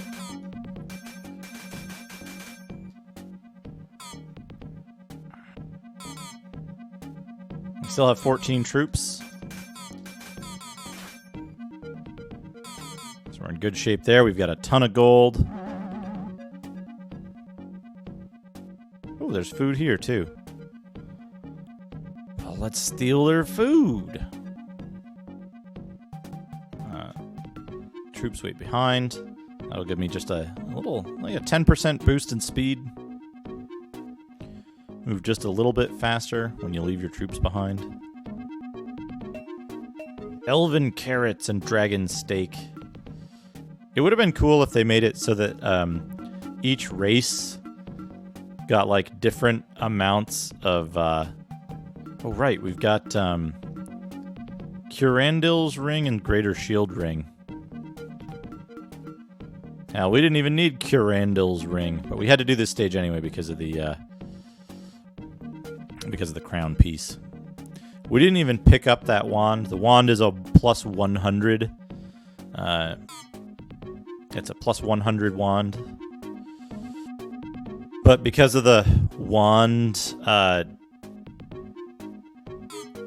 mechanics, it only really has about 30 power instead of the 40 that we have from our bow.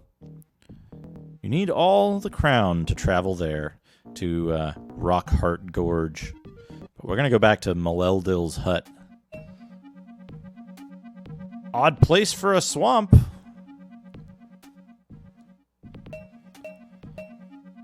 The bats stole the key.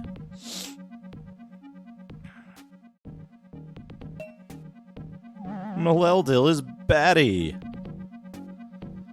But we're just here for the potions.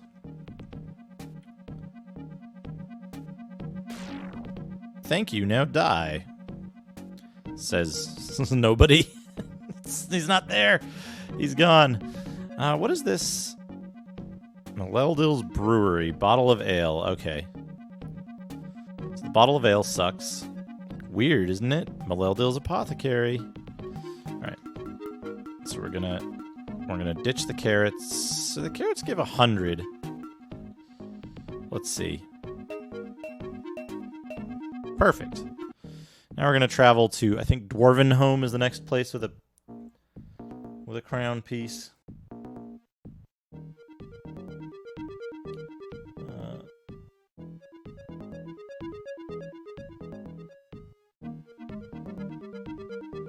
Lots of pit traps.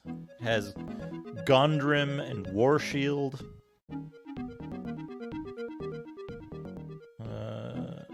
And all of the dwarves have Armor 2, which means we want Weapon 5. What is Weapon 5?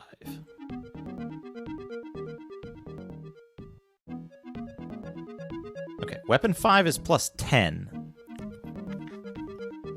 Weapon 1 is plus 9. So A2. Single-headed axe plus 9. So we're gonna go here. We have to fight this. But so this is weapon 1 plus 15. And this is weapon 5 plus 10. So we'll get more out of using the single-headed axe. This is the capital? It's a bit of a dump. Dump. No missile weapon is particularly effective against Armor 2. So all the dwarves are wearing plate mail.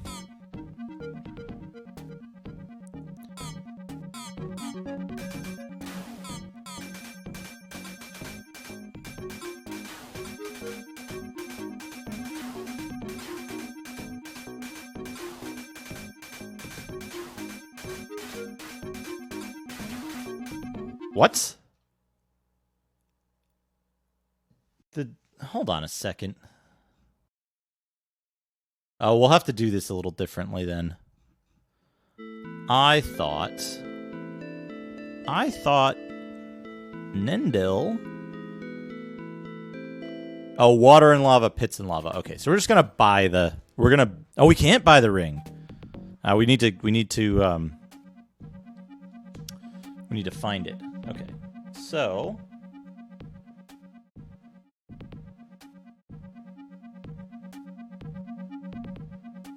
we need to figure out where it is.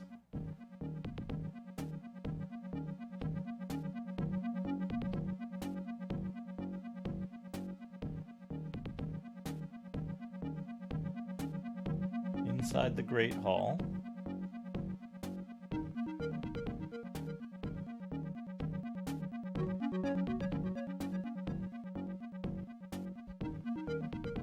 Which is right by your starting position.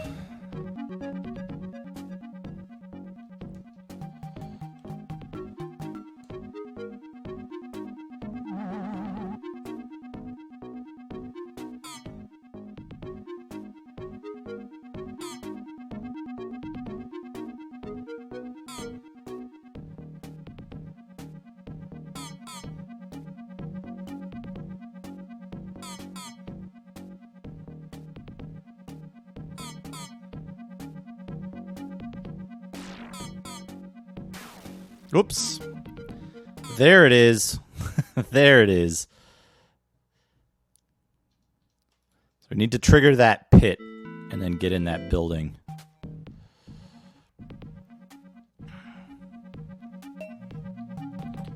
All right. Troops way behind.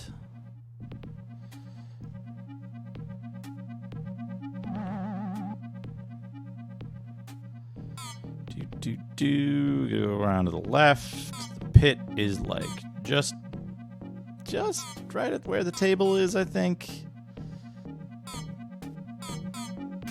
Right here? No. Here?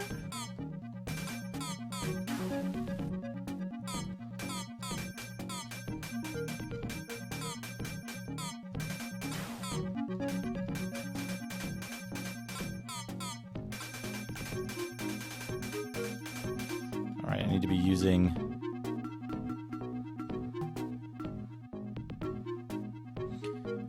Wait, this sword's gonna be better anyway.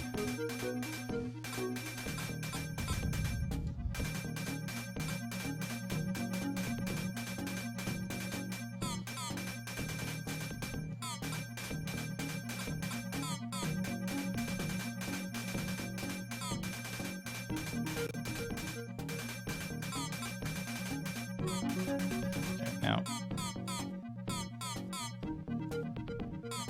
can enemies trigger the pit? No.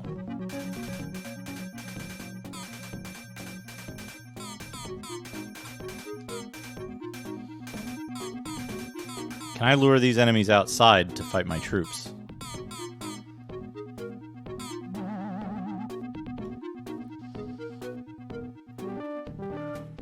It's a bit of a dump.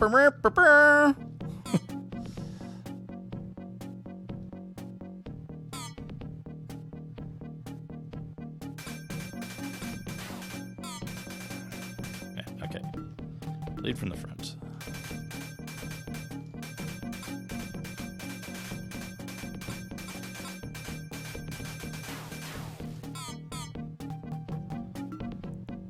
Let's eat those elven carrots.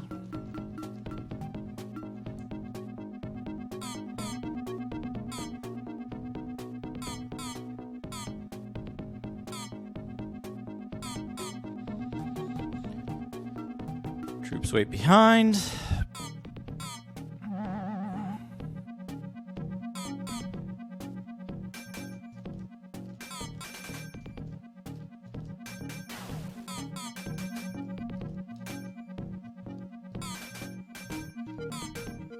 You have to kind of like mash the buttons and hope that it doesn't eat your inputs when you're fighting guys. Because hitting A gives you a like brief boost of attack power. But it eats inputs like crazy when you're doing this. You know what? Let's just ignore those guys for a second.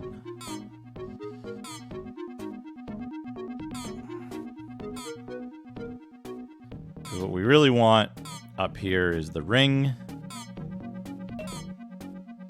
We got a super healing potion and 250 gold. Nice. We just have to figure out where. You have to figure out where the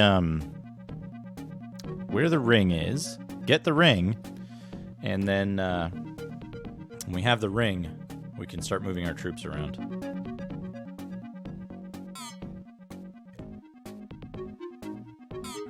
It might be in the upper left here.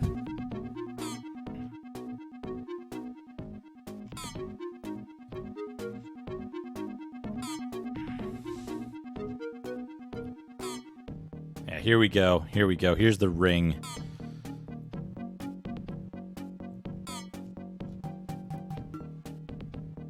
So we're going to drop the Dwarven Rune Axe for now. Grab this ring. Gondrim. God damn it.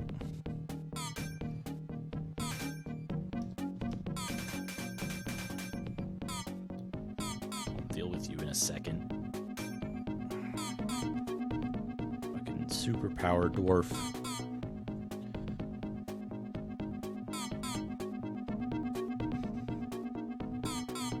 Now that we have Gondrim. Oh, hey. Our troops outside are getting attacked.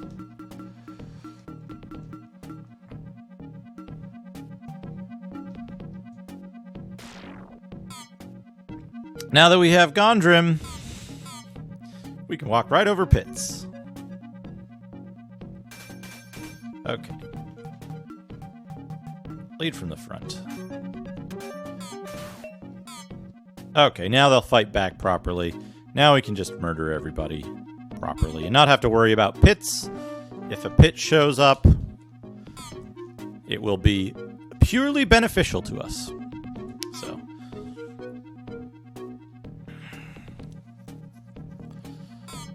Now what I want to happen is I want my guys to fire as many volleys of arrows as possible. Because the Dreambow does so much damage at plus 40. And with a flat defense profile against everything except... yeah, look at that. Okay, now we want to use regular healing potions. Fight these guys. use these healing potions as they come up. All these little pit traps are fucking nothing now. Don't have to worry about them at all.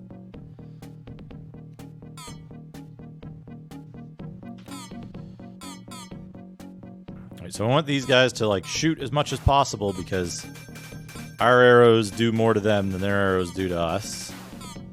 But that's fine. We got this.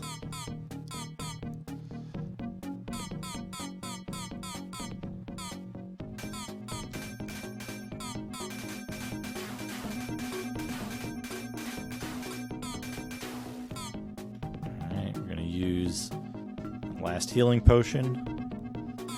It's hard to tell when 1/15 of the of your troop bar is gone, so I tend to over heal. Because if a single soldier has taken all of the damage in the bar, since the bar is a total amount of health, it's real easy to to mess it up and let a troop die. We don't want that to happen. We want to keep as many troops as possible alive, as long as possible, as deep into the game as we can. It's also, for that reason, it's also preferable to have your main guy take damage, because that damage you can see very easily.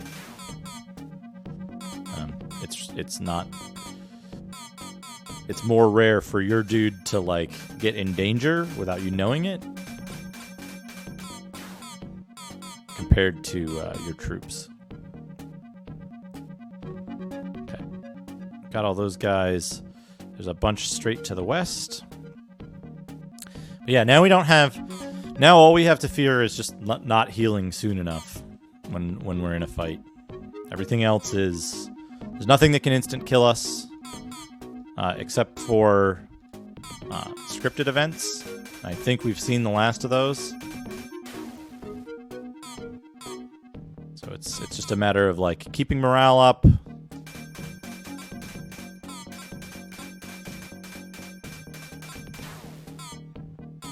Keeping morale up, keeping healing up. And after we get this last piece, we'll only be fighting dwarves and wilds. Okay, let's use Dragon Steak.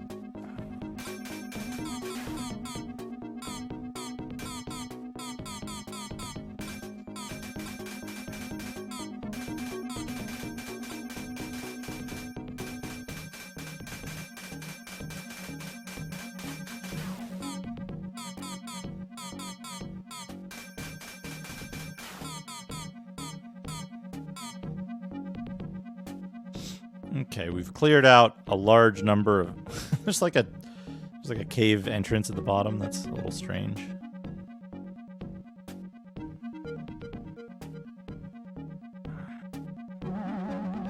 So now we gotta go check inside all these houses. There's gonna be a few dwarves. There's one house that has a whole bunch of dwarves in it. That's one we want to clear out.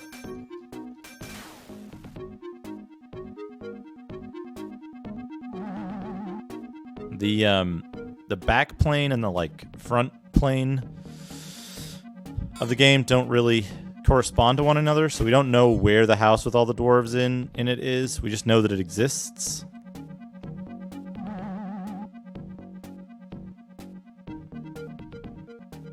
Okay, not this one. Closing in on the end, though. Closing in on the end. The one thing we need to do is we do need to visit every territory and at least buy passage out of it so that we have, so that we gain the skill points for clearing it. That's important.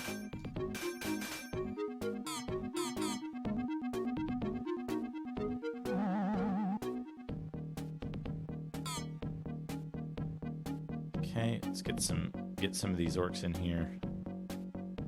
Tell them to go down those stairs.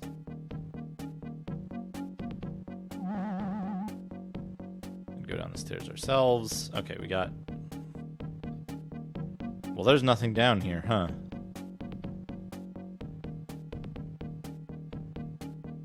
Fantasy walls, maybe?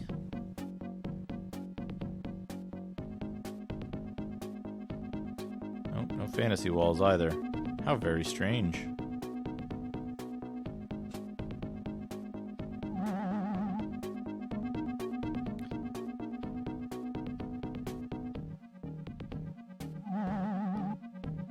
Those guys are stuck down there forever.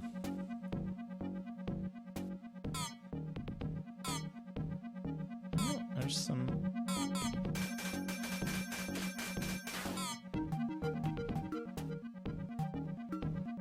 Let's eat.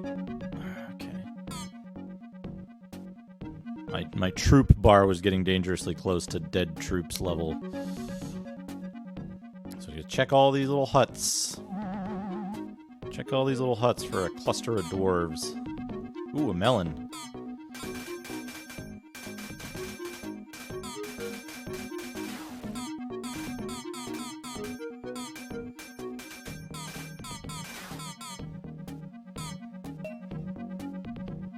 Sorry, I mean a strange fruit. But hey, 200's 200. I'm okay with 200.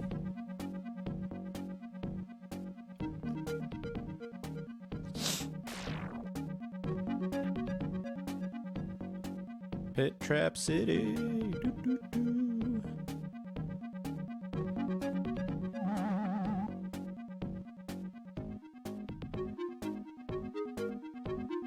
Nothing in here. And nothing underground. Hey, Red Amiford, yeah. Yeah, 3 FPS. It's the name of the game here.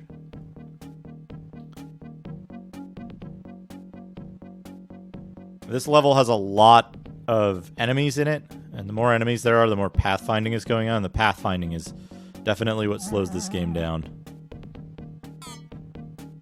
Ooh, there's a dwarf here. And a pie of some kind. Rations. 200 hit points worth of rations. Fantastic.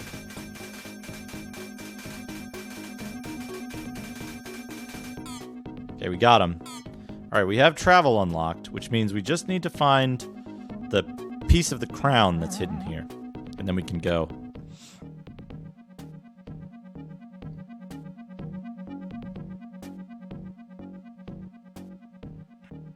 Gather our troops.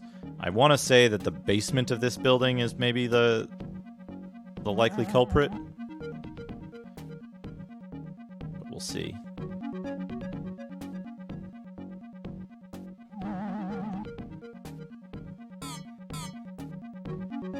No. Close, though. It's dwarf adjacent. There's a dude up there somewhere. Oh, it's my dudes. They're shooting down through the... I, like, caught my own arrow up there. How strange.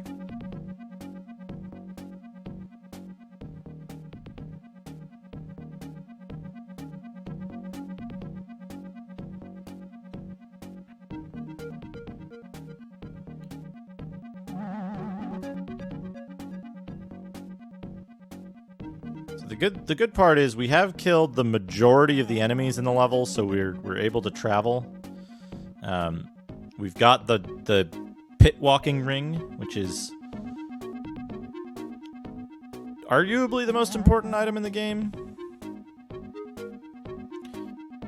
This game has 5 pieces of music. The intro, the character select, the travel theme, and the exploration theme, the main theme for this area.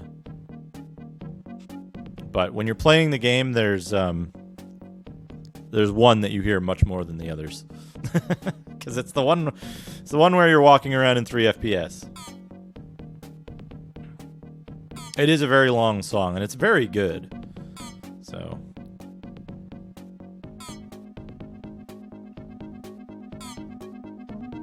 Whoever wrote it was very good. They did good work.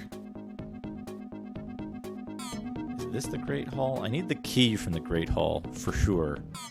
That's, like, something that needs to happen. Look at those guys. They don't give a shit. They don't give a shit.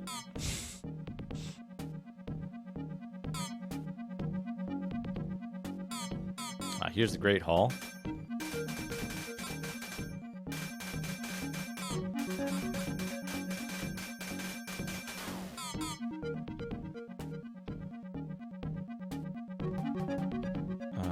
Yeah, I need to go in here.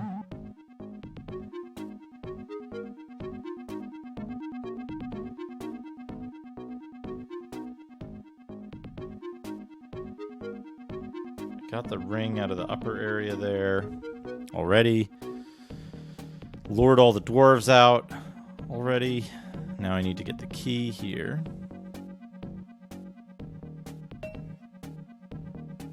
This is the palace key, which I forgot about. You can't exit via that door.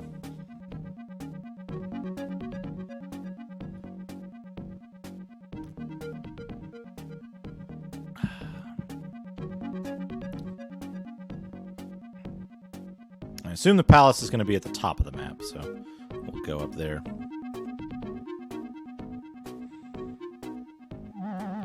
Yeah, can you imagine if this had the like the what's it called, the title screen music from Might and Magic, Gates to Another World, playing all the time. What a good game this would be if it had that.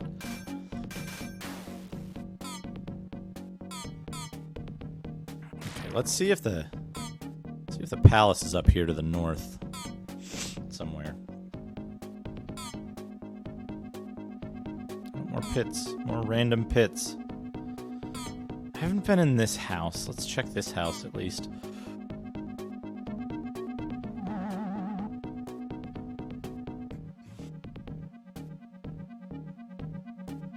Looks empty. Ooh, potion. Gold. Yes. Good stuff. This is a good house.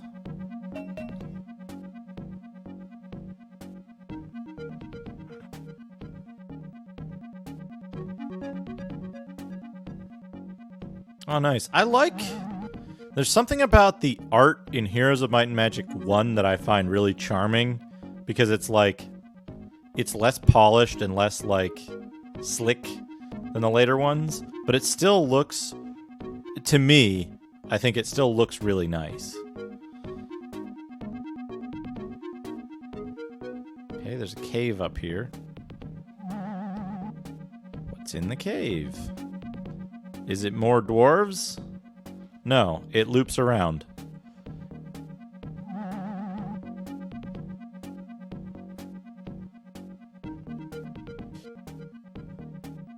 Yeah, there's a big difference between 2 and 3. I think a lot of the stuff for 2 got redrawn to just look better, but it's the same designs. Which is why, like, 1 has that kind of charm for me. I think 2 strictly looks better.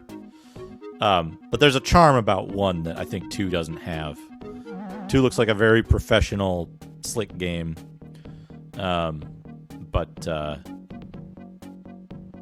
Look at this fucking pit. They built their... What is this, California? They built their house half on a pit. One mudslide and they're gonna be fucking gone. Yeah, I don't think 3 is bad by any means, but I do prefer 1 and 2's style. I think 2 is probably the best. 2 is probably the pinnacle of the series for me, and 3 very close behind.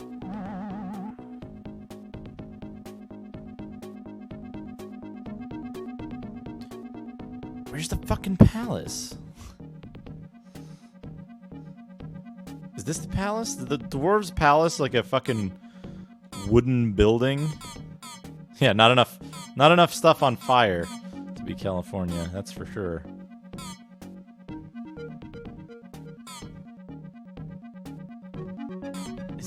fucking dwarf just running away? Come back here, you fucker. I'm like trying to aim this. I'm trying to line this up by the map. But if that's one of my troops that he's walking towards, he's gonna get owned in like 2 seconds. Oh no, it's another dwarf. Hey, that's fine though.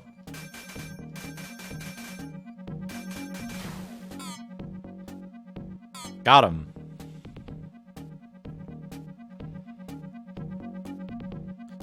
Look at this fucking goon squad wandering around. Just all these orcs with clubs, no shirts, loincloths. Just fucking wrecking the dwarf town.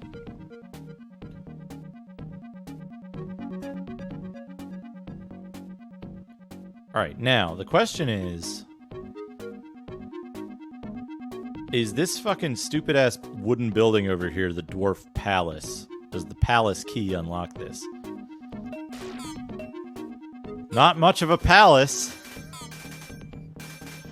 It even says that. How fucking self-aware this game is. Not much of a palace. Alright, so all the fucking dwarves are going to be in the basement. I need to see if there's anything. Oh, there's a ring. There's a ring. A good ring up here. Which is going to give us an extra 5 points. War Shield. Optimized. Now we have War Shield equipped instead.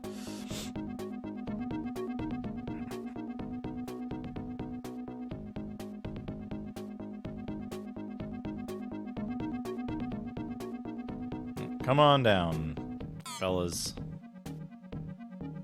Come on down.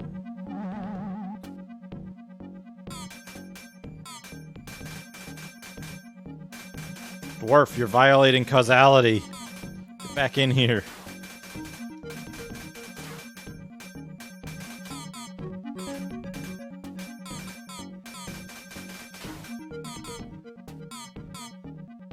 Okay.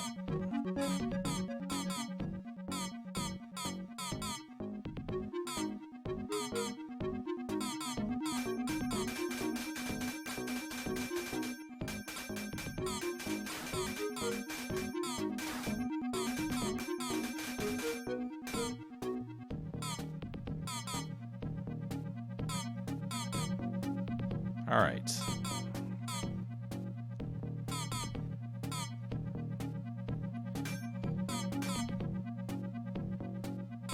We got this. Travel.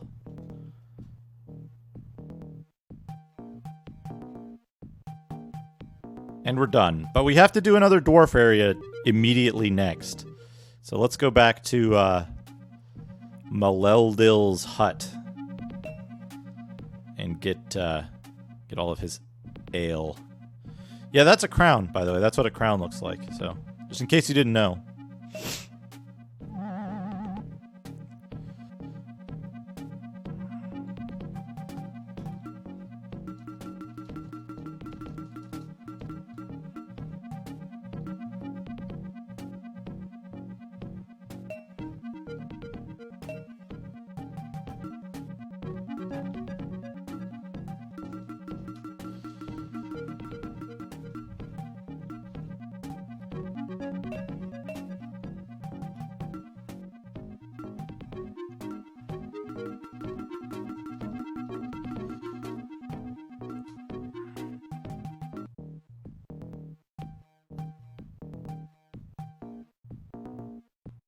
Did we fully rob Elvenhold? I don't think we did. I think there's a bunch of shit we can get out of here. Troops way behind. We had to use a bunch of food on the dwarves. So let's see if we can get... Yeah,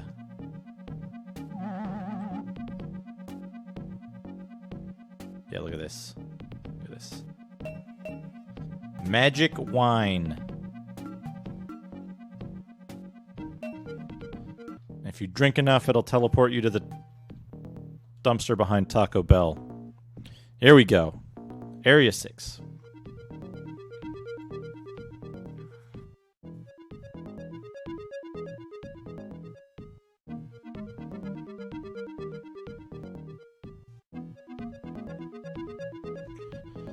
All right, write this code down. I'm writing it down. I'm just very quick at writing it down. Much faster at writing it down than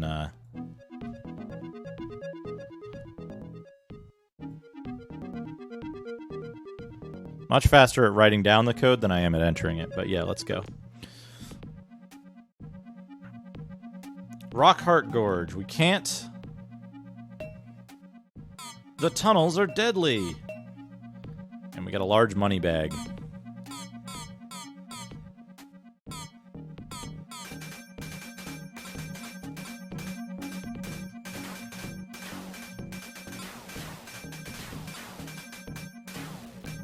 Okay, we just fucking owned a whole pile of dwarves. That's good.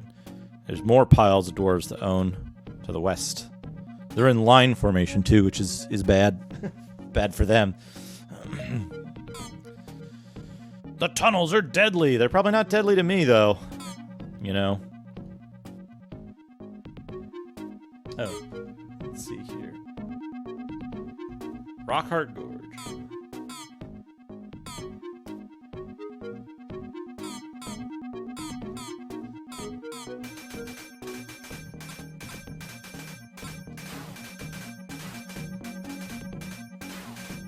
Oh, perfect. Perfect. We get our best weapon on this level. A weapon we're going to want to use pretty much for the rest of the game. Between that and this one. But we can throw out all our other weapons when we go, hey, Fat Guy 2. That's a pretty good name. Yeah, this game, it's slow. It has performance problems, but I think in general, other than that and like a couple of kind of like asshole mechanics, this game is very good, I think. It has a lot of complexity. There's a lot to it. It's just, it's not obvious. It could have used better documentation too, I suppose. Like, yeah, like the pits. Like, the first thing you'll see when you first play this game is you'll walk up a road, you'll fall in a fucking pit and die instantly. And you'll be like, wow, fuck this game.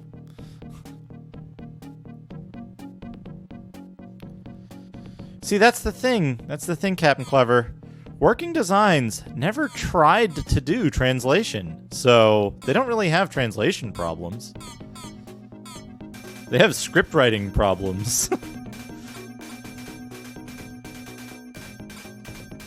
All right.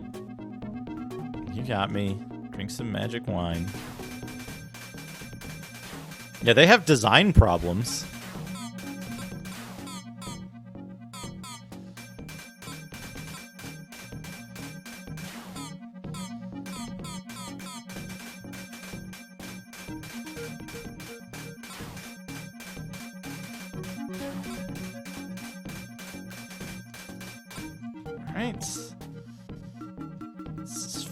Let's just eat a whole strange fruit while we're here. Oh, wait. Rations? Strange fruit?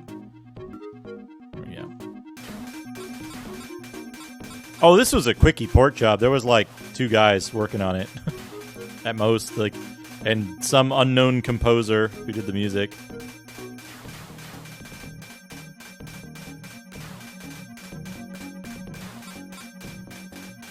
Who's fighting and where?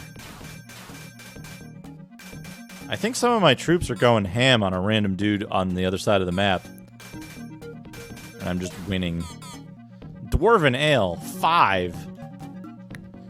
Gosh, I might as well drink that right now.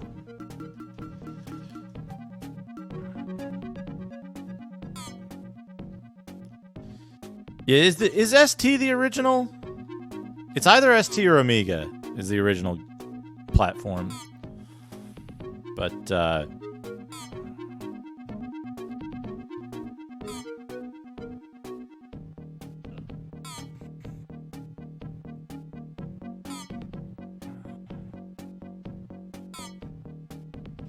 fuck.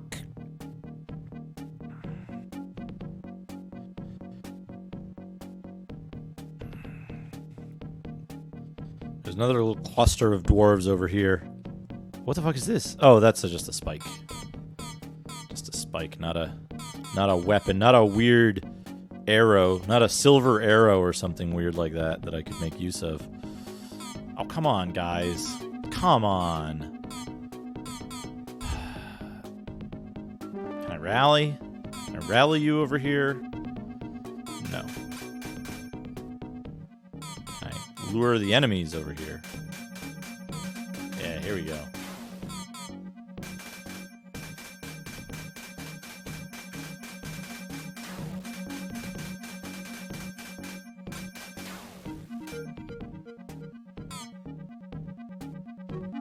Oh man, a spiritual successor to this would be fantastic. Dwarven ale, let's drink it immediately. But yeah, this a game similar to this I think would be a lot of fun if it had better performance and like clearer mechanics.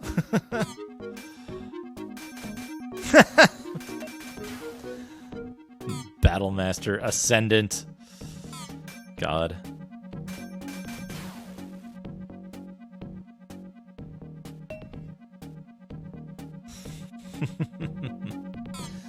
I mean, having someone do a spiritual successor to a classic game and not fuck it up.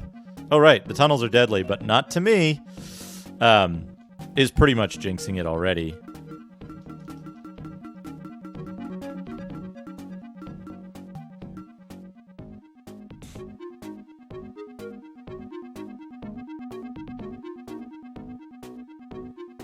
God, Undermountain Descendant is fucking... What a piece of trash that game was.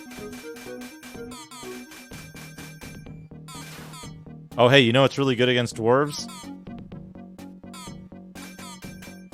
This fucking plus 30 axe that they're hanging on to here.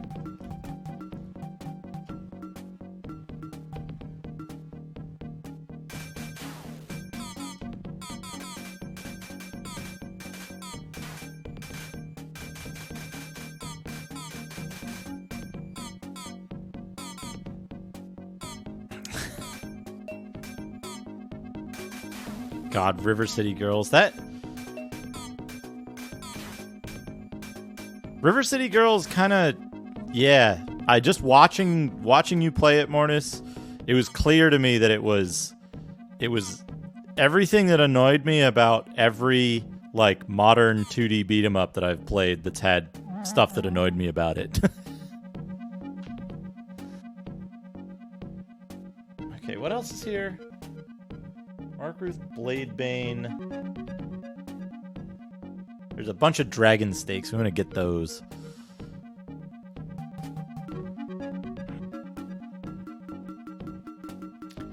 I gotta check.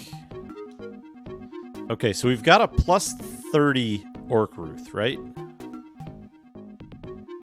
And a plus 30 Peacebringer. Our scimitar and our right-pointing sword might be obsolete. Let's take a look. So we've got W2 and W0 versus W5 and W7.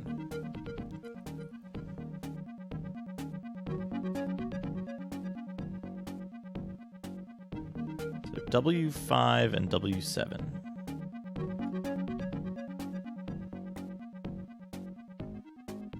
So both 5 and 7 are better at A0.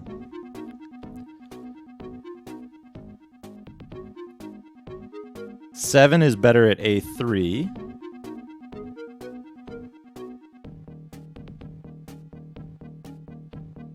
And 5 is better at A2.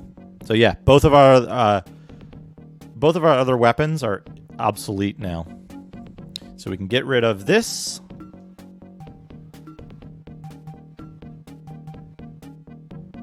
And we can get rid of this. Now, it wouldn't automatically optimize those out because they're not straight replacements. They're not, like, strictly better. But the way the calculations work out at a more complex level, they are strictly better. So now we should have a slightly easier time of just cutting through these dwarves. Yeah. Orcruth the dwarf killer.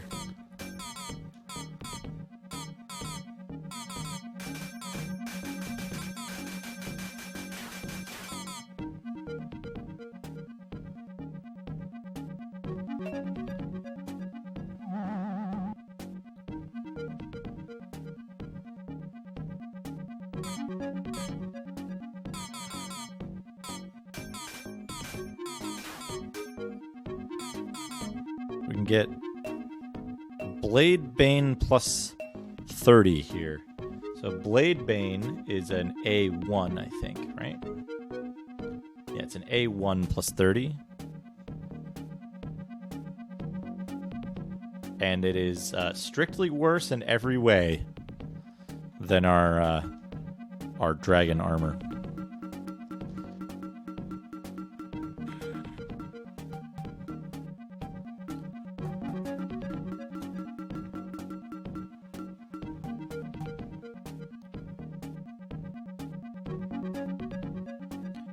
Right, we could leave now, but there's more dragon food to be had. We need to eat the dragons. There's very few dwarves left, though, which I can tell because I'm moving faster.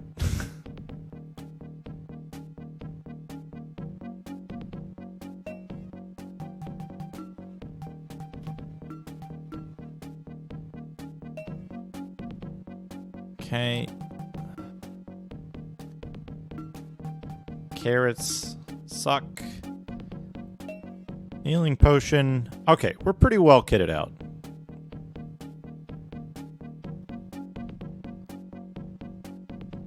Like pretty much any Capcom arcade beat 'em up is good, I think. In my opinion, anyway. All these melons and shit, like garbage? Yeah, I think they're all garbage. Yeah, all the melons and shit are garbage here. The only thing we want is more money. Cash money. Good.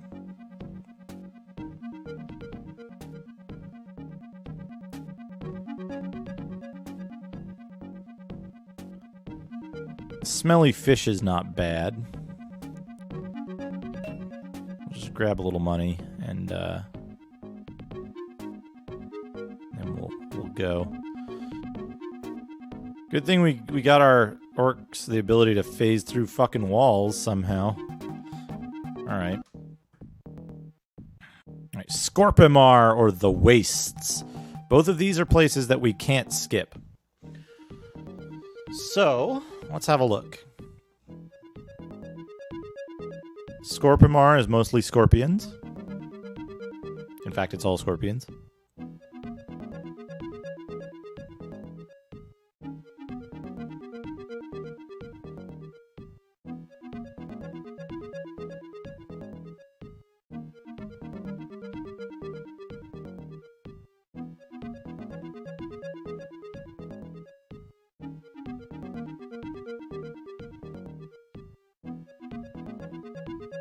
And then the waste is also all scorpions. Oops, all scorpions.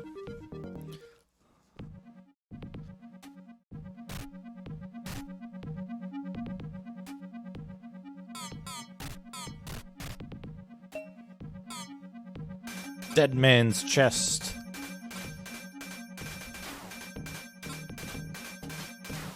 For the record, scorpions have plate armor. Yep. Weenie Dangler is that character's name. Directed by Hideo Kojima. I looked at the names of some of the characters in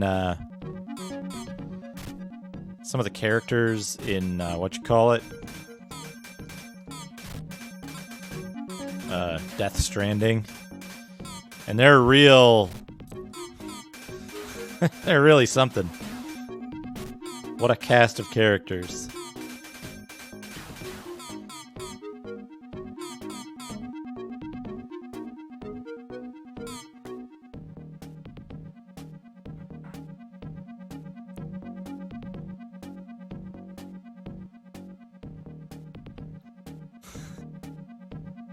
Corn Dog Man.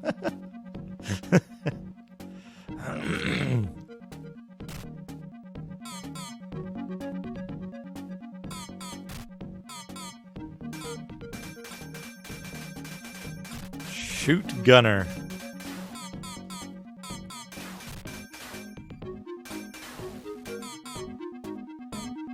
I want to say these scorpions are bigger than the scorpions that were in the other place.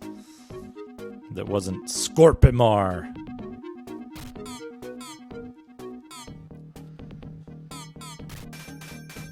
I mean, it gives me hope, because it means, like, I can name the NPCs in my game equally well.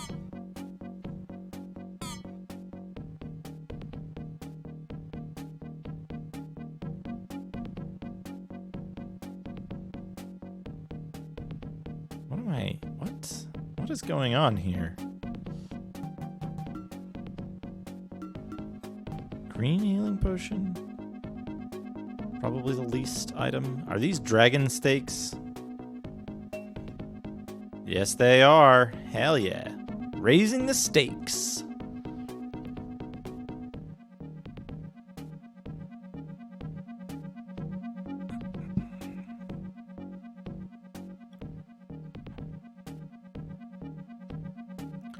Fiendish asexuals ruined civilization. What?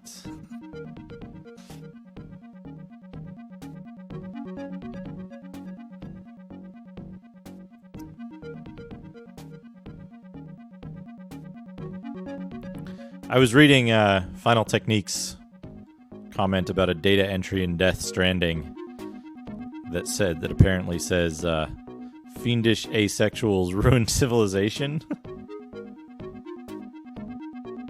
Very, very confused by that. Both the concept that that's a thing in Kojimaverse, but also, like...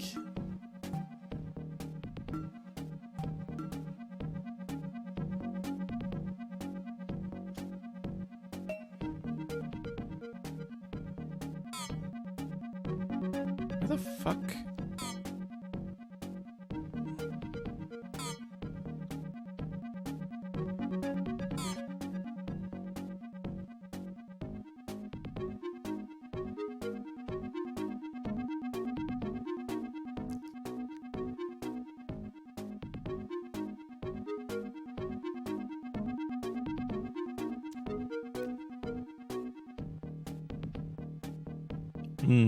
I see. Unrealistic.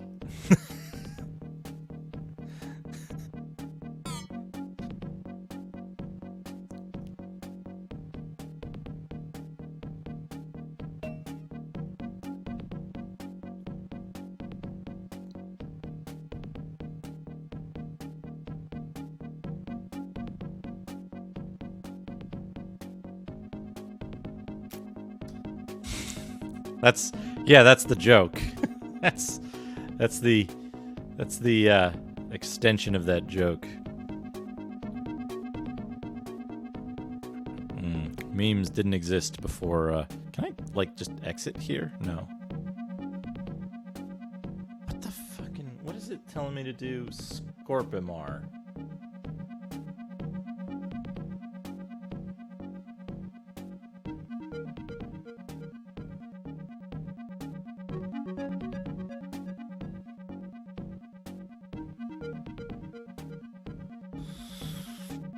There's a gap in the wall in the northeast corner that leads to the next area.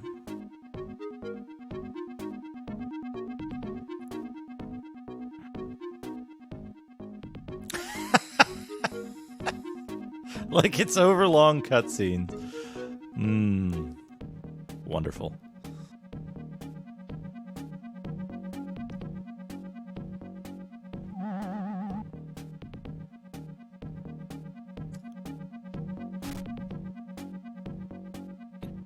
We got one dude.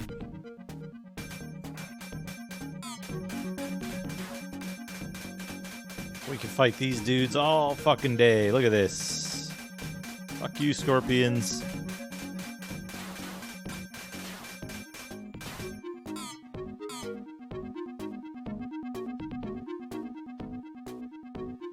Now, I've only read that name. I haven't heard it spoken aloud. Is it Die Hardman or is it Die Hardman? like a German guy. Like every time I chuckle every time I see the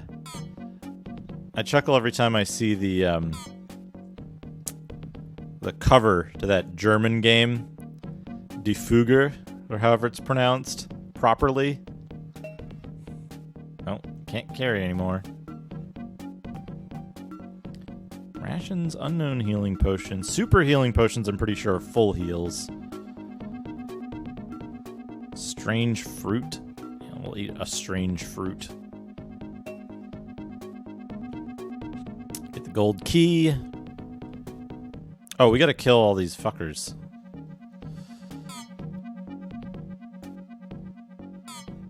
Yeah. Same family, or whatever. But every time I see it, it takes me a second to realize.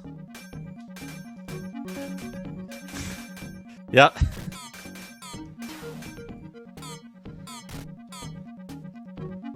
It takes me a second to realize that the title of the game is in German. Every time I see it.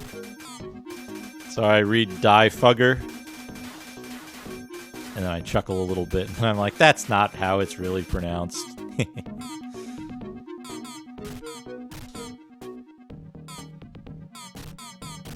Pew, pew, pew, pew, pew, pew.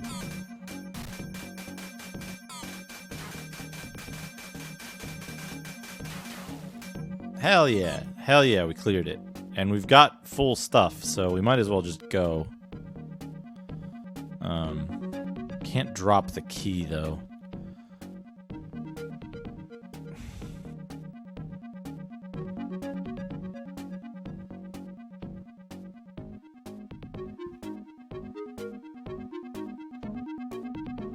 Dwarven plate armor that I don't give a shit about.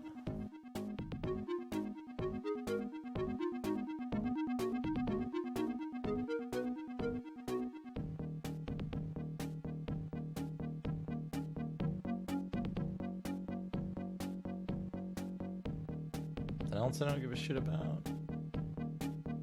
You don't care about that stuff. Alright, we can just go straight to the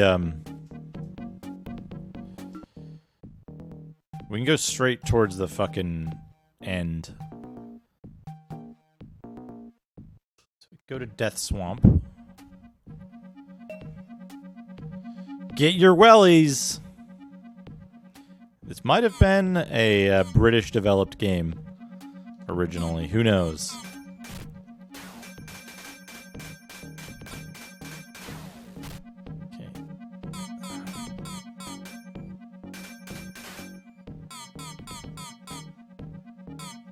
Believe I missed the Emerald Star.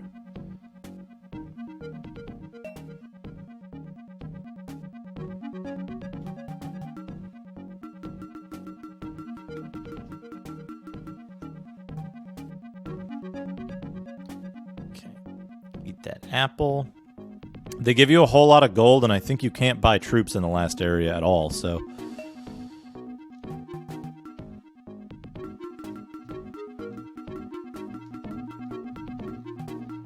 Fish.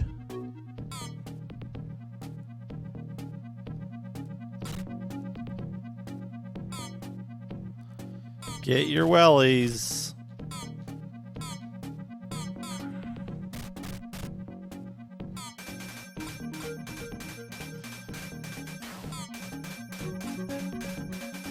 Plate armor scorpions.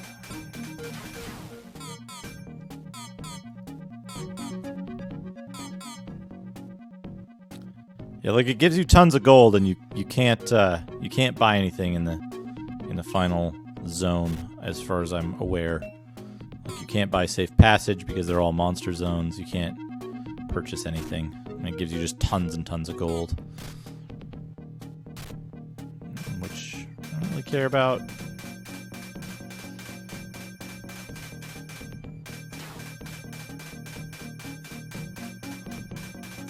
What I do care about is killing enough stuff to get the fuck out of here. That's my...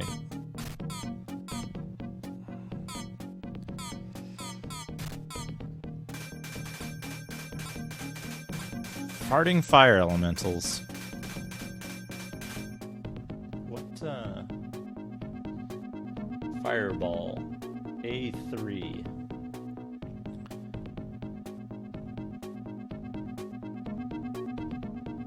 We want...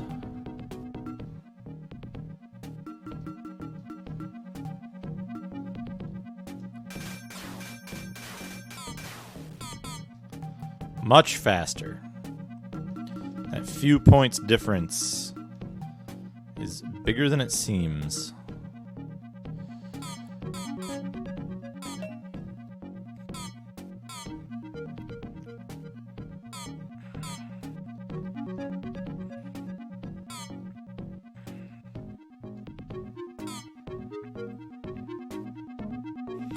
Hell yeah, corn.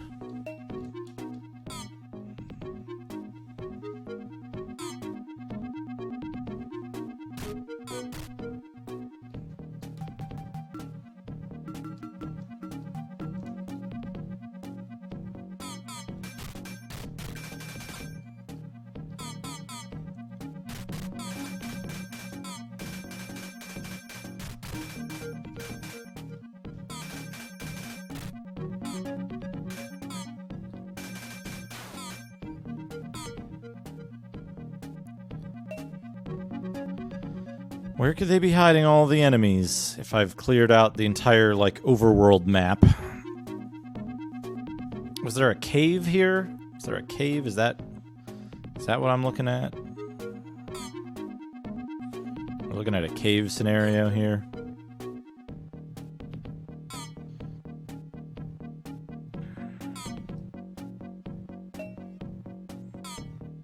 Gotta get all the gold. Gotta get the gold. It's important to have all of the gold. These guys use this.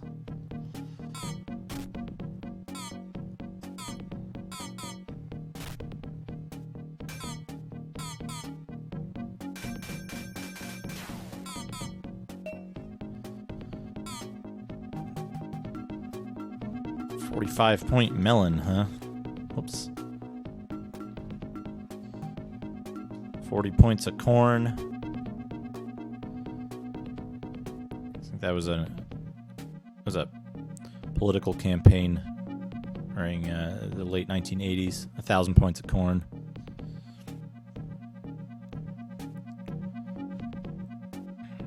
Okay, what happens if we go in this cave? Nothing. Not actually a cave. Very strange. No, I'm pretty sure it was corn. Or melons. One of the two. Popular political slogan at the time. Alright, what about this teleporter? Yeah, it has a few of them.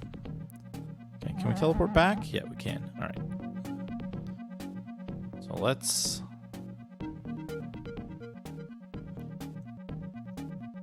send a group of men into the cavern.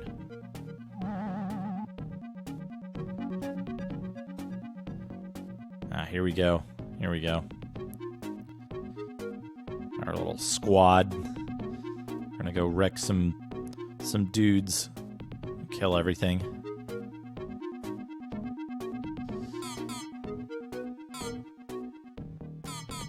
These things.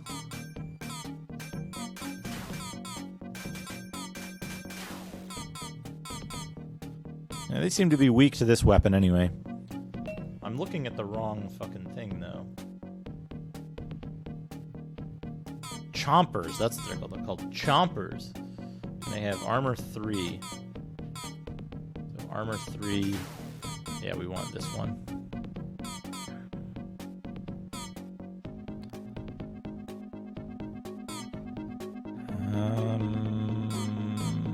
Carrots.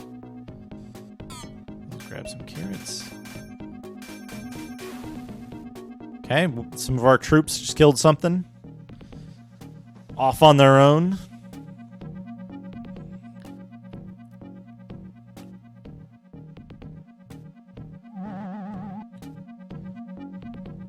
Oh no, it's a one-way exit.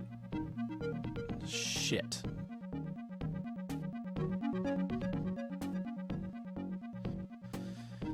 I just need to kill enough stuff to get past this level. And then I think it's the last level, or it's like pretty fucking close to the last level. Once I get past this.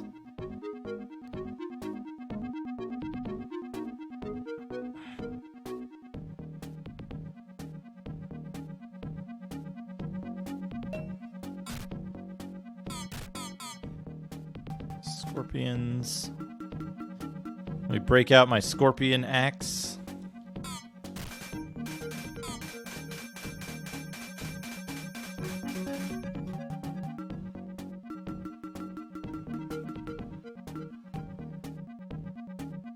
Eat the carrots. Eat the melon. Draw a little bit so my troops can engage.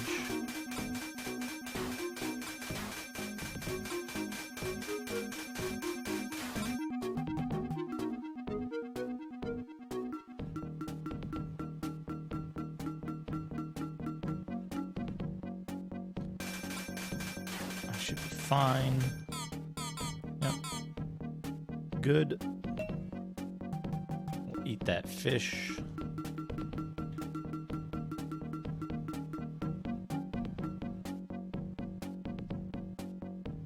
I don't know. I kind of have it's a toss up for me between them, because also the fact that they did like unique endings for each game is kind of really cool to me. I think that's cool. I don't know. I think it's cool.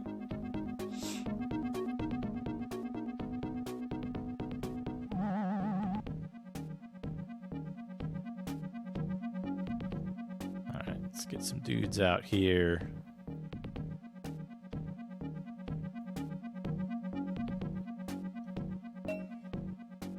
Get that large pie. Oh yeah.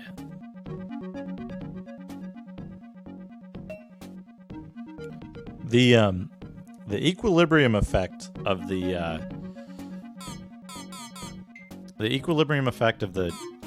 morale and how it equalizes to skill makes combat get easier later in the game, but earlier in the game you want to just plow through combat as quickly as possible, because when you have that morale boost, you're almost invincible. So if you want to get early success and then keep it going with that high morale. But later in the game, you equalize to like almost maximum morale anyway. So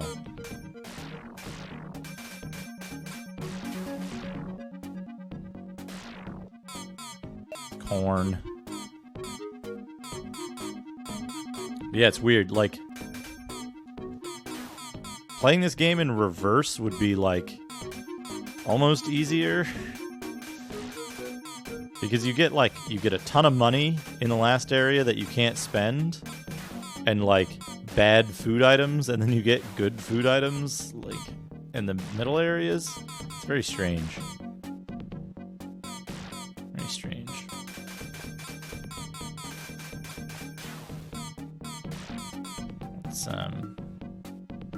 Let's eat that corn.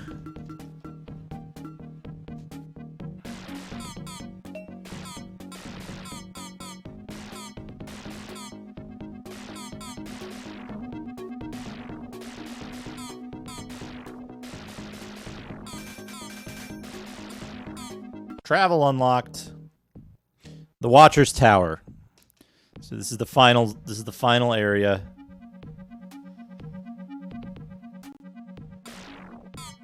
Final area, the last battle. The final, like, check of your power level, basically.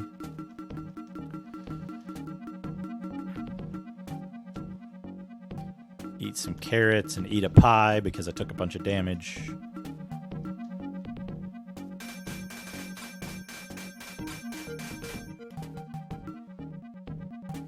And of course, okay, we lost a bunch of troops. There we go. Use held items, use that potion. Oh, I died. These guys are the basically the hardest enemies in the game. We have slightly lower skill than we would have if we did all the areas, but I think we can do this. We might need to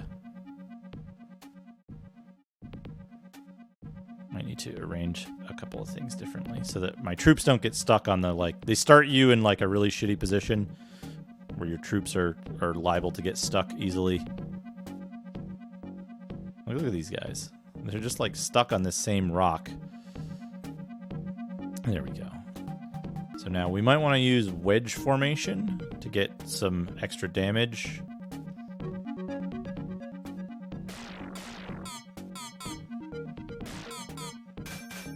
We definitely want to get the troops engaged first.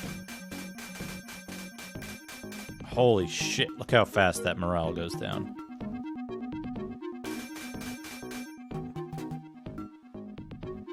Maybe the axe would work better.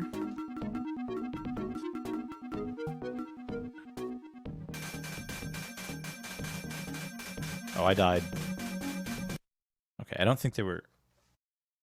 What do we...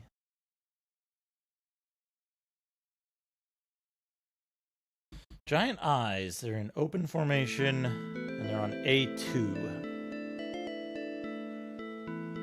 So W5 works better against A2.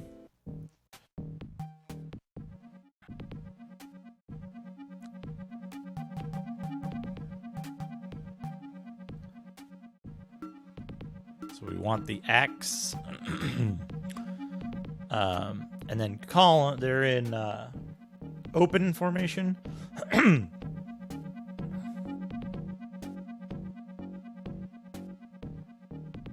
So wedge has a huge bonus against open. So we want to use wedge. Wedge formation. The problem here is keeping wedge formation useful so that as many guys as possible can engage the enemy. Stay away from that lightning. Okay.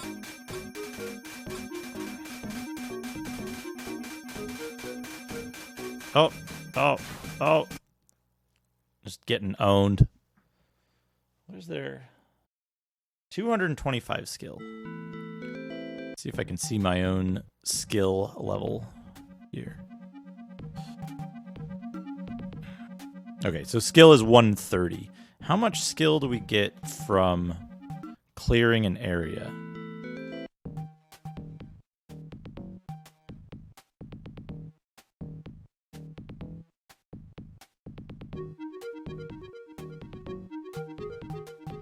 Okay, so we're at...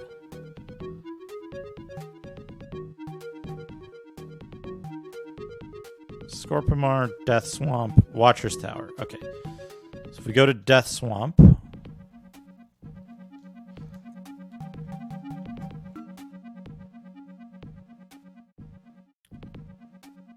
We're at 127 skill. So what were we at? 135?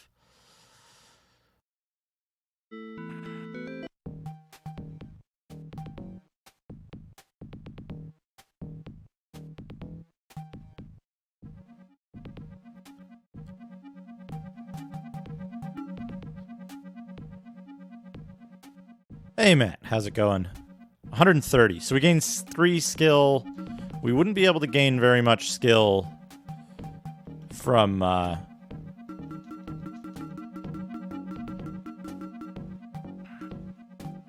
completing the other areas. Okay, so we'll use that. Perhaps we can just skirt around them and like not have to engage those set of eyes. Because we don't have to travel out of this location ever. So if we can just walk around them, that'll be sufficient.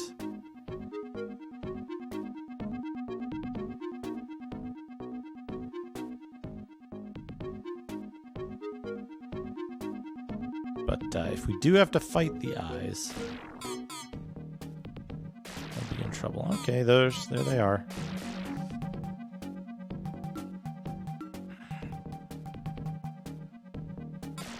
Hey, Lumps McHumps. Welcome. Time to eat a pie. And, like, let my troops engage mostly.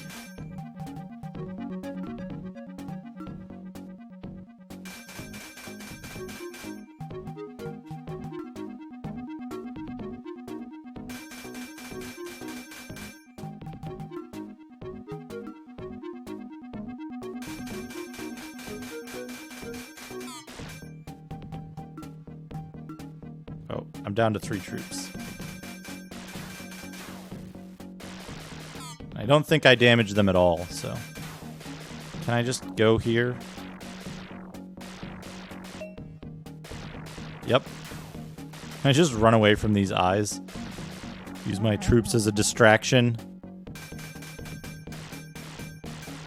Oh, they teleport in on you. One way. Oh no, those are wisps. Wisps are fine.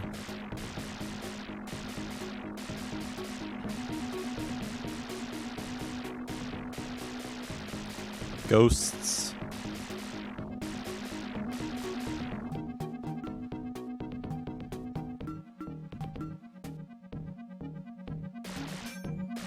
Just need to get to the top of the tower. I should be able to just run past all this stuff.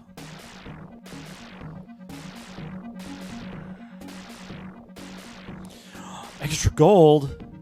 Extra gold. 999 lost treasure.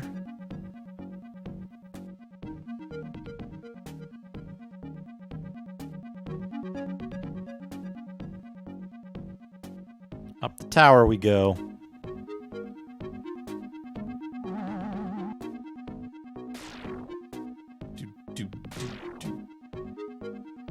The Watcher is good. Why are they attacking?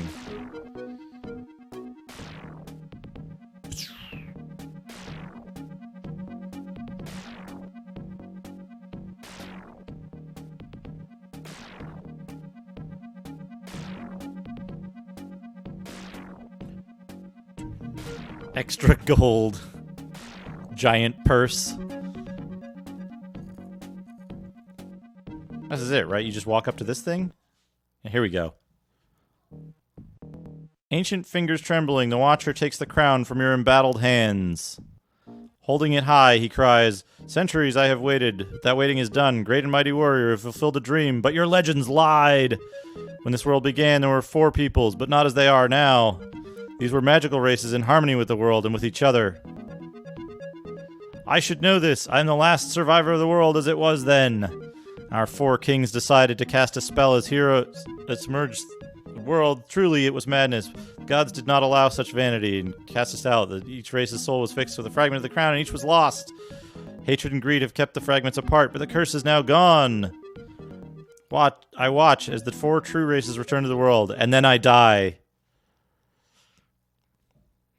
The end.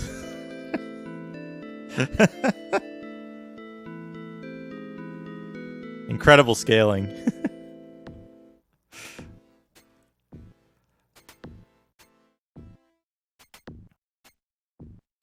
Technical masterpiece, that ending.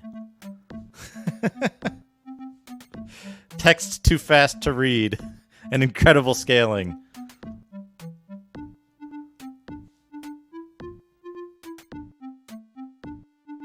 But yeah, we skipped 3 extra stages.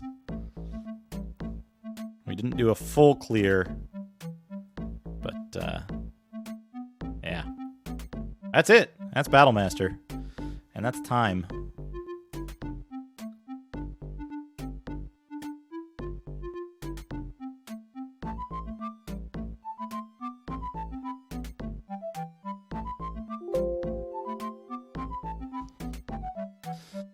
There we go.